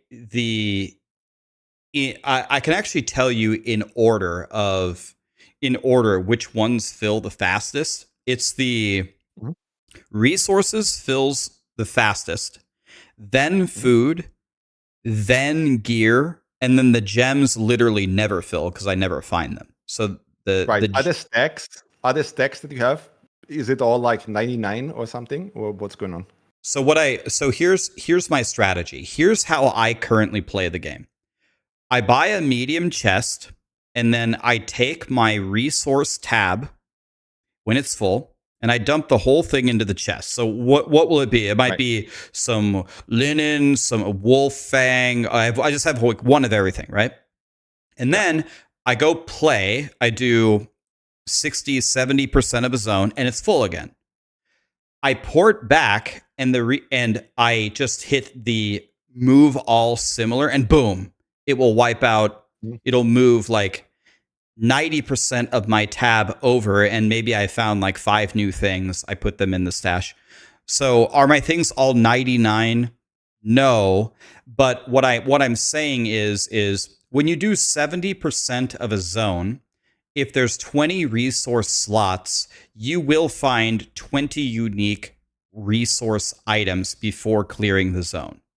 So like the base amount of inventory slots that you have in those particular tabs is not enough to get through the whole zone without having to be forced to go back to deposit it somewhere. And I don't know. Just theoretically, even if you right now your stacks are all 20 right now. So even theoretically, if I'd make the stacks in your inventory 99, you're saying because of the variety of loot that you're getting, your inventory would still be full constantly. That's exactly what I'm saying. I think the 99 would be a good change for the chests. I got you. Yeah. I think I know how to solve this. So yeah, give us a little bit of time. I want to again discuss this with my systems folks, and we'll look into that. We have that feedback now. I have some ideas. So let's just keep it at that. There is another thing you could do. This is probably way more complicated, but another thing is you could condense the actual number of stuff that drops, right? Like instead of a wolf fang, a wolf paw, a wolf mane, maybe there's just a wolf fang and, whatever. But that's beautiful. Thank you for looking into that. I'll take anything that I can get. Okay. Okay. Now, this next thing that I'm bringing up is like, I have no evidence to this, right? Like, you could tell me that I'm completely wrong, and I would have no choice but to believe you, right? But I'm going to tell you a way that I feel about something without actually knowing. Okay. When I see stats on a weapon, they And when I mean stats, I mean the damage increased 8% if you block or whatever. And the downsides, what are those called? Enchantments? What are those called? The things that you re-roll with the Enchantments are good. Yeah, enchantments. those. That's what I mean by stats. So when I'm doing a like my quote unquote, like to me, it's a very casual playthrough. Almost always the stats don't help me. It feels very similar to the critique that Diablo 4 got all the time, damage on Tuesdays. The cool thing about having all of these conditional buffs is you can make all these crazy builds, right? You strike me as someone like listening to how you design and in the interviews and interviewing myself. Thank you for being here, by the way. It seems like you really like these really intricate builds and learning the systems and then making something amazing. But as a regular Jim Bob running through, when I pick up a sword and it says damage increased 8% after you stagger an enemy, it's like, bro, I never stagger anybody. And I read the next one. It's like, you gain 10 health if you block. I'm like, I don't think I ever block either. So it's like, it's always just all these plus sides never do anything for me. It's never like attack speed. It's never flat damage. And then the downsides are like health reduced by 99%, or you can't walk anymore. Or it's like, I read the pluses. It's not quite that, but so look, yeah. Let me respond to that real quick. So when Wicked launched, right, the earlier enchantment system that we had was what you were saying. It was very simple, right? It was like damage increased, health increased, focus increased, stamina increased, etc. The next iteration that we have now, is more towards the ARPG side, right? Of like what Path of Exile do and so on, right? Where it's like, hey, you also have conditionals, and we want you to allow the player to create more crazy stuff. But I think we probably oversteered a little bit, right? And we already made one correction with the hotfix now, that we just made the conditionals quite a lot stronger, right? Because before it was something like, hey, after a backstab, you will get 20% extra damage or something for 6 seconds, right? But 6 seconds isn't long enough to do anything, right? So we increased that already. And I think one of the issues that you're facing is that we have a lot of enchantments right now. And it might just be the RNG thing, right? That stuff like, because there's a long list of stuff that could drop, right? Like that could roll now. You might just get a ton of stuff that isn't applicable to your build. Yes. So that's something that we need to look at. Yeah, exactly. So that's something that we need to look at. But in general, the goal and what we're trying to do with the enchantments and the builds and so on, right, is that we want to give you a lot of freedom to create crazy builds. So for example, right, when I watched your stream, you were most of the time, your playstyle was, you're playing with a claymore and you're charge attacking the shit out of everything all the time, right? Like 99% of the time. Do a charge attack, boom, right? And then the idea should be, if that is your playstyle, right? If you understand that's how you play Wicked, right? Because if you make a mage build, for example, you will probably not play that way, right? You will play a very different way. If you make an archer build, you will play a different way. If you make a dex build, you will play a very different way, and so on. So in that case, what you would want to do is that you roll things that work with charge attack, right? That, hey, on a charge attack, you deal more damage, right? Or you get health back, or you get focus back, or you stagger a lot more. And so on. And that's the idea. I think we just need to land somewhere in the middle, right? Between the system that we already had, where it's like, it's fairly simple. And then, here's all these conditionals and all this stuff, right? That gives you that freedom to create really insane shit. And we just need to kind of like, I think, land in that golden middle of like, hey, it shouldn't be too complex. It shouldn't be too crazy. It should generally feel positive when you get an enchantment, right? Generally feel really good.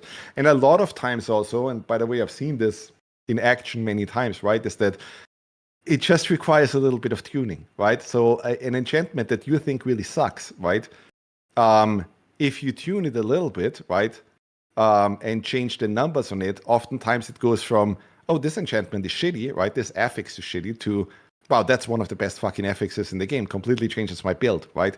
So it just requires some tuning. This is one of the reasons why we're in early access, because again, like Wicked is just fucking complex, right? And we need to see that data. We need to have exactly what we have right now, right? Where people like you and Scissoren and Asmongold and everybody is playing, and all the data is out there, and everybody, like, there's hundreds of thousands of people playing, right? And we look at the telemetry, we look at which enchantments are used all the time. Cool, they're probably in a good spot. Which enchantments are not used? Okay, these need to get tweaked. You know what I mean? But it's such a complex beast, right? That it just will take a little bit of time to hone it all in. Yeah, no, and to see which ones are never used. Fuck it, let's take them out.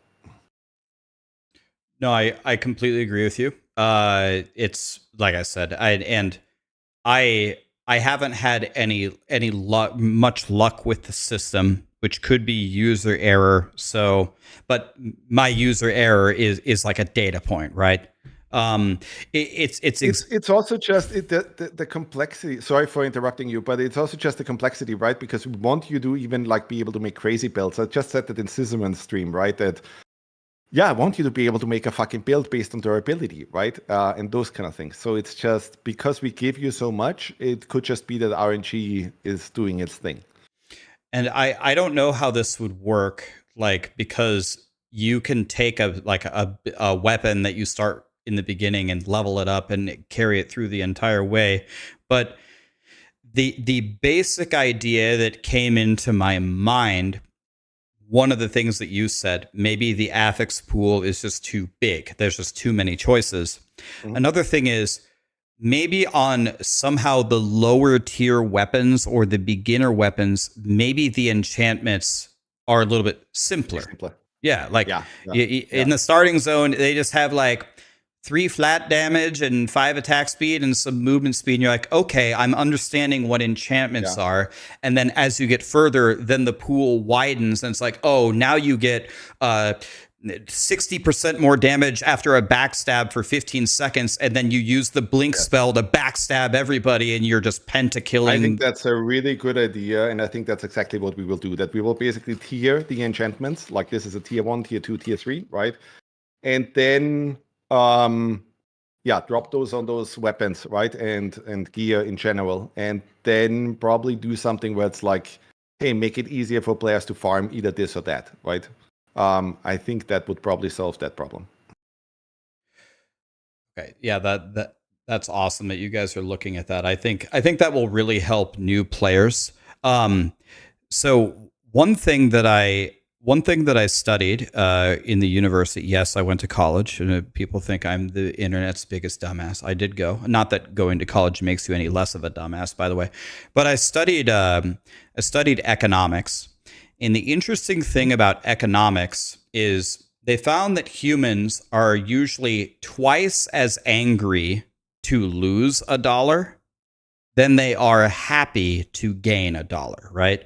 Like, I don't care how many bosses I kill in your game. The moment that you kill me some bullshit way, I'm gonna rage about it for like 30 straight minutes, right? This is human nature. I saw you in the Crucible yesterday. Oh Jesus. Yeah, we're gonna have to find a way to edit that one out. Real that, by the way. No, it's just good content. I'm just getting my ass kicked. I deserve it. But one thing that I think maybe should be looked at is the negative sides of some of these things. So even if we fix all of the first things that we said, so we get people into enchantments and they figure it out and it's a really nice system and da. When I sit there and I see my max HP is reduced by 25%, like I'm sitting there and I just can't get it out of my mind. It's like a fourth of my HP is gone, or drains your health during combat. And then people are like, well, no, you can regenerate health and negate it. It's like, bro, that's not the way that I think about it. It's literally draining my health in combat. Do you think that maybe we should back off on those a little bit to get out of that like negativity bias of the weapon? Because I sit there and like, is this even an upgrade? Like, I don't even want to wear this thing. The plagued Rex, the way it works is that the plagued enchantments now have been tuned so that they're for advanced players, right? They're for players that really want to theory craft and fuck with the systems, right? So I'll give you an example, right? There's stuff where it's like, hey, deal way more damage at low health, right? And then you could couple that with, reduces your health, right? And these are all set up in a way where it's like, that punishment will get you that bonus from the low health thing immediately, right? Yeah. And so it will take some time for people to understand exactly how all of this works, right? So especially with plagued items, I think there will be a lot of people that just rely on build guides and that kind of thing, right? But if you just play with the plagued items and you don't quite fully understand yet how the system works, and it's impossible for people right now to just get it, right? Like because the game literally just had this huge update where all of this stuff was introduced. It's not a solved game whatsoever, right? It just takes a bit of time. The thing I could tell you is like just use magical, use blue or like uniques and so on, right? Because they play in a way where it's like it's almost all positives, right? The plagued stuff is for people that would play with something like the cursed blade in Dark Souls or something, right? Where it's like, hey, it deals tons of damage, but every hit will take HP from you. And with a lot of the plagued enchantments, you have to make a build around it. That's just how they're set up, right? Like you have to actually understand exactly how do these enchantments work, what do I couple them with, and you need to make a build around them. And the thing is, it might just be too complex, right? And I don't know yet. We have to look at how, like, what kind of builds do people come up with? And let's see, the last time we released Wicked and the Crucible and all of this stuff, right?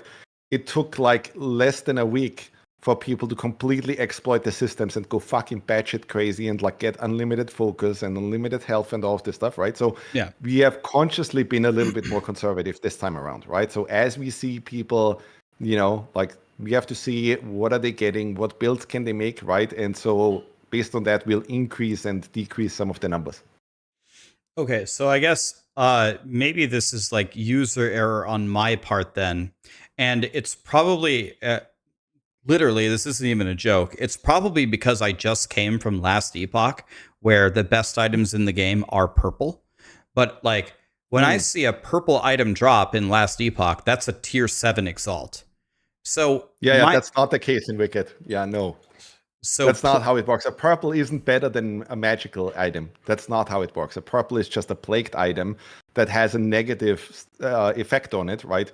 It's in no way better, it's just a different rarity than magical. And a way more complex one, right? So think purple means complexity. Blue means all good. You can just equip that, you will always get positive stuff. Okay, so my feedback there would be, I would bet the average ARPG player, like I think part of it, like I would call this a compliment, right? Part of it is it's like it's such a pretty item. It's purple. It's got all these colors. Like usually in an ARPG, that means really, really good. So every time I get a purple, I'm sitting there staring at it and I'm reading it and I'm like, this thing is a piece of shit. Like I'm using my blue stick and we've been trained blue, white, bad, blue, bad, yellow, good, anything higher than that, good. I get a purple, it's got all these colors, and like that's not supposed to be good. Like I honestly wonder if maybe we like I don't know what the answer is. Maybe we should make them look a little bit different. Point to bring up. Yeah, it's a good point to bring up. I mean, it's different, right? Like it's just it doesn't work the way it works in other games where purple is usually pretty good. Yeah. But it's a color. But it's a good point to bring up, I think, because there's a lot to be said about norms that have just been introduced, right? That people just, hey, once they get used to it, it's very hard to retrain them, right? Yeah. So, yeah, it is what it is. But yeah, I think that's a good point to bring up. I'll discuss this with our UI folks. Okay, so here's something that really kind of bummed me out. By the way, we're only on number 6 out of 14. Do you have to go anytime soon, or are you chilling? I should look at how the hotfix 2 is coming along, but I would want to hear the 14. Okay, well, I'll go quickly then. I'll stop rambling here.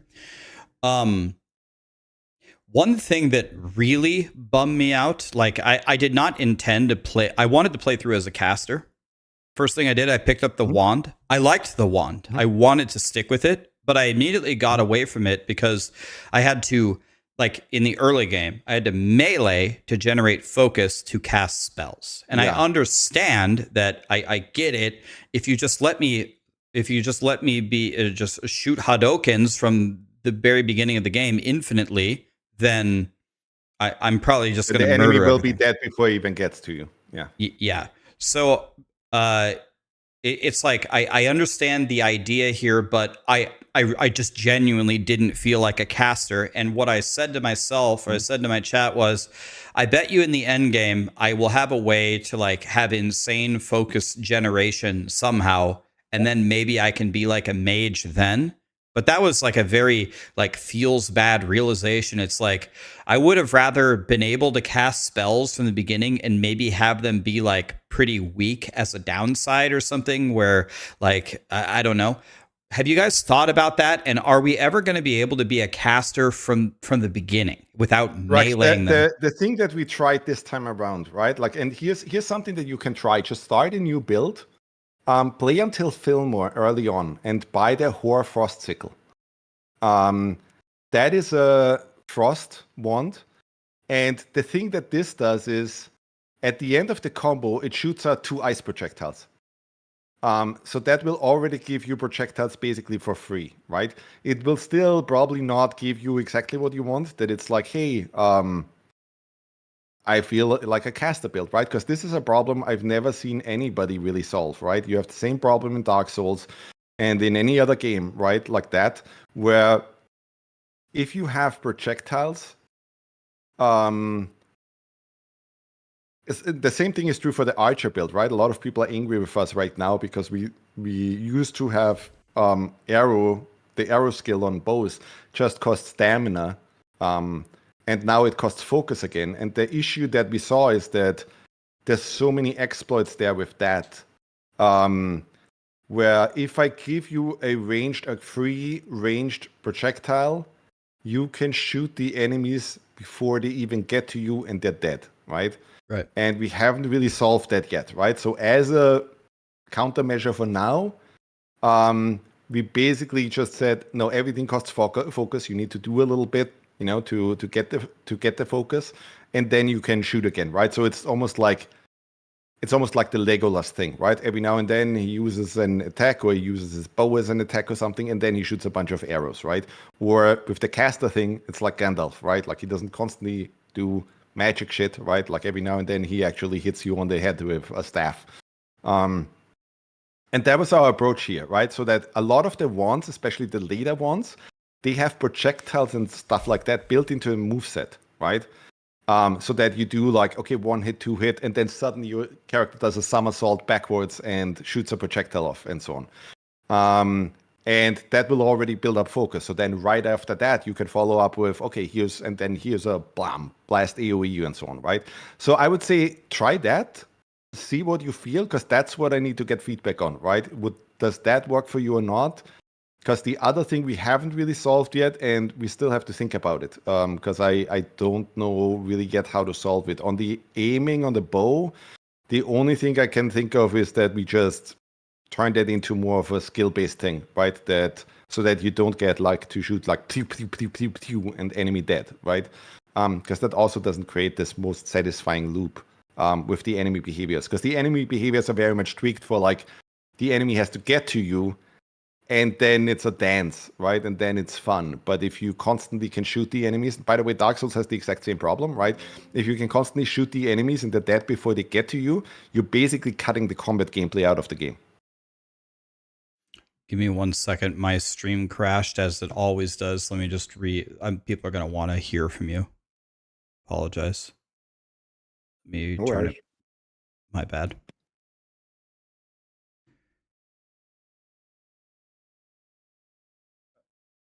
Hey guys, the refresh. Yeah, the YouTube stream is still up, but Twitch died. Refresh. Yeah, we'll give you guys 30 seconds. You didn't miss anything. We're good. We're back. I noticed it crashed instantly. I'm sorry, guys. My stream keeps crashing. Okay, we're back. So I will definitely try that.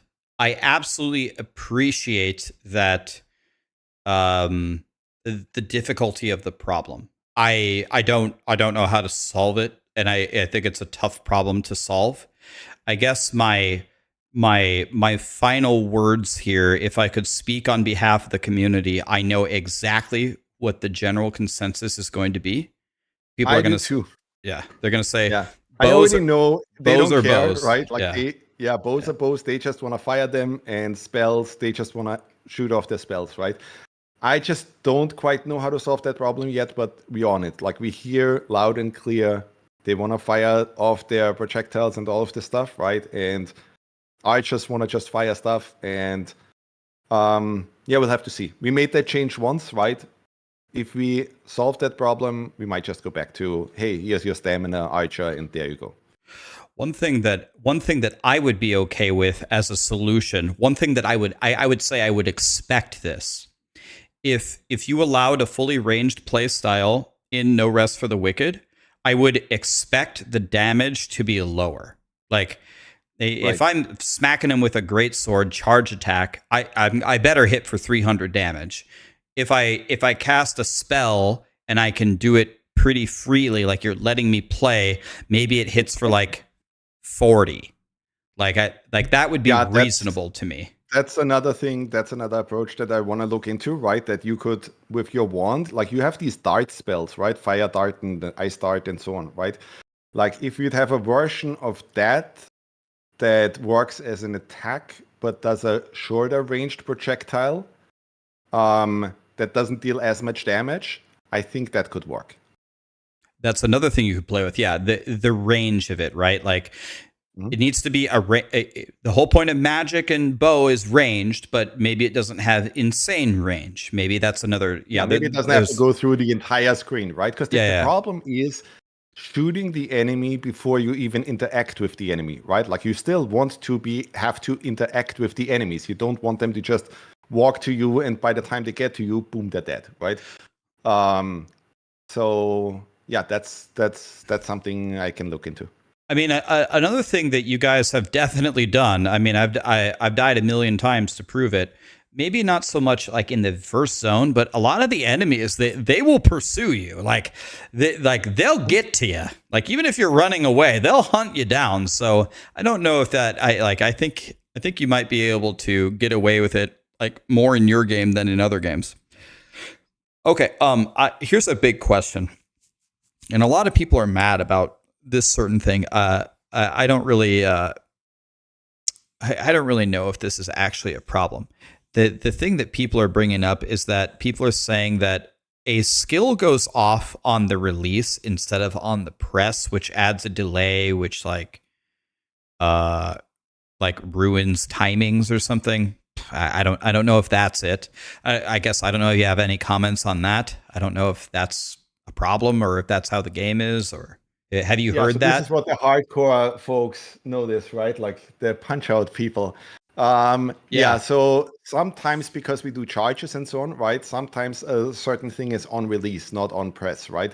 But the problem that you have with that is that automatically, well, there is a certain amount of delay built into that, because the function doesn't happen the moment you press the button, but the moment you release the button. So automatically, some people notice that immediately, right? Well, others don't. It's the same old thing with like 60 hertz versus 30 hertz, right? Where some people claim, hey, they can't notice the difference, right? That's something that I definitely want to look into. Like, all the input stuff and so on needs to be tight, right? And so we'll definitely look into that. There's generally some stuff that I want to change about the inputs in the game. Okay. So more on the inputs. That part, I didn't really know the technicality of it. I'll leave that to you. You'll look into it. You'll fix it. How do you feel about animation locking or animation canceling? Is that something that you and your team are vehemently against? So, for example, it's even literally with opening chests. Like, I'm opening a chest, a monster's attacking me, I can't roll out of opening the chest to dodge the skill. Or if I'm charging up a charge attack and I notice that the monster is about to murder me, I need to drop this charge attack and I need to roll one way or the other, but I can't. Like I have to like release it and like somehow get out of it that way. Is that a conscious part?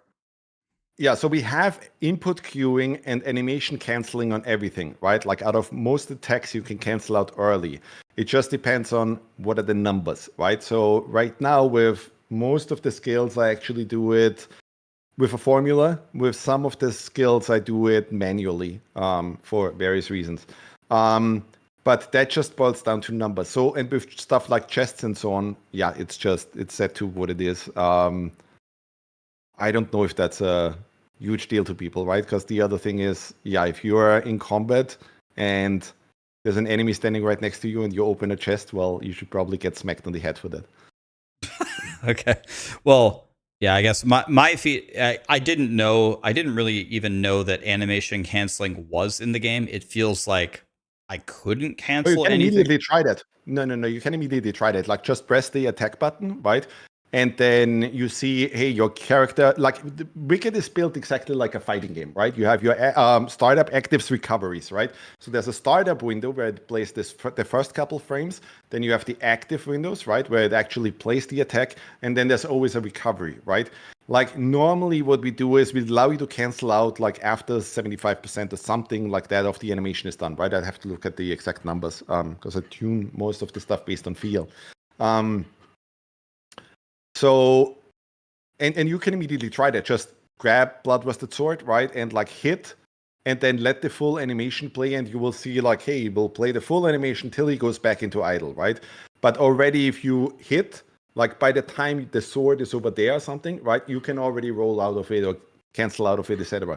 The thing that I do want to look at, and I noticed that while I was setting up all the wands and gauntlets and so on for this thing, is that I want to go over the frame data specifically of the fucking hundreds of actions that we have, and tweak that probably manually, right? Because there's slight offsets on things that have been set up, and I probably want to unify all of that so that it really, just feels tight for the players. Okay, yeah, that it definitely feels. It feels punishing to me. I'll go in and try it, but it feels like, yeah, as you said, the attack has to be almost like all the way done before I can roll out of it. But I'll go in and mess with it some more. But some of that you will always have, right? Like that's just animation commit, right? So if you do a huge heavy attack with a greatsword, and especially on the greatswords, you will have committed to that attack, right? And now it will play 75% of that or something before you can cancel out. Okay. So some of that will be like that, but yeah, I'll definitely look at those numbers and do another pass over every single action. So I'm sorry, just one final time. So with that you just said philosophically, so it requires stamina to do the swing. So it's like, I assume this is the stamina cost paid at the start of the animation. Have I already paid for it as I start to swing my sword? Or is it at the end? Okay, if it's at the beginning, if I start to swing the sword and the stamina cost is paid, if I want to, let's say I want to roll one frame after the animation starts, there would also be a stamina cost there. Is that enough of a penalty? The double stamina cost spent, and I also lost all of the damage to be able to cancel it immediately? Or do you think that the 75% of the animation needs to be the penalty paid? Now, that's an interesting thing you're bringing up there, and this is something that I wanted to think about, especially for PvP, because that could create some really interesting gameplay and some fake outs and so on, right? Right now, we do not let you cancel out of the startup frames. We only let you cancel out after a certain period of active frames are done, right? So you're locked for startup, then it plays a certain period until active, and then now you can cancel out, right? But it might be interesting to allow you to cancel out of the startup frames as well, so that you could do things like, I do this attack and oh my god, the enemy is doing something and I roll away, right? So yeah, and That's interesting. I think it's interesting, and the reason that I like it is you get a triple penalty. You paid the stamina for the attack, you paid the stamina to roll, and you lost the damage. The only benefit that you get is on the spells. Let me say this, right? So we have this, it's all set up with timelines in our engine, and for spells and for rune attacks, what we're doing is we have this add additional cost thing where it's like, hey, we only drain the focus on the frame that the actual spell happens, right? Not at the very start, because we got the feedback that, hey, somebody does some elaborate rune attack, right? And then some enemy whacks them with some high poise attack thing, and now they paid the 100 focus cost, but the spell didn't go off. But the spell didn't go off, right? And that's frustrating. So I think what we could do is that we just approach the same thing with the stamina thing, where it's like, hey, we drain the stamina during the active frames when the action happens instead of right at the very start. That's an interesting approach. So thanks for bringing it up. I'll discuss it before combat, folks. I think that would make No Rest for the Wicked feel better. Like, I think it would, for me personally, as being like a gamer, I think it would help me avoid deaths, but you are still triple penalizing me. So I think maybe it's still okay from design wise, but I'll let you take that back to the team. Did you see my death in the Crucible when I was like in floor 8, where my auto target, I was going up a ramp, it auto targeted the wolf? Yes, I saw that. Yeah, I saw that. I wanted to ask about that. Yeah, it's not that easy of a problem to solve, right? Because the thing that you did is that you stood on that ramp, and then there was an enemy right to the right of you. Yeah. But there was another rat or something right in the distance. Yeah. And so the problem is, well, the targeting doesn't give a fuck about what weapon you have, right? So if you would, for example, have a bow, and because you looked at the rat, right? Like you look to the left, like you just press to the left a little bit, right? And so if you have a bow, it might just be that you as a ranged player would want to quickly fire off an arrow at that ranged enemy, at that enemy in the distance, right? But in your case, obviously what you wanted to do was just navigate a little bit, right? And then still hit that guy on the right. Yeah. But the targeting system fucked you there. So that's just something that I need to look into with our tech folks and like with our gameplay folks on how we would solve that, because there's multiple, like if I would just do something where it's like, well, the guys in the distance you can target, I'm screwing over all the archer players and range stuff and so on, right? So it's an interesting problem to solve. We need to look into how. I just want to say to everybody in my chat that was talking shit to me yesterday, I just got confirmation from the designer of the game that the game fucked me. So fuck you if you said that. Sorry, I just had to say that. Thank you for saying that. It made me feel better. Well, I don't know if the game fucked you. It's just this is how the targeting system work, right? It's the targeting system, right? Like it's just, it works in a specific way. You have to understand how that works, right? And every now and then, it will auto target something where it's like it assumes, hey, you're looking at that thing, so that's where the target should be. And in that case, it just didn't do what you expected. Yeah. But that's a difficult thing. Auto targeting in general is a really finicky beast, right? So in general, I think for 90% of the cases, it does what it should do, right? But when you get to the, couple percent of the cases where it doesn't, that's where it gets frustrating.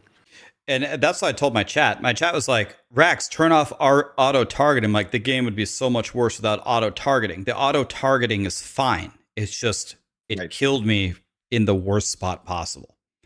It's just an extremely complex thing, right? Where it's like we basically have to systemically predict what the player wants in every single situation. And that's not easy. Like that's really, really hard. Okay. Here's another thing. We're almost done here. Smart jumping. Wait, we're already at 14? No. We got 5 more. Okay. We'll go fast though, because I know you got to go. One thing about jumping. So, I in general, I like that you just auto jump. I like that there's no jump button. I like that. Yeah, me too. In general, it does a good job. The problems that I have, I started to die at the very end of my campaign playthrough where you have like the specific platforming, because like sometimes there's a ledge right below me, which is where I'm supposed to jump to. And I'm like, I'm not even like trying to sprint. I'm just walking. And my guy just like Carl Lewis in the Olympics just leaps forward and jumps into the fire. And I'm like, why? Why didn't he just jump to the ledge right in front of me? Is jumping like very hard to code? Might there be any improvements there for it to like understand, oh yeah, there's a ledge right by here, maybe I should like try to jump over there instead of like into the abyss?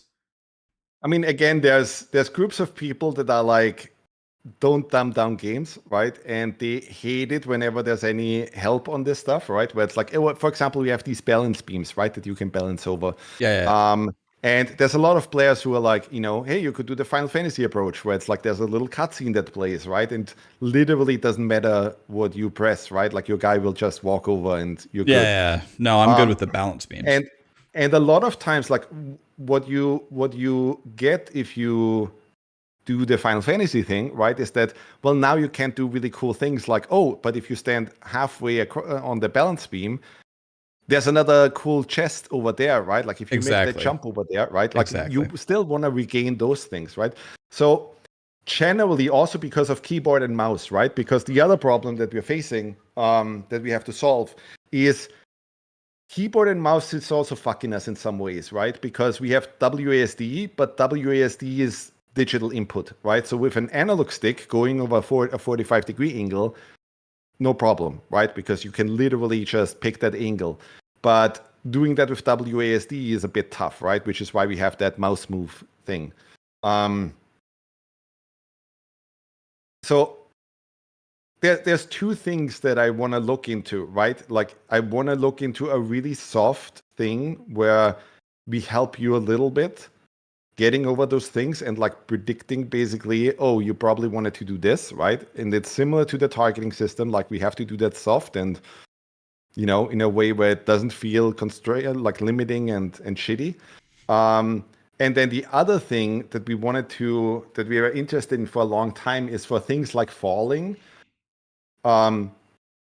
is to basically do a ledge grab thing, right? So that even if you fall, we'll give you a second chance to actually get back up, right? Because if you fell accidentally, then it wouldn't be that shitty if, oh, but he caught onto it and like allows you to climb up again.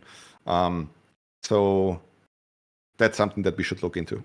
I mean, in general, my feedback is almost everything works great. I don't think jumping needs a big overhaul. I don't want to do a stupid cutscene. There's no major revelations here. The only thing I would say on the balance... That's one of the things that I think we should all really appreciate, right? Like in most ARPGs, you can't do any of this shit, right? Like in Diablo 3, they literally play a cutscene and that fucking sucks, right? Like it literally gives you no control over where to go in the environment. And with our thing, well, we're on the other extreme end, right? Like we give you complete freedom, but complete freedom sometimes means that, like you can screw yourself over. So I think we need to kind of like have some prediction systems in there that are soft, but that every now and then when you would have that frustrating death, that saves you of that. No, I think I'm not even kidding. I think almost all of my deaths in this scenario were in the most like obvious, simple areas where I'm like literally trying to jump to the big box in front of me. And my guy it's usually a function of speed. It's not a function of direction. It's a function of my guy thought I was leaping for the stars when I was only trying to just go forward a little bit. The one thing that I will say about the balance beams, which I don't know like how this works from a development side, is I seem to like clip through them a little bit, like not literally fall through it, but like my character is kind of like falling off the side of it awkwardly. I don't know if you guys have looked at that at all, but that's like my only issue with the balance beam. And when that happens, if you notice it, you can actually usually just get back on the balance beam. So it's like you can save it anyway. It just looks weird animation wise. Dude, that's just collision stuff. That's the bitch that we've been doing for like months now, right? That when we build these really intricate levels, and then every single collision needs to basically be perfect, right? So we have people run through the game and trying to climb on everything. And we're doing our best to make sure that all of that is perfect. Oh, yeah, but every yeah. now and then it isn't, right? Oh, so I'm sure. it'll get better over time, right? Like we are tweaking all the time. Every now and then there's still stuff in there where it's like, well, this is a little bit weird, right? But best thing we can do is just let's look at how players play, right? Like let's see where something weird happens and we'll fix it. Perfect. So next thing, the worker speed upgrade in the thing Yes. seems to be like backwards because like Okay. the last thing that I acquired, like I'm not even kidding. I killed the final campaign boss and then I bought the fruit pie recipe at the vendor and I checked for it. I looked everywhere. I checked. agree. Yeah, I had okay. the same thing in my playthrough yesterday. I Okay. think that sucks. I think the Gordon tier 2 thing should have something that makes it very easy to acquire that. I 100% agree. I had the same frustration yesterday. Perfect. Yeah. Okay. You know that. I don't know what they're called, so I just call them dilly bobs. Every time I go back to the Marin Woods, I have to redo removing the little, I don't know, corruption things. Is that intended or is that a bug? No, once that quest is done, they should not respawn. If they do respawn for you, that would be a bug that we have to fix.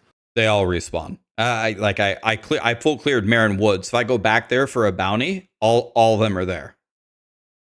All of them. All the creep, like all that stuff is back. Also the corruption. Yeah, like I was in the actually even before I cleared it, I was in the middle of it and I was like, I found one of those little green things and I was like, okay, I know exactly which one I'm gonna remove one of the ones in the sky because I want to clear out this one in the sky. But then I accidentally fell, but I lived somehow. I'm like, okay, I'm down here. And then I found a different one to clear. I'm like, oh, I'll clear this one. And then I removed it and I was staring at it. I go, I'm 100% sure I already cleared this one. And then I asked Chad, I said, do they respawn? If those respawn for you, that's a bug. I will immediately look into that. So after, like basically the idea is that those are just lock and key puzzles, right? And the idea should be you do them once and they're gone, right? Once you're done with the quest, they will not respawn. So if they do, we'll look into that. We'll fix that immediately. Awesome. Thank you. I literally told him I'm never going back to the Marin Woods ever again if I have to do that every time. Yeah, that's the thing. We want you to go back to Marin Village and so on, right? Because that's also where you can trade materials and so on, right? So if that happens, that's a bug that needs to get fixed right now. Okay, this is something that I'm not super like I don't care about this too much, but it's just an idea. And I got it from you actually. You told me this in the chat. So this is from you. But what you told me was because remember I kept going back to the first zone. I'm like, Jesus, I have to keep farming this copper. You were listening to me bitch for hours. And you were like, did you know that you can mark all of the ore veins? Yes, I did that. And I did that. I marked them all and it was great. So my question is, and again, I know like we're not trying to make the game so trivial or whatever. What if as an enhancement to the map system, every time that you coming. I know what you're saying. Yeah, that's coming. Fuck yeah. Let's go, dude. Okay, and I think the other thing I think you've kind of already said that you would fix the farming of the early game materials. We said that we're getting more stuff from chopping the wood and mining, and you already had that thing for the herbs. I already find it a bit. So basically, the same thing was true for the herbs, right? That early, like in the breach launch, the herbs, like people had trouble getting herbs. And so I adjusted the loot tables for that. And now I think it should be much better. People should have much more herbs, than they got before. And I just applied the same logic now to the ore veins and the trees. So in hotfix 2, you should see the same thing, right? That the chances that you get multiple drops from those resources is going to be higher. So that should solve that issue. Amazing. So, I mean, that's pretty much it. And it sounds like, actually, from most of what we talked about, I'm looking through this list here. I don't know if there was a single one of these that maybe isn't going to be fixed in some way or you didn't already have a plan for. So this game's going to be None pretty. of what you brought up seems like a really huge thing. I think the ledge grab is probably a bigger one. But most of these things are more like hot fix patch kind of territory, not like really huge systemic changes. I've played your game at every stage. I played it, well, every stage that the public peons can play anyway. And I think the game has gotten a lot better. I think the world, the dialogue, the voice acting, the puzzles, the atmosphere, I think is best in class of any And you have ARPG. seen nothing yet, dude. We have story stuff coming up that will blow your fucking mind. Like, this is just the start of it. I really, as angry as I got at some of these points in the game, when some of these things come through, I think when the game actually comes out, I think people are going to actually love this game. I really actually appreciate what you're doing here. Well, thank you. I mean, our big thing is we just want to contribute to the ARPG thing, right? Because we have fans as well, right? Like just like anybody else, right? Like we are gamers, and we just basically want to look at the landscape of what's out there, right? Right now, there's like these Souls games, there's Diablo and so on, right? And we just basically want to create our own little subgenre, right? Of, hey, but what, if you could also do this and this and this and that, right? So that it finally fulfills that dream that I had of like, man, wouldn't it be cool if an ARPG would be out there that does this and this and this and that, right? And that's the thing that will probably get fucked on a lot when it comes out. Like I already can see a lot of people being mad at us, right? That we have the audacity to add Stardew Valley like mechanics in the Sacrament update and so on, right? Like actually put farming in there and those kind of things, right? But the way I see Wicked is, I want it to be a game that almost feels like a second home, right? Where it's just, hey, it feels awesome to just log into the game and roam around and do a bunch of things. And by the way, while I'm waiting for my friends to join, I'm just going to tend my farm real quick and do this bounty and do this. And then my friend comes online and I have a whole different experience with him. And then, hey, we do some Crucible stuff together and then we do some quests and so on, right?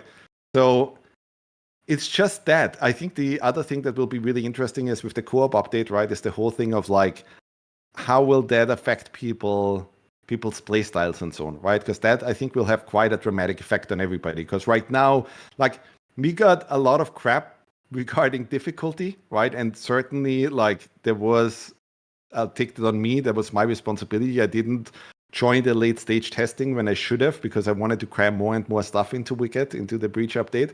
And already right now in Dark Souls and so on, right, a lot of times when players have issues with bosses or difficulty and so on, they use some of the multiplayer systems, right, to get, to make their lives a little bit easier. And I think the same thing is very much true or is going to be true for Wicked, right? That when people play multiplayer, just for the nature of multiplayer, certain things will be easier for them. So that's going to be really interesting. Sis just said that we should make a realm where we play together, right? Would be interesting to have you also on there, right? So that it would be me, you, Sis, and I don't know, some other streamer maybe. Let's play. I'll play for sure. Can I ask you something on that specific topic? Like, again, this is just my own personal. Too hardcore. That's too hardcore. Yeah, we'll see who falls off a cliff first. So regarding the difficulty, I beat the final boss, at least for what we have right now, and everything leveled up to 25. I'm What's also the final boss. You beat Echo Knight, or what did you beat? No, the birds. Okay, but did you do the plague system stuff yet? That's what I walked into. Then I went to the Endgame system, and I was level 25, and I respect 2 claws, but I don't have the right gems in it. Like I don't have gems to actually make my build. I'm trying to farm for them, and I actually can't play. Like they hit me.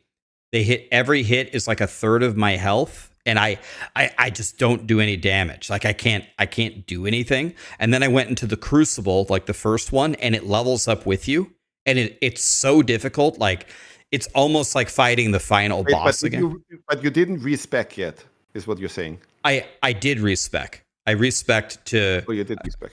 I put the claw on. I respec to the 42 points in, or I think I actually have 60 points in thing, and it's just so difficult for me to even start it that I actually. Wait, let me try to understand that. So you had your weapon, you switched probably from Claymore, right? I switched from saw, but yeah, I switched from a level saw, 12 okay. saw to a level 12 That was claw. claw. And then you respect into the attributes you needed for the claw. Yes. And you're saying you're not dealing anywhere near as much damage as you did with the saw. I'm not dealing anywhere near as much damage with the saw, but what I'm saying is just the general difficulty of the level 25 plague versus my 25 character is the hardest thing that I've ever experienced in Wicked. Like, wait, is it just the plague system, or is it just generally also you running around in the overworld that you're facing difficulty? it's so difficult that I made a new realm. Like it's so hard for me to kill 25s. I can barely get past the first room in the Crucible, and I cleared the whole campaign. I cleared the bird boss in like 5 tries, and yeah. But is it the entire overworld now for you that it's just too difficult because it's scaled to level 25 or what? it's pretty difficult. So I made a new realm, and I ran to Marin Woods, which is level 21, and that's better. I can play in the new realm, just run to the Marin Woods, level 21, okay, and that's fine. Because this is a change that we made fairly recently, and we changed some stats fairly late.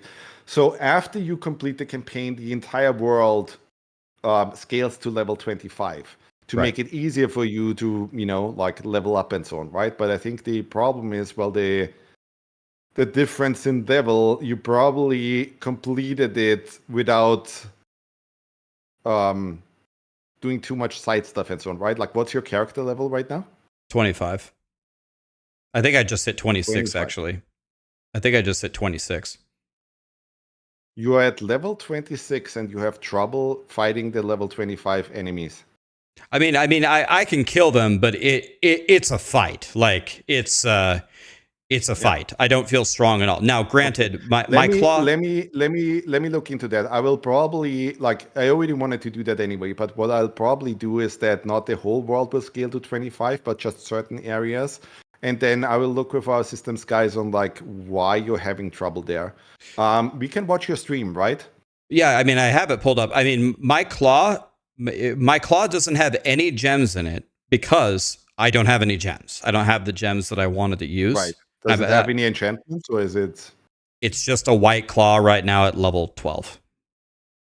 But it's at least level 12. I'm trying to get it to 13, and I have 60 points in, what is it, agility? And my claw hits for I don't know, 20 damage a hit. 20 damage, and against. And you are sure you put the attribute points into the attributes that your weapon scales with? I'm pretty sure. I'll pull it up after the interview, but okay. I'll show you. Okay, I'll look into it. But there's some changes that we wanted to make there anyway, because I think you will not be the only one who has some trouble, right? That's always the difficult thing to tweak, right? What is that final difficulty that you land on? But the overworld should still be okay. The plague system will be very difficult for people, right? Because that is meant to be an endgame system, right? That is meant to be, okay, you really have to upgrade your character, level it, spec it properly, make proper builds, and so on. But you should not face that much difficulty just in the endgame campaign stuff. So I'll look into that today. Yeah, maybe my build just sucks. It could be that, but yeah, it could. I was throwing it out there. If your build sucks, even if your build sucks, I think the campaign should not switch to now everything is really difficult, right? So I think there's some tuning required there probably. I appreciate you looking into it. It's all good. I'll figure it out one way or the other. That's the thing that is really difficult to get right? So. I'm sure you know this from ARPGs, right? A lot of players play the games wrong, right? They do not use the systems. They do not care about the affixes and so on, right? And as a designer, you still need to make sure that even players who play the game completely fucking wrong and do not understand the systems, they still need to at least get something out of it, right? And they don't want to be overwhelmed by crazy shit, right? There's certain things I can't fix. Like, there were people that complained and gave us a negative Steam review because literally they walked with a level 3 character into Marion Woods at level 21, right? And ranted about this is the most brutal game ever, right? But it's like, dude, if you run with a level 3 character into a level 21 zone, I don't know how to fix that, you know? Yeah. That will be difficult, you know? But other stuff, like, even if you do not know how the mechanics work, right, we shouldn't club you on the head with this. It's the whole Nintendo thing, right? We need to hit a difficulty thing where it's like, for the casuals, the whole campaign needs to be pretty good, right? Like, needs to be, even if you don't grasp the systems and don't really have an idea of how this works, right? You still need to somewhat make it through that, be able to make it through that. But then it should be, the difficulty should really hit you on the other end, right? So it's this whole easy to get into, hard to master kind of thing, right? That's really difficult to do, especially with the complexity that we have, right? We have over 150 weapons now. Overall, we'll have over 260 now, right, from what I've seen. So that's just fucking hard, you know, and it just requires tons of manual labor. So, but this is not rocket science. We'll solve that. Yeah, and again, I just got there. I respect. I don't have the right stuff, so you know, don't change the whole game based on my experience. I'm just sharing. This is what happened to me. I made a new zone. I played at 21. Fine, I can farm, whatever. But I think a lot of people won't want it. Here's one piece of feedback about it that you shouldn't have to do that. The experience shouldn't be that you have to start a new realm and farm that, right? The experience should be fairly smooth sailing even if you just play on one realm. Yeah, here's one piece of feedback. Since the whole world levels up to 25, and I understand why it does that, because that way every zone is still interesting. I couldn't find I was just asking myself in Sacrament, where can I go that's a little bit easier so I can get my gems, so I can make my build? And there is no place. Like I was like, oh, let's go to the Crucible. They all leveled up too. They're all shitting on me. I'm like, oh, okay. I will fix that. I will fix that today. I wanted to fix that already anyway. It's just, I just had to get to it. So I'll fix that today. It's all good. I'll make sure that there's areas in the game, even after you completed the campaign, that, you know, that are easier, and then there's stuff that is harder, and then there's stuff that is even harder, right? So that there's just places that you can go where you can comfortably level up. That would be good to put at least one spot in the game where if your build sucks, go here and you can actually chill. Yeah. Awesome. I agree. Thank you so much for the time, man. I know you've got to get back to your team. Thanks for all the updates. And if you want to play together in the future, you want to do hardcore 4-player, let's do it. Let's try Let's fucking do it. That would be great. I'm not scared. I'm a little scared. No, I'm just kidding. I'm not scared. Let's do PvP. Let's do PvP. All right, let's go. Let's do it. I'm in. Let me know when. None of the things that you brought up sound like really, really difficult, right? I will discuss that with my team. We'll look at your stream. We'll look at everybody's stream, right? And we'll just tune and so on. But I think, like, we already, by the way, have a hotfix 2 coming out very soon. That will already change some stuff. That will be interesting to see how you react to that, because one of the bigger changes that I made is to the poise system. Because people are just so used to how the Dark Souls poise works, right? That I tuned some pretty crazy stuff, and I might have overtuned it, but I want to see what the reaction is. And let's see, because with the thing that we have on certain weapons, you will get way more interrupts now from enemies, and we'll have to see how that goes. So we interrupt the enemies more? Is that what you're saying? Yeah, so what I'm saying is there's a poise system in the game. Poise means how easy, or what's the chance that you interrupt an enemy when you hit him, right? Right. And that's based on your poise attack and the enemy's poise defense, right? Yep. So what I did was and I can tell you which ones. Give me just 1 second. Just tell me there's something from Claws. Something for Claws, because that's what I'm doing.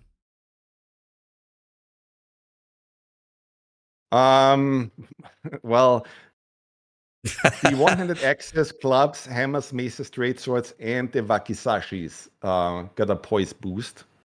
Okay. So basically what will happen now is that it will basically play exactly like in Dark Souls, right? So if you hit an enemy, an early enemy, like you will get that interrupt, because some people were constantly bringing up, like my feedback is just full that they didn't understand the dance, right? And it was probably a little bit too advanced for people. So now I want to see, okay, what happens if we do this? Yeah, so I'm well aware, like I played through Elden Ring and I played through the expansion, and I played with a weapon called Milady, and my whole build, the entire build was based upon staggering the enemy, like breaking through their poise or whatever. And when I was playing, I just played 90% Claymore, 10% Saw. The amount of times that I actually staggered a boss was like maybe 3 times in the entire game. Yeah, try hotfix 2. The poise on the greatswords has also been increased. Okay, so yeah, that poise was just literally non-existent for me in my campaign playthrough, whereas in Elden Ring it was my entire build. So that'll be interesting to try. I think that will be very interesting to see how people will react to that. Yeah, we'll have to see. I hope I didn't break anything, but we'll have to see. If you break something, at least break it in the player's favor, and then they won't hate you. It's very much in the player's favor, but yeah, I'm a little bit worried that I might have made the game a little bit too easy in terms of the combat, but right now the consensus has been that, well, it's really hard, right? So with that, let's see what the feedback is. All right, man. Well, I really appreciate the time. Not many devs would take time out of their workday to just come talk to some random person. I appreciate you hearing my thoughts, and I really wish the best for you and your team. I'm not many devs. We are fucking independent now, right? So we can do what we want. So that's cool. Do whatever we want. Can order pizza and wear jeans every day. Yeah, or wear shorts. All right, Rex, was a pleasure. And let's feel free to do that again, right? Like if you have further feedback or anything, I will get on the things that we discussed here, these 14 points, and then, well, let's see, right? Our goal is really to fucking make the perfect vision of this, right? And then, like I can't wait to see. I'm just super excited. I can't wait to see where we are in a month from now or so, right? Like I think I like the competition, right, that is going on right now. I want to just create the coolest ARPG out there. So let's see what happens. I'm looking forward to it, man. Thank you so much. And I'm sure we're going to connect again very soon. Absolutely. Thank you. Have a good one. Bye. Talk to you soon. Bye-bye.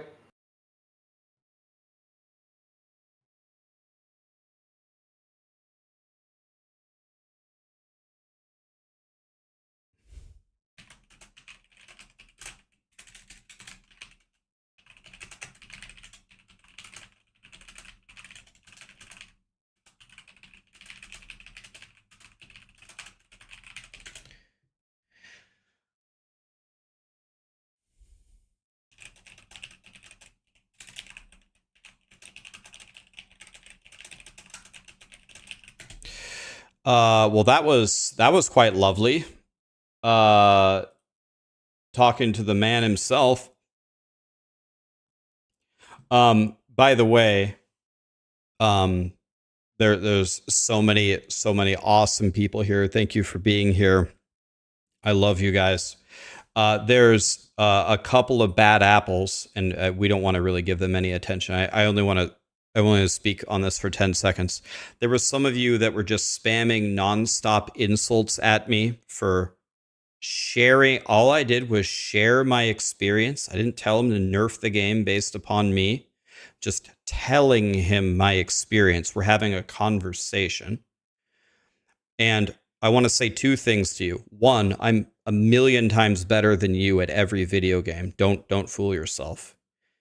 And the second thing is you're stupid as shit and fuck you. I'm talking to the dev, sharing an experience and having a conversation. I fucking own you at every video game. Remember that. You're trash. I own you. It's not even close.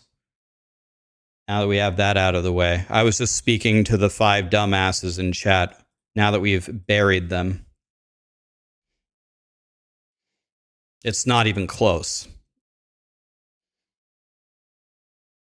1v1 me on Lego Island? I don't even know what that is.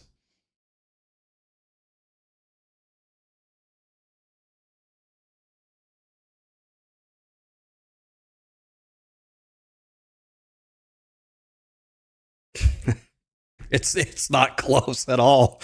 1v1 me in fishing? Is there a fishing video game?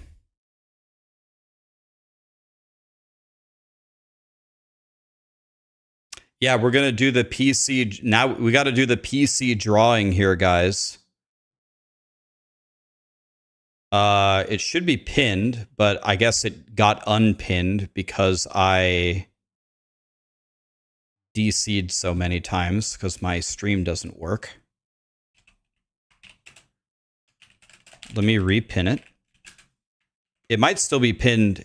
No, it probably got unpinned on YouTube as well. Everything got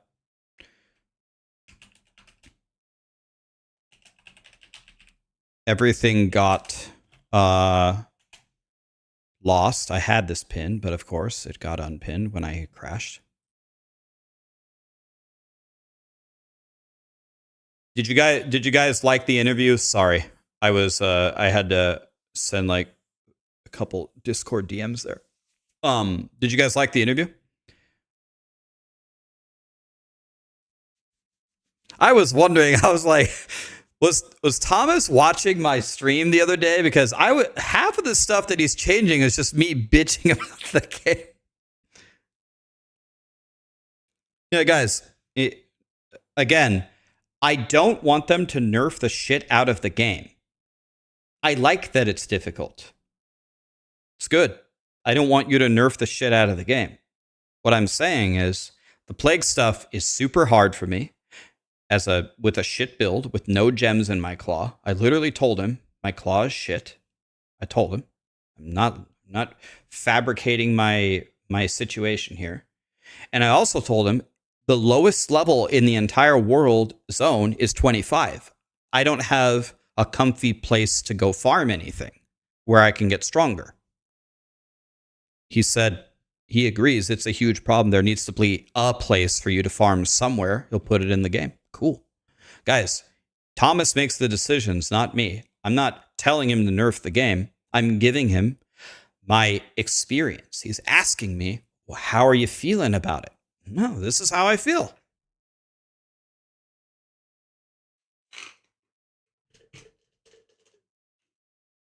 Thank you, Hog. Hog, when are we playing games again?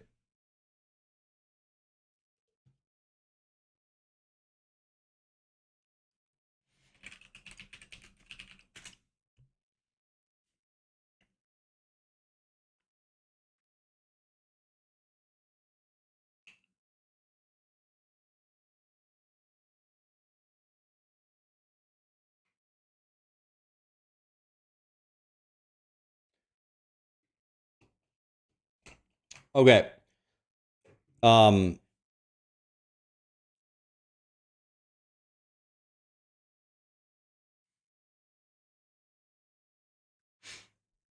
Yeah, I think the game is going to get real good here. So let me explain this real quick, guys.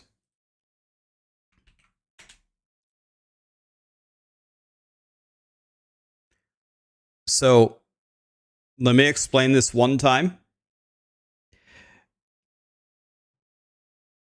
Here it is. Let me explain this.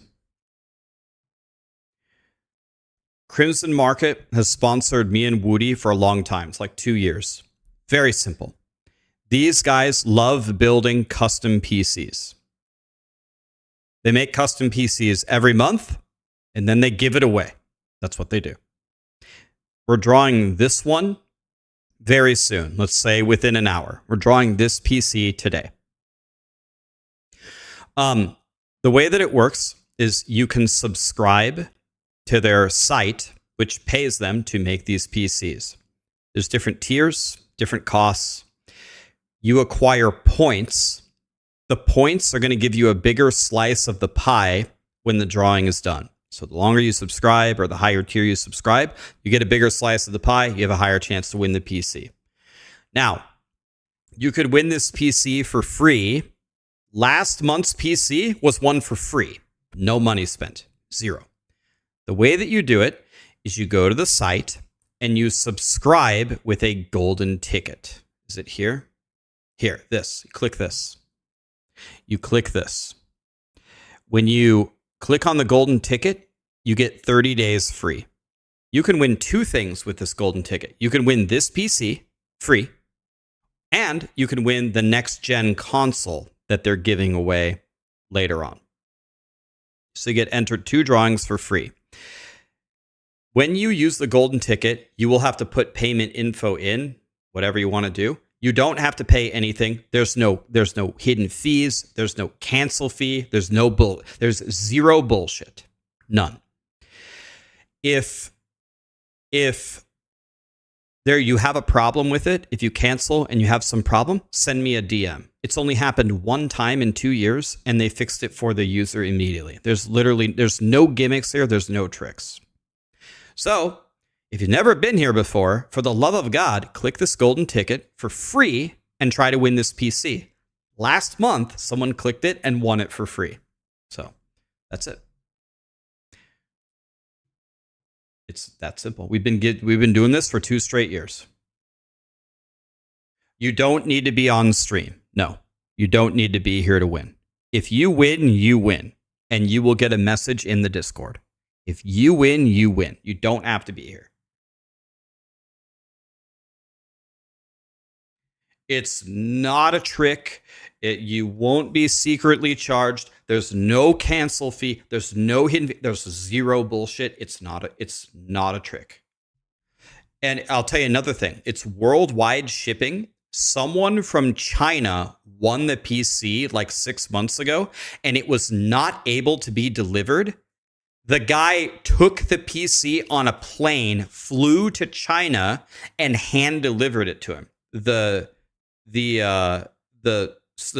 screenshots of the trip with the PC and handing it to him in China are on the Crimson Market Discord. It's literally worldwide shipping.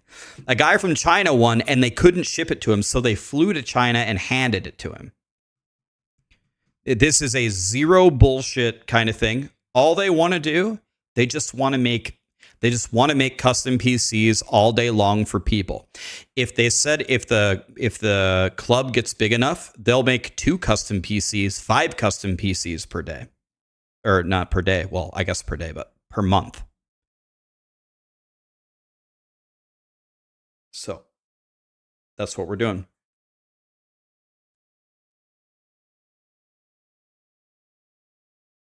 I work in data security and I'm an engineer. Do not do it. Okay, leave my name out from YouTube. Says, whatever you do, don't do it. It's a trick. So he's works in data security and he's an engineer, guys.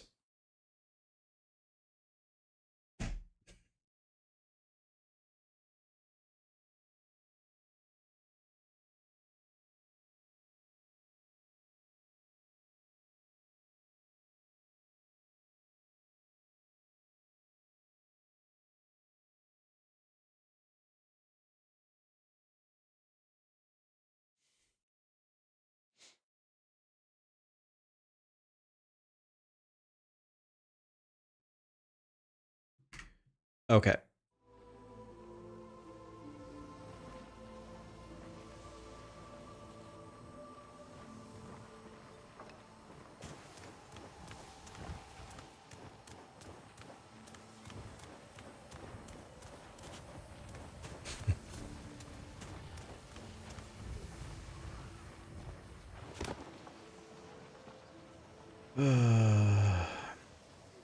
Couple more people we need to ban, guys. Jesus. No. Let's ban some more. We're just getting started here.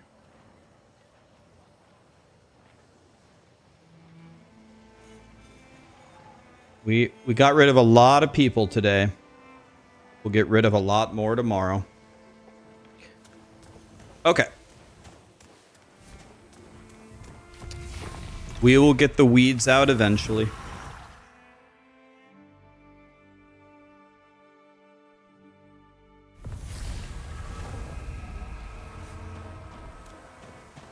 We'll get the weeds out eventually.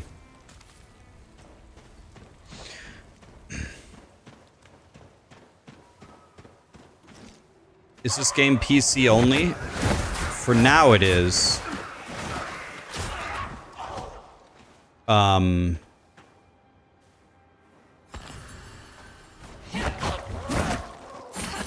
No, don't fall with him. Oh, I'm alive, Lit. That's the first fall I've ever survived.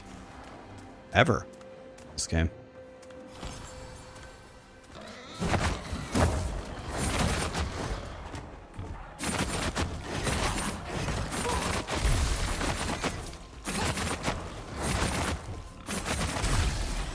Got him, boys.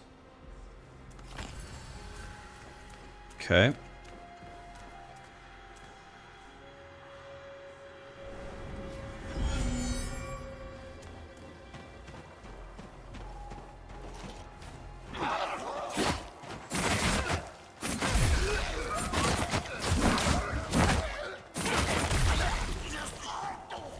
See, in this 21 zone, I can farm. I can farm here. Holy.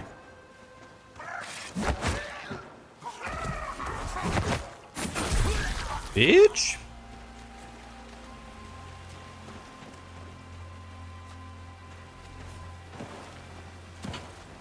Yeah.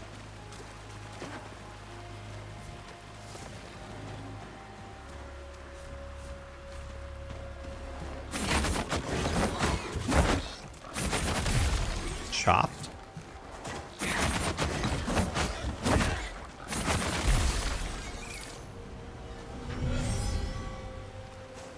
Get my buff back up.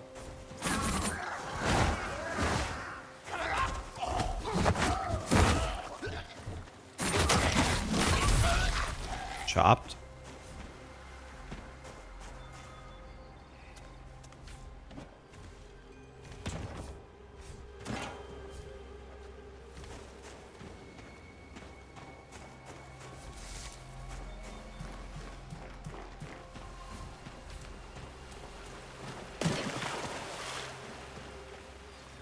Rax, will I 1v1 the trolls in a real fight? Well, I am, I'm not Bruce Lee or anything, but this might surprise you guys, but I'm actually...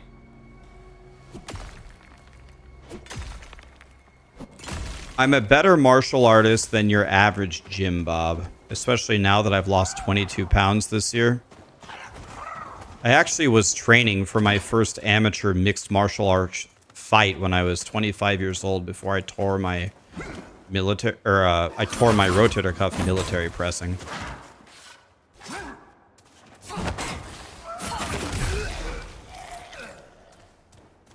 Did judo when I was a kid.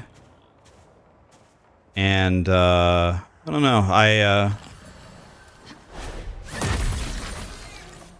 I would not be opposed to getting in a fight.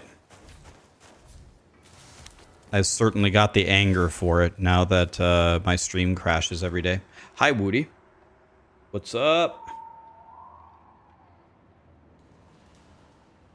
We're doing the... Is he here for the giveaway stuff?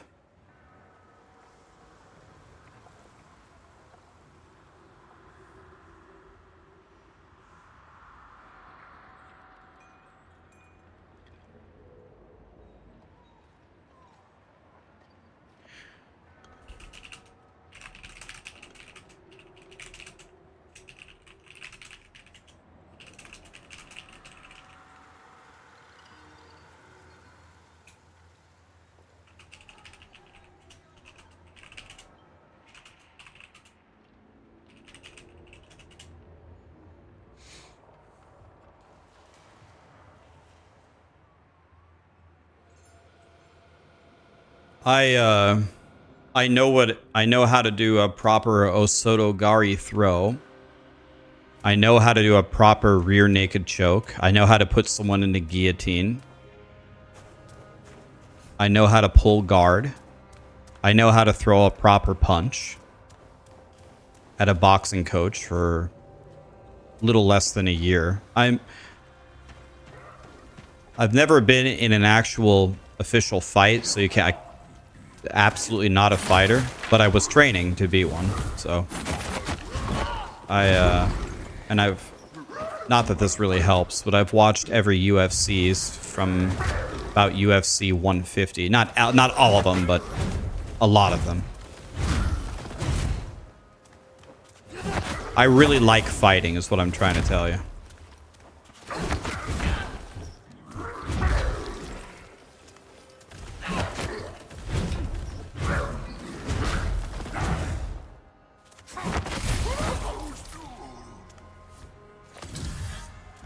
Can you full Nelson, though? Mm-hmm.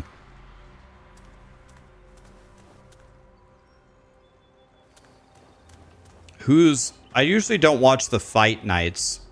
Is anybody good fighting tonight? Who won the drawing? We're going to do the drawing here very soon. Next, thank you so much for the 1,000 bits. Ian gifted $10 super chat. He said, Thomas, I just wanted to say thank you for this beautiful game. It brought back the wonder and magic of first playing. My guy.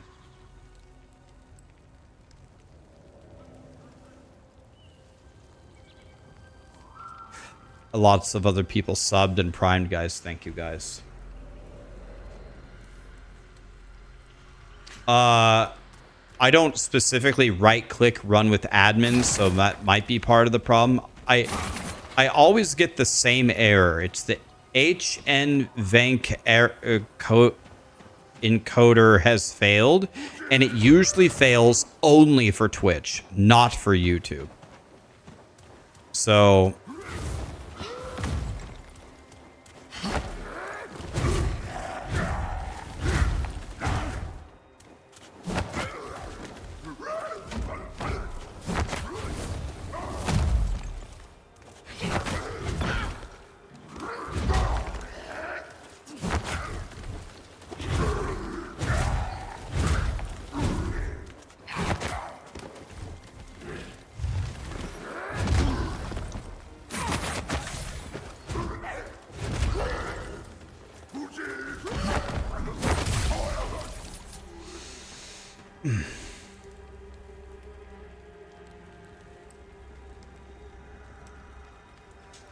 oh. Okay. Is John Jones gonna fight is he gonna fight Pereira? But didn't Pereira lose?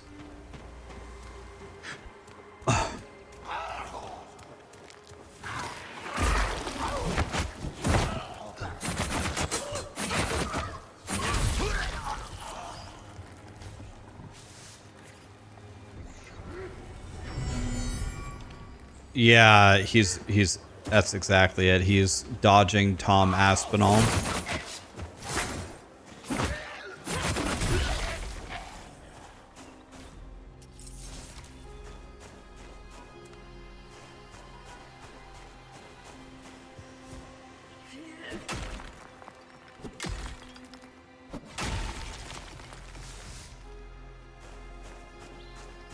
No, I mean we saw yeah. A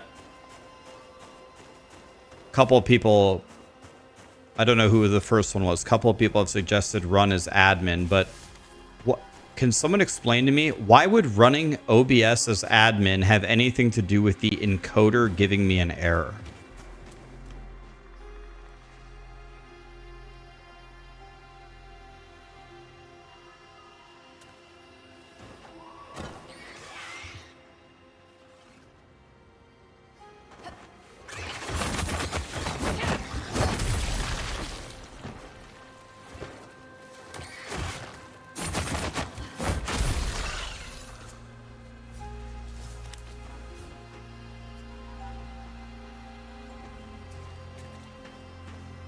Is there a way to set up a program to always run as admin?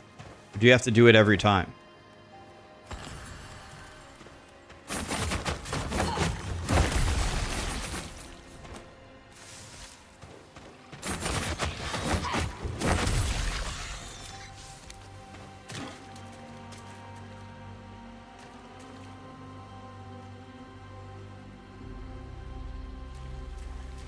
You can check a box in the properties. Okay. Oh shit, it's a bear. Oh, Jesus. So I need to get a hit on him. I need to get another hit on him.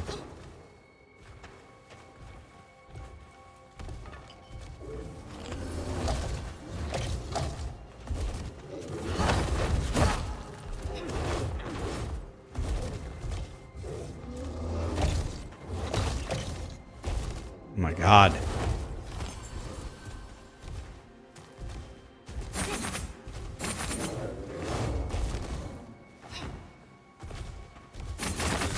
There we go. Now we can probably kill him.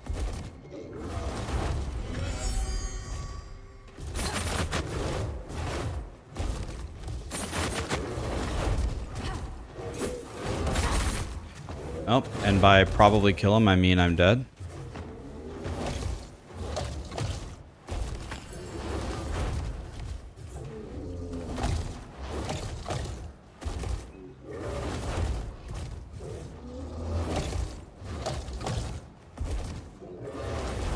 Do the bears become enraged or what?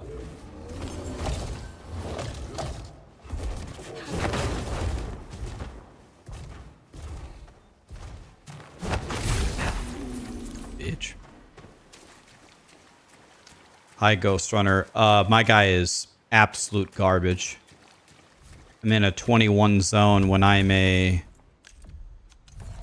26. And it's not even easy.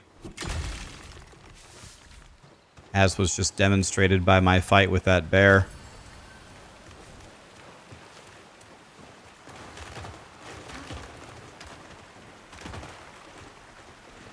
How are you doing, man? Should I go do... Wait. The Crucible is based off of my level, right? Not the world's level?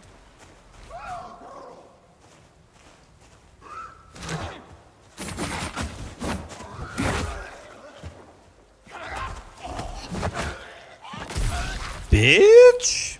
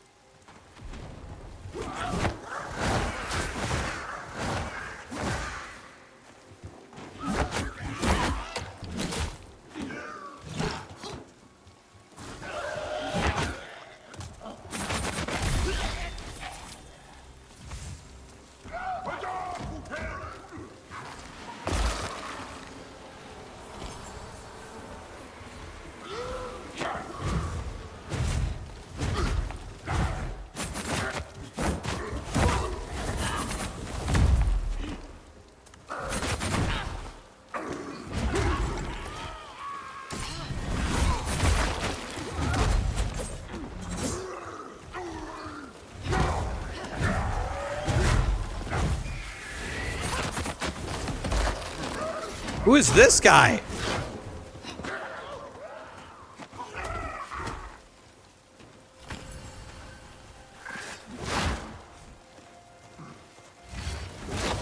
Oh, I tried to kick the ladder.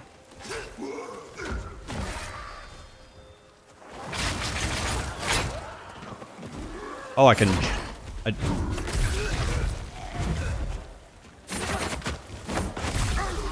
Bitch.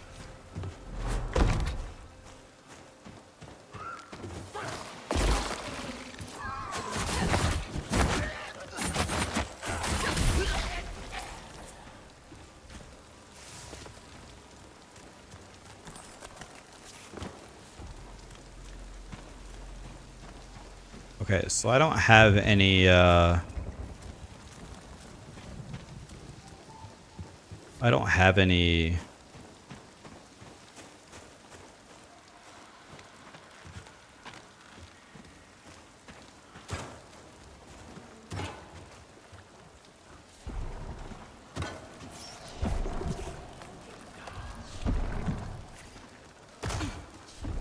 heal bobs.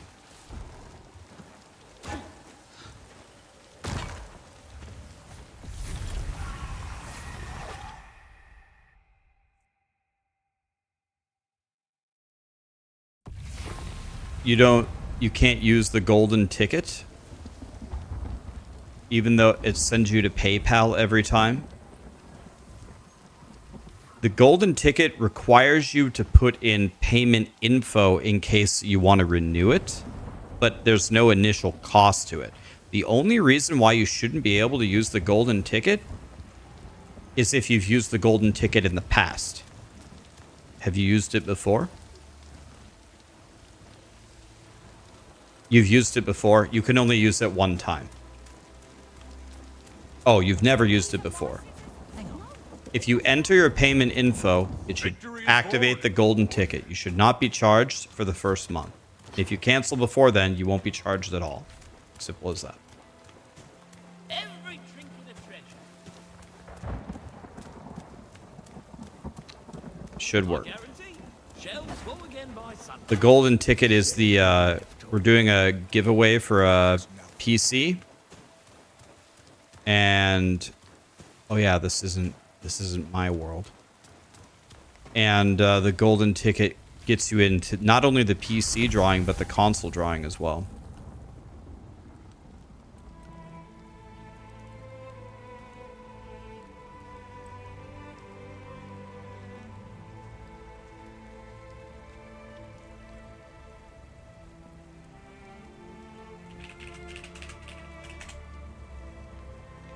Did Woody raid me or something? He was here earlier. He didn't raid me, did he? I didn't get any notification. He didn't raid me, right?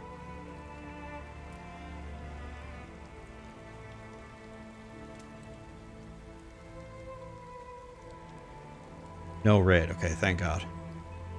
He just emoted. Okay. Thank God. Didn't want to seem ungrateful or anything. Oh, I can't use my controller. There we go. So I'm out of food. Oh, I can make tomato bisque or this. That's nice.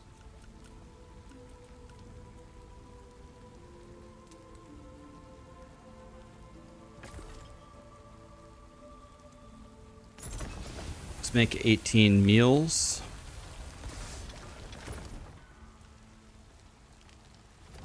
And let's make 12 meals.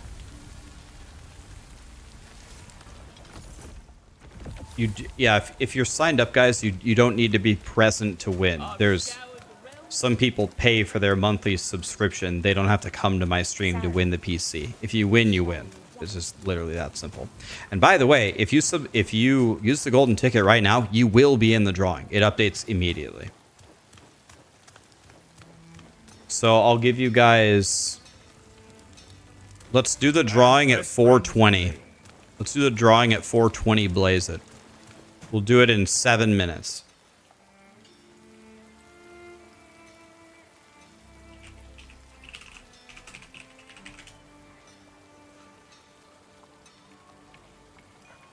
So all the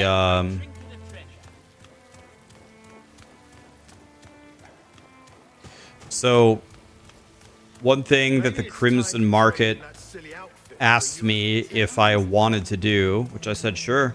They wanted to interview me. You look like the adventurer. Just asked me questions about me. I said sure. So when we do this PC giveaway, if you guys care, they want to ask me 20 questions about myself and streaming. I'm going to tell them, the first thing I'm going to tell them is, never assume you will ever have a PC that works. That's the first thing. Oh, look at all these barrels. This is satisfying. How do you enter? The link at the top. The link at the top will explain everything to you. And use the... If you've never been to the Crimson Market before, use the golden ticket so it's free.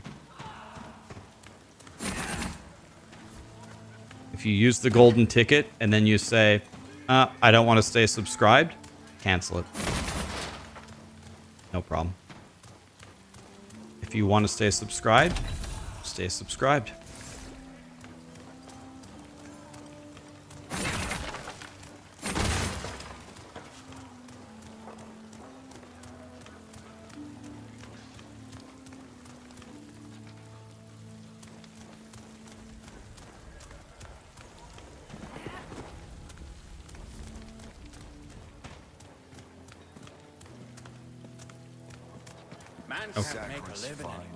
Well, I guess I better eat some food here.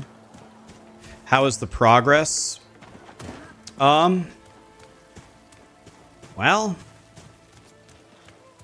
I'm not really sure that I'm making any. Wouldn't you like to see sacrament reborn? I'm trying to make some progress, but I'm not sure that I actually am making any. I'm trying to get stronger here.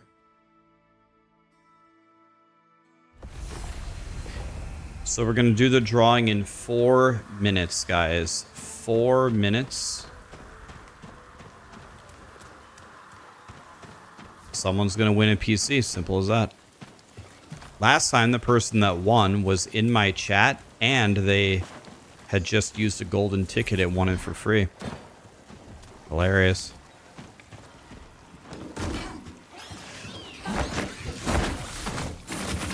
Oh, I forgot to heal. Shit.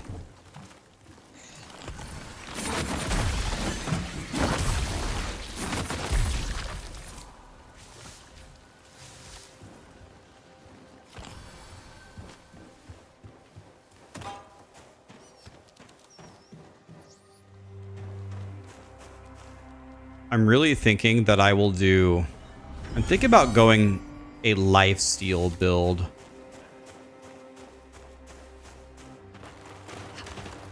What I would really like is sustain.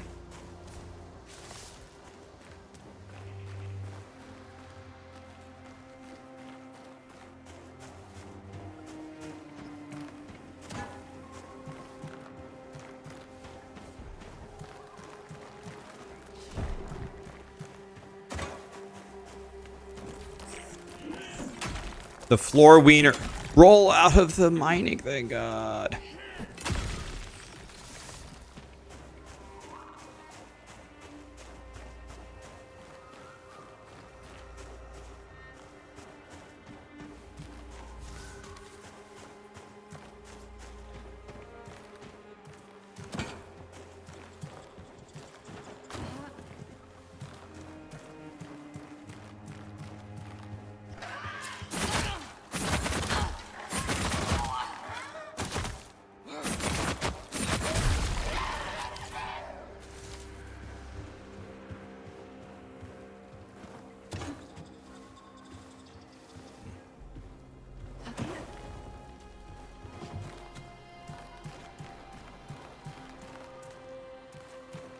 Life on kill is very good on gear. I need that so badly. Can I craft life on kill, or is it an enchantment? Is it something that I can add with a gem?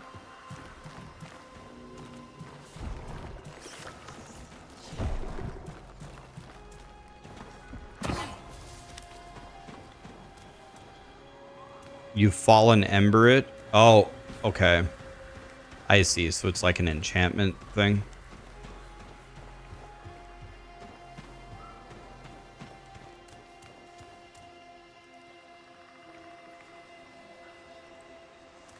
Yeah, exactly what Vince said.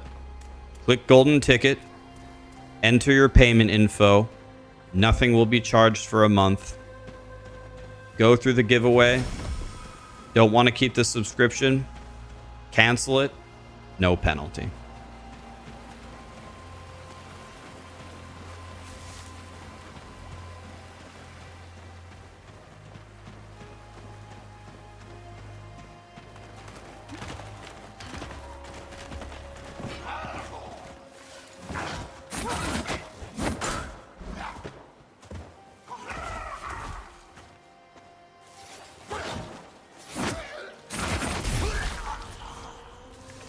Shit on.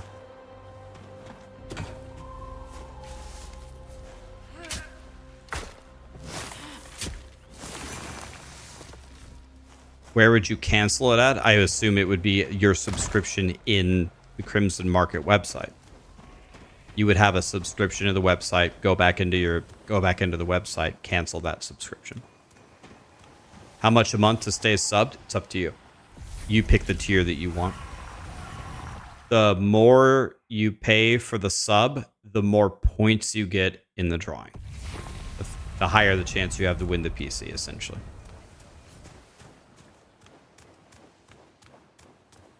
Saren, will you share your death with me? Snips and yarn, threads and cloth. Crimson Loot Carnival is right here. Crimson Loot Carnival is the Crimson Market, right there. It's the Hibernator PC right now.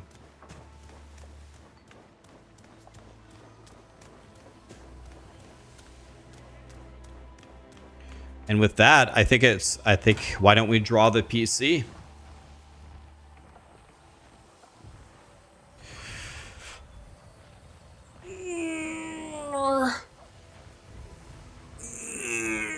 Oh, man. God, that was a good stretch. All right, let's win somebody a PC. This is going to be fun.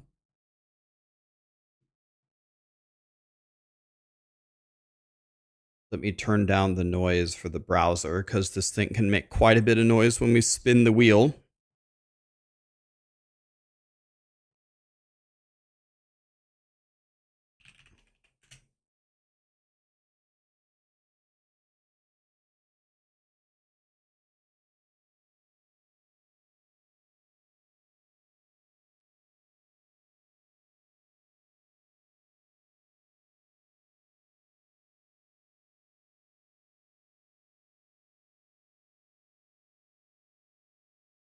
Okay.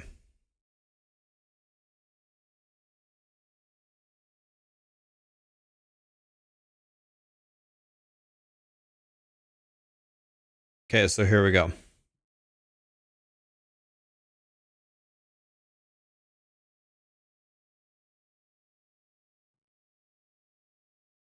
Here is everybody who's entered. You can see some people have a bigger slice of the pie because they just have more points. So their odds of winning are much higher because they've been there for a long time.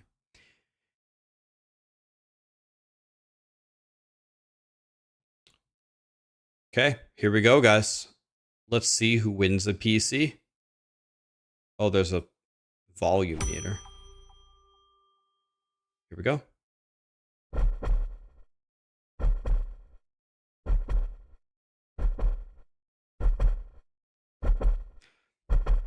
Yeah, if I win the PC, I can do the dual PC setup.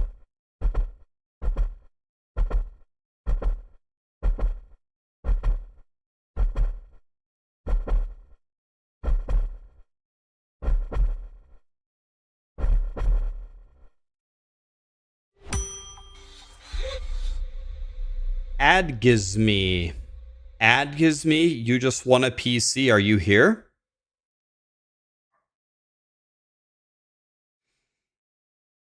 Adgizme, you just won the Hibernator PC.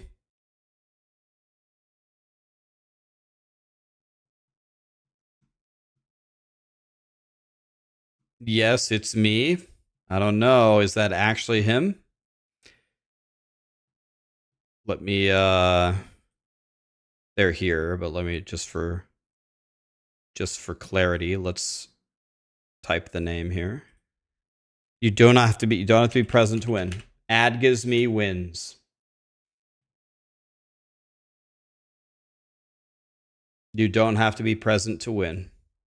So, if you're subbed and you're not here next month and you win the PC, you'll be notified. Okay, I've got your name over with Crimson Market. They already saw that they're here. They already saw the drawing anyway, but you will be getting the custom-built Hibernator PC. There it is. Congratulations. I'm his cousin. All right. Now Crimson Market wants to do an interview with me and ask me a bunch of deep questions about life. If you guys are interested in that, let's do that. So there's a link here to join their stream. Let's see what happens if I click this.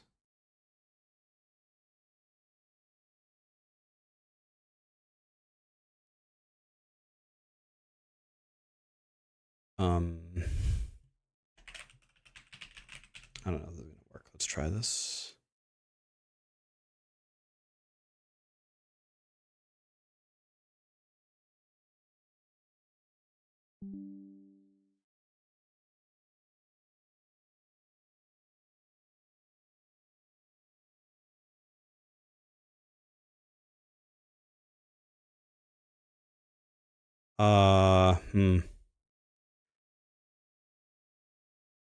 I don't think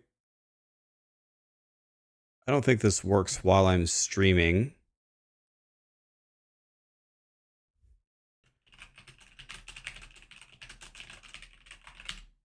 Because it won't connect the camera properly.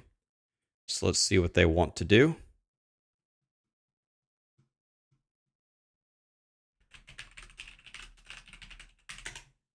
Let's see how they want to do this. One moment, please.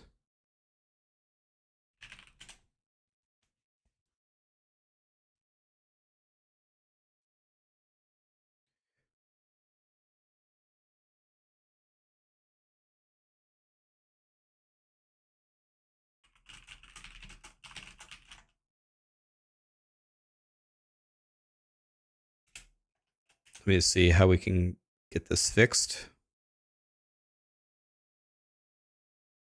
Will this interview be going up on YouTube? If you guys would like it to be, we could.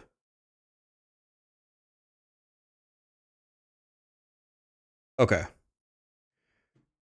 Okay, what I'm going to do here, I'm going to raid the Crimson Market and we're going to have the interview over there. That should solve the problem.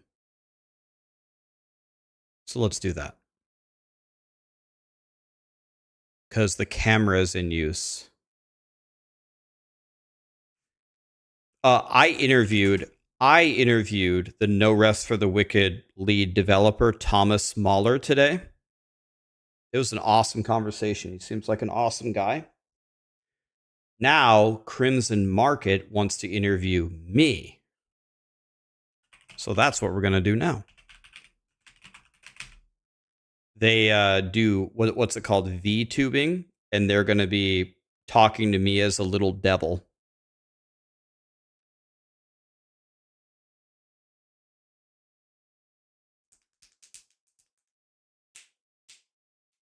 He also owns the studio. Okay, so he's the owner and the lead dev. Beautiful. Okay, let's go over there for the interview. If I don't see you guys more today, I'll see you tomorrow. The moment that I get done with all of this, I'm going to spend the entire night doing everything that I can trying to fix the stream so it stops DCing.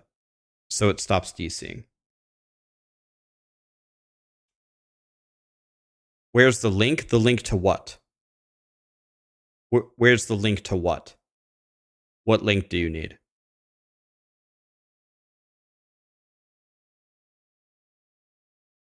Before we raid over, what link do you need? What link? We're raiding Crimson Market. Yeah, we'll move over right now. Oh, but YouTube needs it. Yeah, here, YouTube, I got you.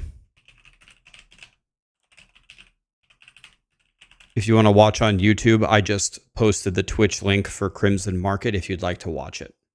I don't think they're dual streaming. Thank you so much for being here, guys. I'll connect to their stream and they're going to interview me about life. Sounds good. Congratulations to Ads. What was his name? Adgisme. Congratulations. Okay, see you guys over there.